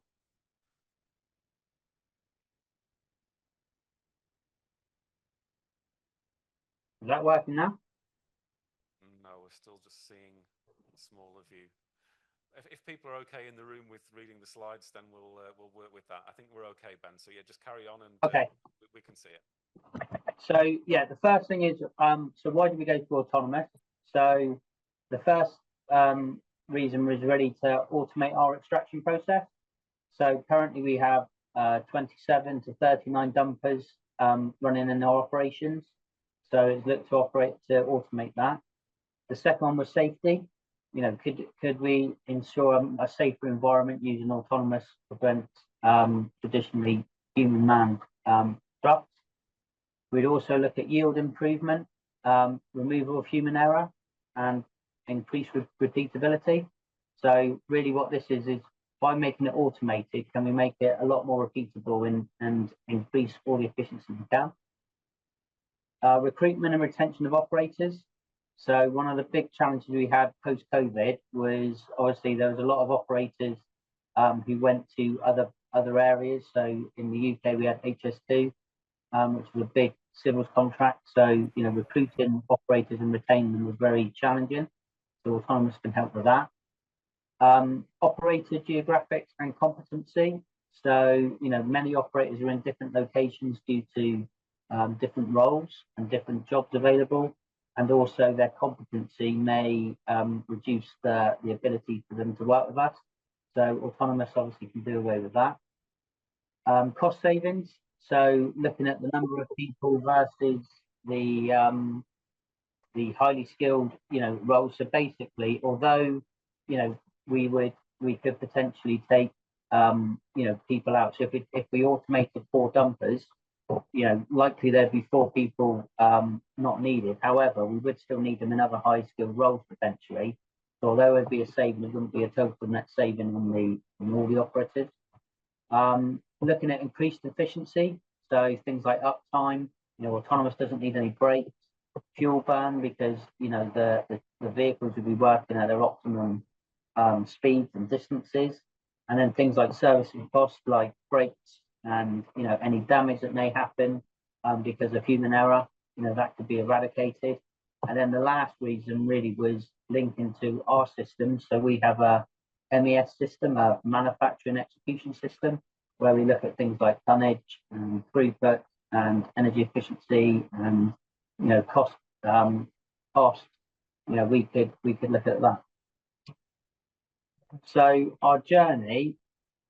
Let's go on to the next slide. Yeah, so the King Stainton journey, so the team I look after, we originally started discussions with Volvo back in 2020, and then we analysed our ball play operations. So this was between October 2020 and March 21. What we found from that initial work was that the operations we had were very complex, with lots of people and plant interactions, and it was felt that it was a bit too complicated for the early phases. One of the other things that was apparent, and if you look in the bottom left-hand corner, so in this corner here, this is the Volvo autonomous truck, which is called the Tara. That is, fully electric. So, as well as you would have to put some infrastructure in for electrification. And the other thing with this is obviously there's no plan B. So if either the electric's gone down or the system goes down, there's no other way of operating this equipment, which is a little bit different to the solution I'll show you in a minute. And then load capacities, these machines are limited to 15 ton, whereas current ADTs are either 25 or 30. So obviously you need a lot more of these in the system. And if you look to the picture on the right-hand side, basically you would take the dumpers load on this very simple circuit. The dumpers load, they go up to a location to tip off, and on their way back, they then, under this area here, they would be electrified, so they get powered up again and then go back into the cycle. So that needs to be planned into this operation. And then the new solution we worked out, which we'll go on to in a minute, is we actually changed location to our kaolin operations, as in from a quarrying point of view, it was a lot less complex, although it was a bigger machine. So the autonomous system that we're using for our chosen solution, there was 4 main parties who came together for that. So Bell, who manufacture the dump trucks, Exonomy, who do all the autonomous side. So they're the ones who, the software developers, they install the equipment. CPI, Chepstow Plant International, they are currently our contractor who brings in equipment. So we've done it with them. And then obviously Sibelco ourselves is the end user, but also the site locate for the trial. So this is the autonomous dumper. So as you can see, and I'm sure many of you have seen, this looks like any other real dumper. It's a 6-wheeled ADT, a Bell 40-tonner. The only things you will see subtle differences, there's a load of equipment on the roof here, and then there's some odd bits of equipment around. But what you will see is obviously there's no operator. So obviously there's no operator in that machine. When it comes to the equipment, these are the kind of main things. So the first thing was so we've got Wi-Fi and 5G link, which works in some parts of the quarry, but not all. So that's when we then looked at Starlink on. This ADT, we believe, is the first equipment in the world to actually use Starlink. So Starlink is used, obviously, to communicate with the machine at all times. And that was a very successful trial and something very new to this trial we've done. We've then also got radar. So you've got a front radar, a rear radar, and one on the roof. We've also got cameras front and on the back of the machine. Mode lights to signal to the rest of the operations that it's either in safe mode, autonomous road, and running. And then we've got the GPS signal on the top as well to aid the control. And then these are just some photos on the right-hand side of these sensors and also the radar. So how this actually works from a principal point of view, you've got geofencing. So basically you draw a geofence around the operational area you're working in, and then the machine will work within that constraint and won't go beyond. And then the other thing we look at is what we call the AOZ, which is the autonomous operating zone. This is the zone within the operations work, and we want minimum interaction with any other equipment and everything. It's radar-based technology, so that's quite a new advancement in autonomous. It is dynamic, and so ultimately you can change its path and change the working locations at any time. But also it will do optimized route planning. So when you're going between 2 areas, so here you've got an excavator here and a crusher there, it will optimize the quickest route between A and B or ABC, whatever way you need to configure it. And then ultimately when it's running, it does continuously route map the quarry. So it's continuously mapping the area and the sites it needs to go into. So now we're going to go into the videos, and I'm hoping we can share these. Stop sharing a minute. Is that working? Can you see a dumper there now, Andy? We're seeing you again at the moment, Ben.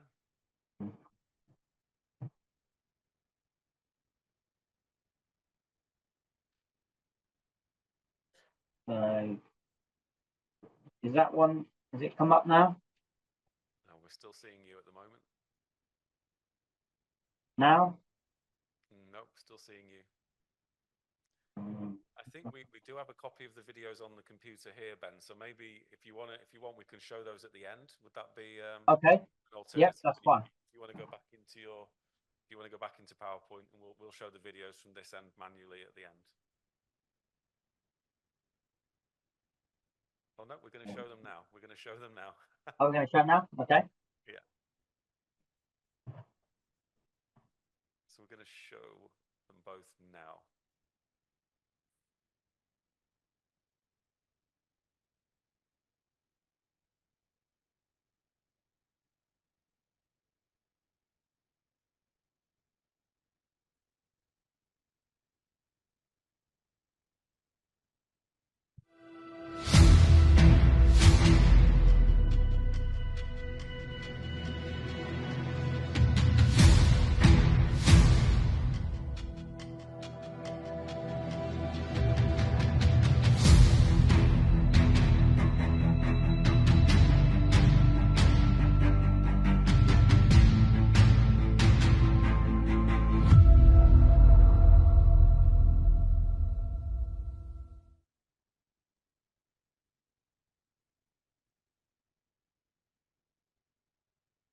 That was the first video, which obviously showed the autonomous ADT being loaded, and hopefully there's a second video of the unloading operation.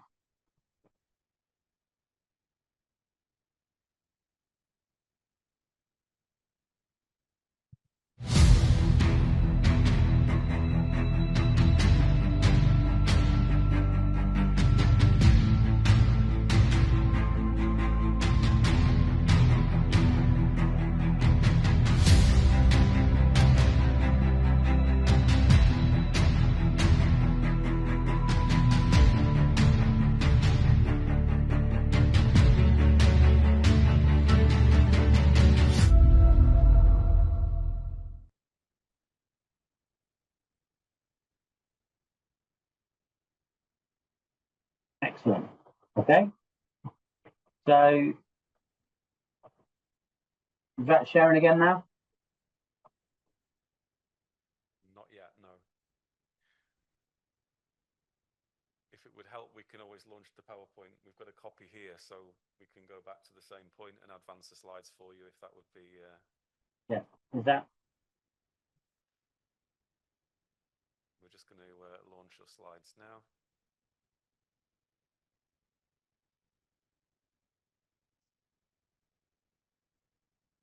So slide 9 will resume at slide 9, yeah, ADT mapping and cameras. Yeah, so ultimately, so this now shows the so what we've just seen with it, the route it was driving, the large photo there just shows the overall image of the dump truck running the route it would. And then obviously, as you can see around, there's various sensors about, you know, load count or degree it's running, or the miles per hour. And then the cameras on the right-hand side are both forward-facing cameras and rear-facing cameras. Next slide, please. So from a safety point of view, there's obviously there's no one obviously in the truck. So what we have is there's a set of emergency stops. So the first emergency stop is with the excavator driver. The excavator driver is the main controller of the unit. It tells him where to stop so it can be loaded, and also pre-program it to go off to where we finish and tip off. So there's an emergency stop there. There's another emergency stop with a bulldozer, which is another piece of equipment that's used to move the unloaded material. But again, if it sees anything wrong, it will stop. And then the third emergency stop is in the spray container, which is basically we've got the quarry operation is operated from the control room, and then ultimately they've also got a emergency stop as well if they see anything untoward on the cameras or out the window visually. And then ultimately, as soon as you press the emergency stop, the autonomous truck will come to a halt. Next slide, please. So from a risk assessment point of view, the drawing on the right-hand side shows an area of our quarry, and then you'll see the red line is the AOZ, the autonomous operating zone. That's the area within that the autonomous runs. We've got the safety zone, the safe access, which shows the roadways into the operation. So we have to restrict them. And then the blue dots show the access points. So they're controlled access points that people have to radio and get clearance to come through. So that basically you've got one, isolated area that people can't get into. And then another point on there is just a fuel point. The fuel point to fuel up the ADT is within the area. So the things that we took into consideration, with the risk assessment, one is zoning. So how you zone the quarry or the area that the autonomous is running in. The controllers and supervision. So who are the controllers and who is the supervision? So some supervision is done by externally remotely, but ultimately you do have the supervision monitor that's in the control room, and then as well you have the excavator driver also has a control pad as well, so they can interact with them. Training awareness is very important for the people getting involved with the autonomous, but all anybody who comes into contact or potentially comes in contact with them. It's very important that they got that awareness and understanding. The hardware and software components, that needs to we need to ensure that meets all the safety requirements and things like repeatability and time delays and all the rest. So ultimately, when we press stop or we press emergency stop, it needs to conform to make sure that does actually happen.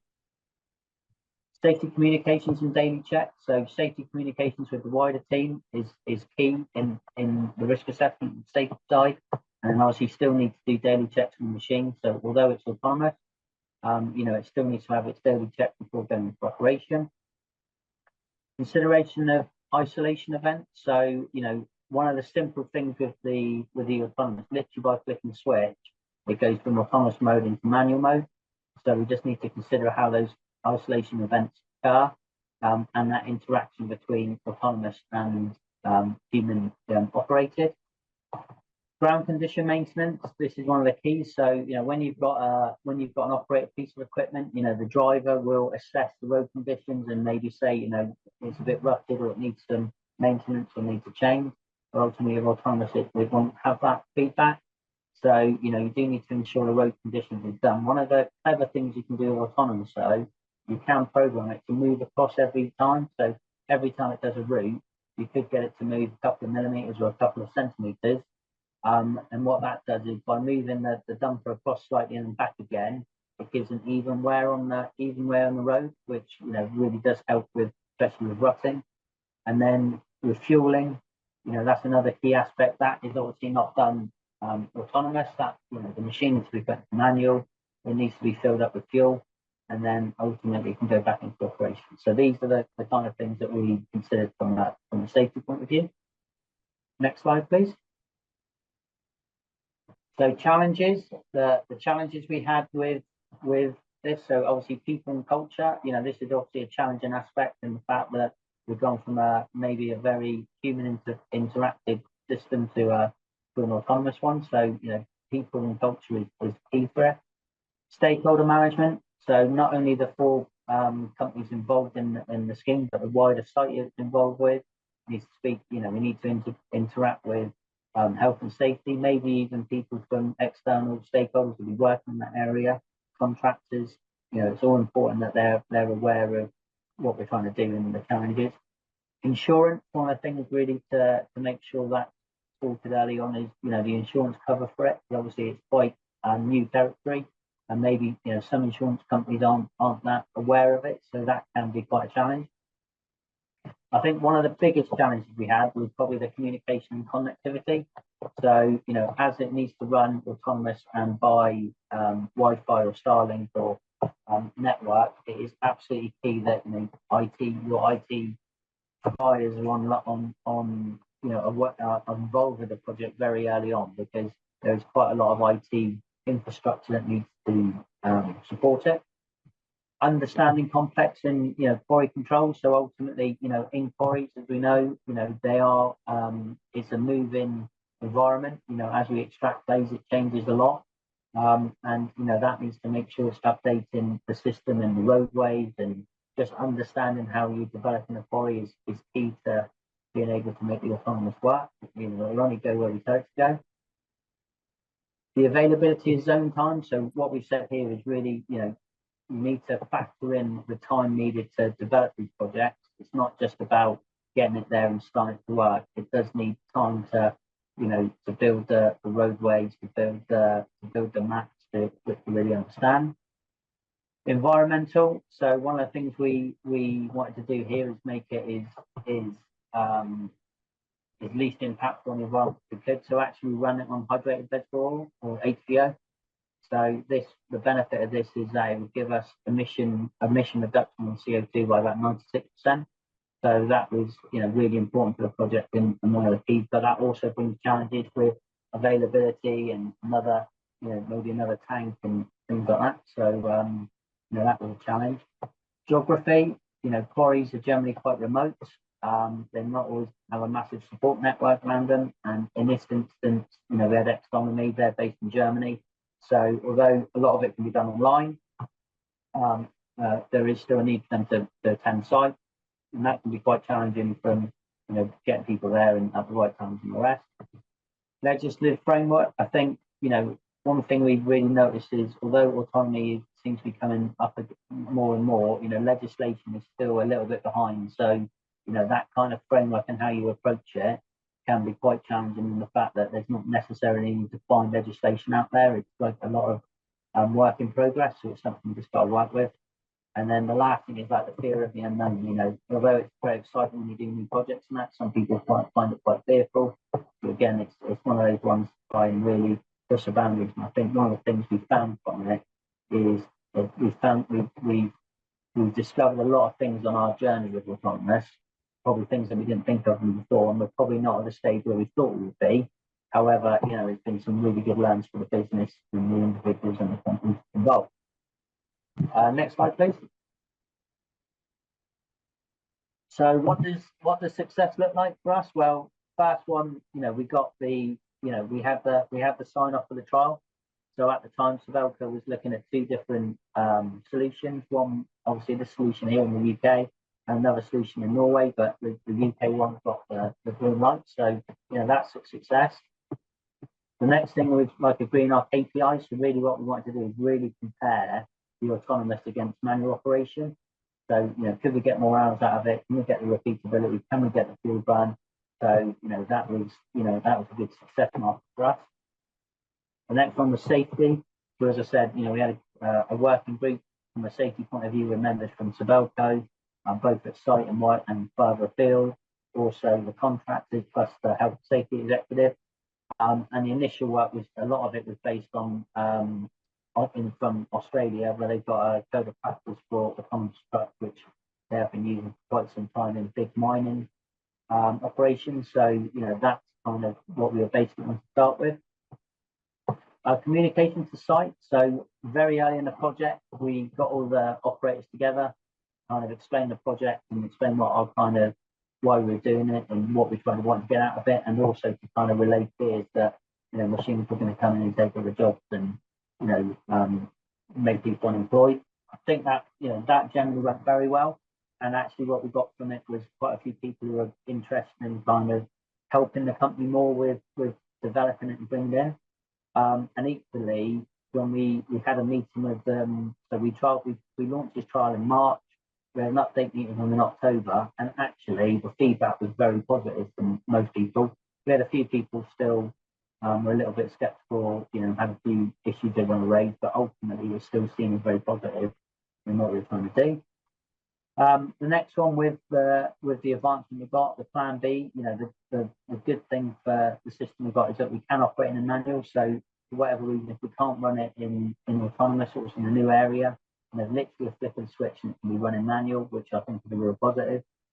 And on top of that, the OEM or the contractor can repurpose that machine. So, even if the machine moves on to another job or another site or it gets changed out, ultimately it's not like it's got to go to a site that's running autonomous. You can take the autonomous equipment off and then it becomes a normal ADT, which I think from an OEM and a contractor point of view is key. A solution seen with bridging technology. So autonomous will keep advancing and who knows what it will look like in the end. But, at the end of the day, this is just a good bridging technology where we still can use manned or autonomous as we need and what's the most efficient. It was the first trial of autonomous ADTs in the UK, which, is a massive success market for the site and the business. And then what does the future hold? Well, some may say we go fully autonomous. My personal opinion is I think it'll be a mixture of technologies. I think we'll have autonomous and normal manned. Remote working, this could help with remote working. So where, instead of people having to go to the quarry to operate equipment, there's still going to be people needing to do the checks and be at site. But actually maybe what it is, we can get them people more remote working. And then also maybe it produce different ways of working. So maybe where we've got the constraints of shift, whether it's 8, 10, 12-hour shift, where people need split shifts or whatever, where that's quite difficult to manage at the minute. We're on site if we need people at site. But maybe if people operate these remotely, and one thought I've had, maybe even we almost have hubs where people go and they can operate a number of machines, a number of different sites or operations. It could be in the middle of a city or maybe somewhere that there's no quarry, but it's not to say that we can't do the operation there, which may actually enable us to attract different talent and new people to our industry where sometimes we struggle. And then my final slide, so the next slide is just some useful links. So these were some of the companies we kind of looked at their literature just to see. So there's different ISO standards. The Code of Practice from Western Australia, that was the most useful one for us at the start. And then there's also one from South Africa about moving practices in the mining industry, and then there's also a little bit from Earth Moving Equipment Safety on the table. So yeah, thank you very much for listening. I don't know if there's any questions or we leave it there.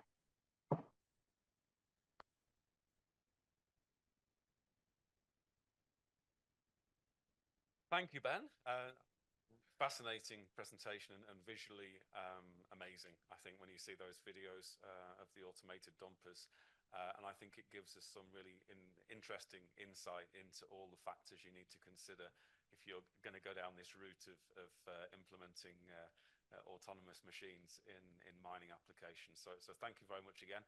Unfortunately, I don't think we have any time for questions because we're running quite far behind in the program, but thanks once again, and wishing you success with further on with the trials and see where things head in the future for Sibelco with these machines.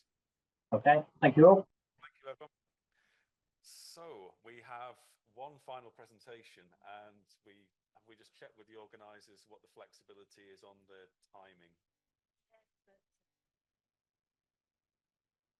Yes, we for the visit, if it starts a quarter later, it's not dramatic.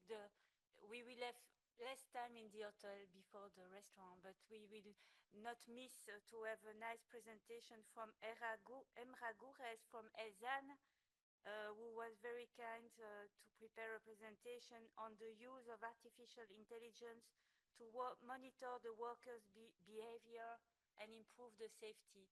So Emra, if you are online, you can open your micro and share. Hello, Florence. Hello, thank you. Yes. Can you hear me? Yes, we can. Yes, very well. All right. Did you see my screen? Yes. Okay. Yes. I'm starting then. I would have loved to be there and make presentation face to face and meet with you, but I've got a couple of visa procedure problem. I will present my presentation as online. Welcome all of you. In this presentation, I will share how the artificial intelligence can play a proactive role in occupational safety. You know, as Andy and Mauricio says after the lunch, I have a couple of projects in our industrial mineral site. I will give a small details about my two projects. The first one is driver fatigue and behavior analysis system.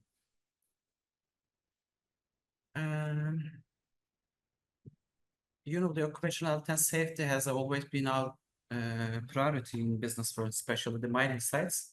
We have to focus how can we improve our technology and prevent accidents before they happen. Two different points of these projects. The first one is, of course, the proactive one. This system has a big benefits as that before the incident happened, this system is warning to driver and all system admins in cabinet. The second one is the, as Andy says, incident investigation benefit. The system is creating a lots of evidences in evidence center, and we are using these evidences our incident investigation progress.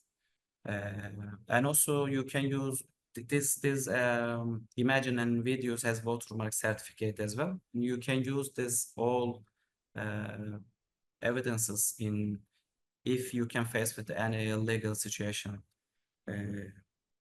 On the other hand, we are decreasing our financial losses as well, side by our injuries. All of these benefits, your company's reputation and credibility is increasing as well.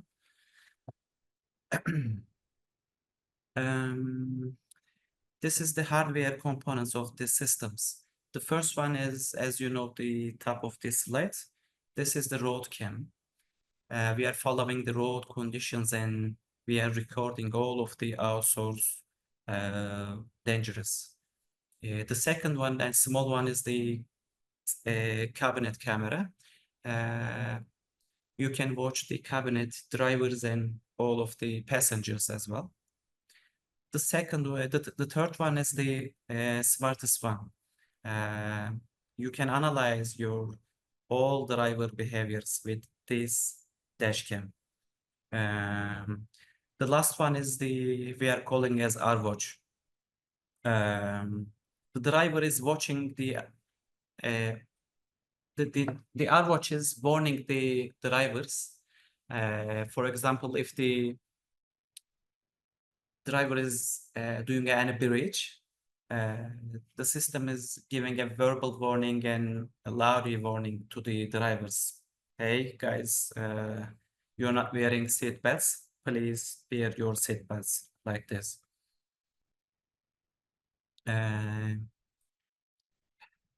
Which kind of behaviors that we analyze in these systems? This system is learning from the breach and improve themselves. For example, if any seat belt usage, fatigue detection, yawning alerts, and smoking alerts, or phone usage, leaving the cabinet while the vehicle is running, the system is creating an alarm, collecting all of the evidences, and sending an email to the system admin, and also warning in the driver in cabinet. We implement this system is 137 vehicles, trucks, loaders, and drilling machines, and we have got around 12 active quarries in Turkey, small and big open pit mines. This is some kind of a lack of supervision issues. We worked this project around 3 years before. After that, we implemented this project around, as I said, 137 vehicles in industrial raw materials and SN. This is, sorry. This is the interface of the systems. You can follow, if you have any control room, this is your really advantages for you. You can follow all of the tracks via this interface. And also you can follow your tracks in real GPS systems and as a location perspective. For example, if you click over the tracks, you can see the location, coordinates, and real-time information of all vehicles while you're tracking on your all of the tracks. This is another screenshot from the evidence center. For example, system is creating lots of bridges and putting on the system. This is the cloud server, by the way. I try to mark as red. This is the seatbelt detection. These guys was not wear the seatbelt.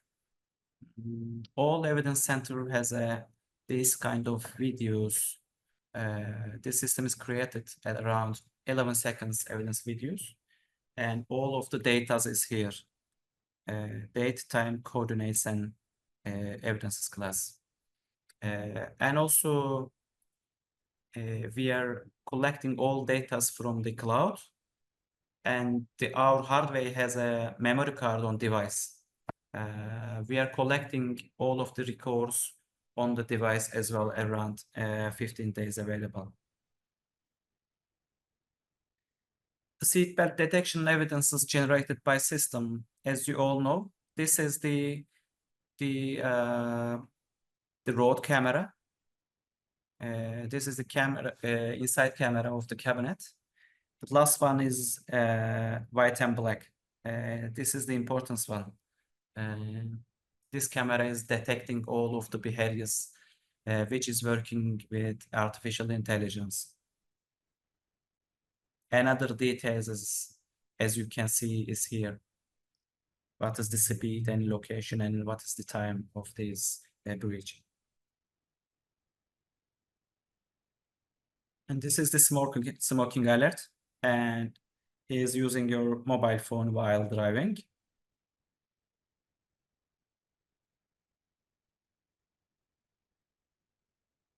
System has generated 11 seconds evidences and just putting on your cloud. And this is the yawning detection.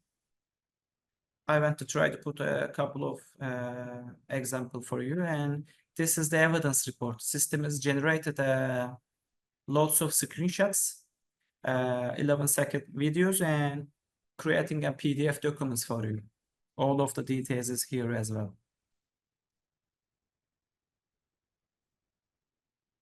And this is another specification of the system. You can create a digital geofence within the system. And with these advantages, this is possible to track vehicles and generate an alarm.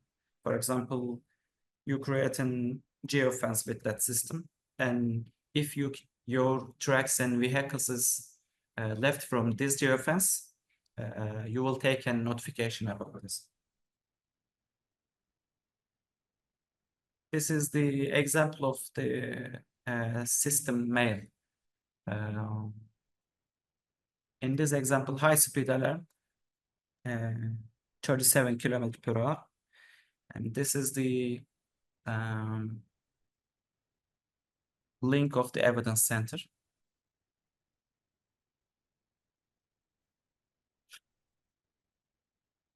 I want to show you another advantages of our watch, especially in video. As I said at the beginning of the presentation, the R-Watch is warning the employee in cabinet. This employee was not wear seatbelt, and this is the most important point of the system as a proactive perspective, because you don't have to need the call or radio communication with truck driver. Our watch is warning the employee, as you see the video.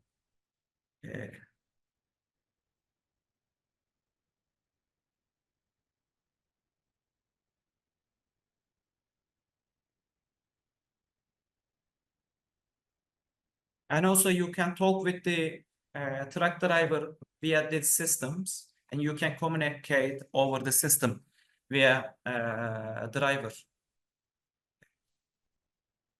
But we are not listening to employees. This is the reporting screen of the system. You can take lots of reports and you can filter lots of data from the system and which vehicles has committed which violations, which violations occur more frequently, or which areas has a lots of incidents and breach, and this kind of reports. I want to hit through with the important points of this presentation. This is the commissioning of the end of the commissioning around the September.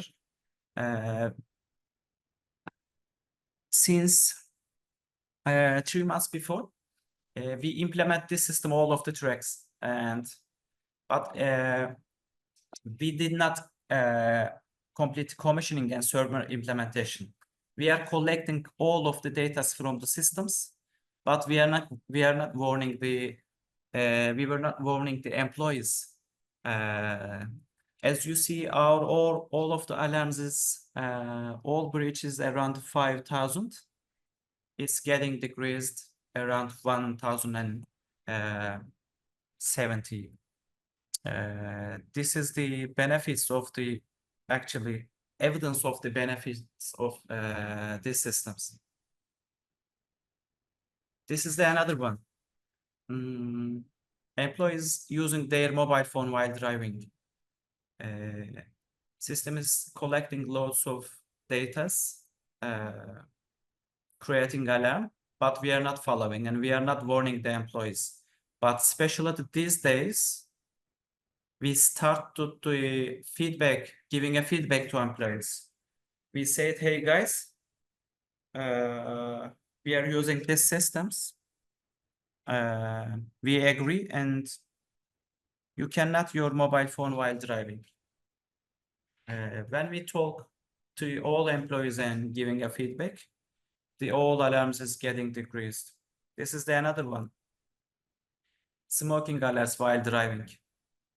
After the commissioning and all implementation is completed, all of the alerts is so near to the zero. This is another example about wearing a seat belt. They are not using their seat belts while driving.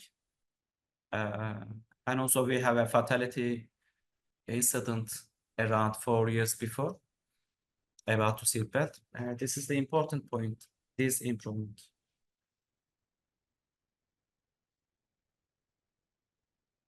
This is the yawning alert, and after the commissioning and employee training and all commissioning completed, employees yawning and fatigue of the employees is getting decreased as well.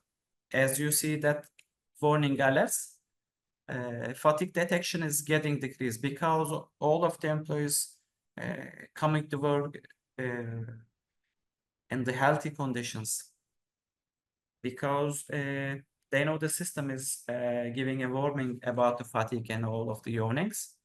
They're caring about yourself. This is the most limitations of while trying to putting the system in live. As you all know, I give a couple of information about these projects in our last online meeting. Personal data protective law is our bottlenecks, but with our lower department and all of the directors is getting together and legal unit created and concept segments. and we outlining and installing purpose and give this information to all of the drivers. And just 2 employees is not allow this statement. They say that we are not using our vehicles while you are installing this system in my cabinet. They leave from the company, just 2 drivers in 137. Our previous graphics is showing us you can put your system in your workplace, but if you're not watching the system, there is no any benefit. As you hear, we are putting the systems, we put that, but we were not watching. System is creating lots of alarms, but we did nothing. But here, we try to follow the alarms and giving a feedback to all of the employees, and all of the behaviors is changing. And we believe that our culture, our workplace culture is ready for this implementation. But there's a lots of company which doing a mining in Turkey. They're visiting us about that system, but they're saying that we are not ready to implement of these systems because our culture is not the same level. You have to be ready for the implementation of these systems. I will give a couple of slides about another project which we are using in. Emrah, I'm very sorry, but it's the difficulty of being the last speaker. I know I said that it would be possible to present a second project, but we have a guide waiting for us for a visit of a site. So I'm really apologize, but we will plan your presentation in the next meeting of the IMA-OSH working group if that's fine for you. All right, no problem. I'm very I can present. apologize because it's a very interesting presentation, very topical to the team. And as you know, you spoke of this in the IMA-OSH working group, and we all said that we want to know more. So we know much more on the monitoring of the fatigue of the drivers. I think it's super interesting, and we will dig into the matter in the next IMA-OSH working group. Of course. We had a nice conversation with you, and you underlined that indeed the consent of the workers is key for such monitoring. And but you did the full procedures, and only 2 workers out of 137 used. So and you show the good progress of the behavior of the drivers. So this is a good reflection for all, I think, on the benefits of such artificial intelligence systems. Thank you for your feedback. Thank you, and I hope you come to the next in presence meeting. I hope I want to be there as a face-to-face. Thank you. Thank you, Emrah. You're welcome, Andrew. Thank you. So that brings us to the conclusion of today's seminar program. Just 1 minute of reflection. I think this afternoon has taken us from the world of theory into the world of practice. You know, we've looked into the future of technology, and we've now seen some real experience of it, and the feedback and the learnings, and given us some points to think about you know what needs to be considered if you're going to be bringing these advanced technologies into our work sites. So I really appreciate all of the presenters from today for your excellent presentations, you for your participation in the discussion and Q&A. And we must thank again our excellent hosts, Confindustria Ceramica, for your hospitality in bringing us here today. And I think we need a special round of applause for our technician, because he's worked so hard. We kept him so busy working with this advanced technology. So thank you. And Monica and Elena for the all the practical organizations. Perfect. Thank you, everyone.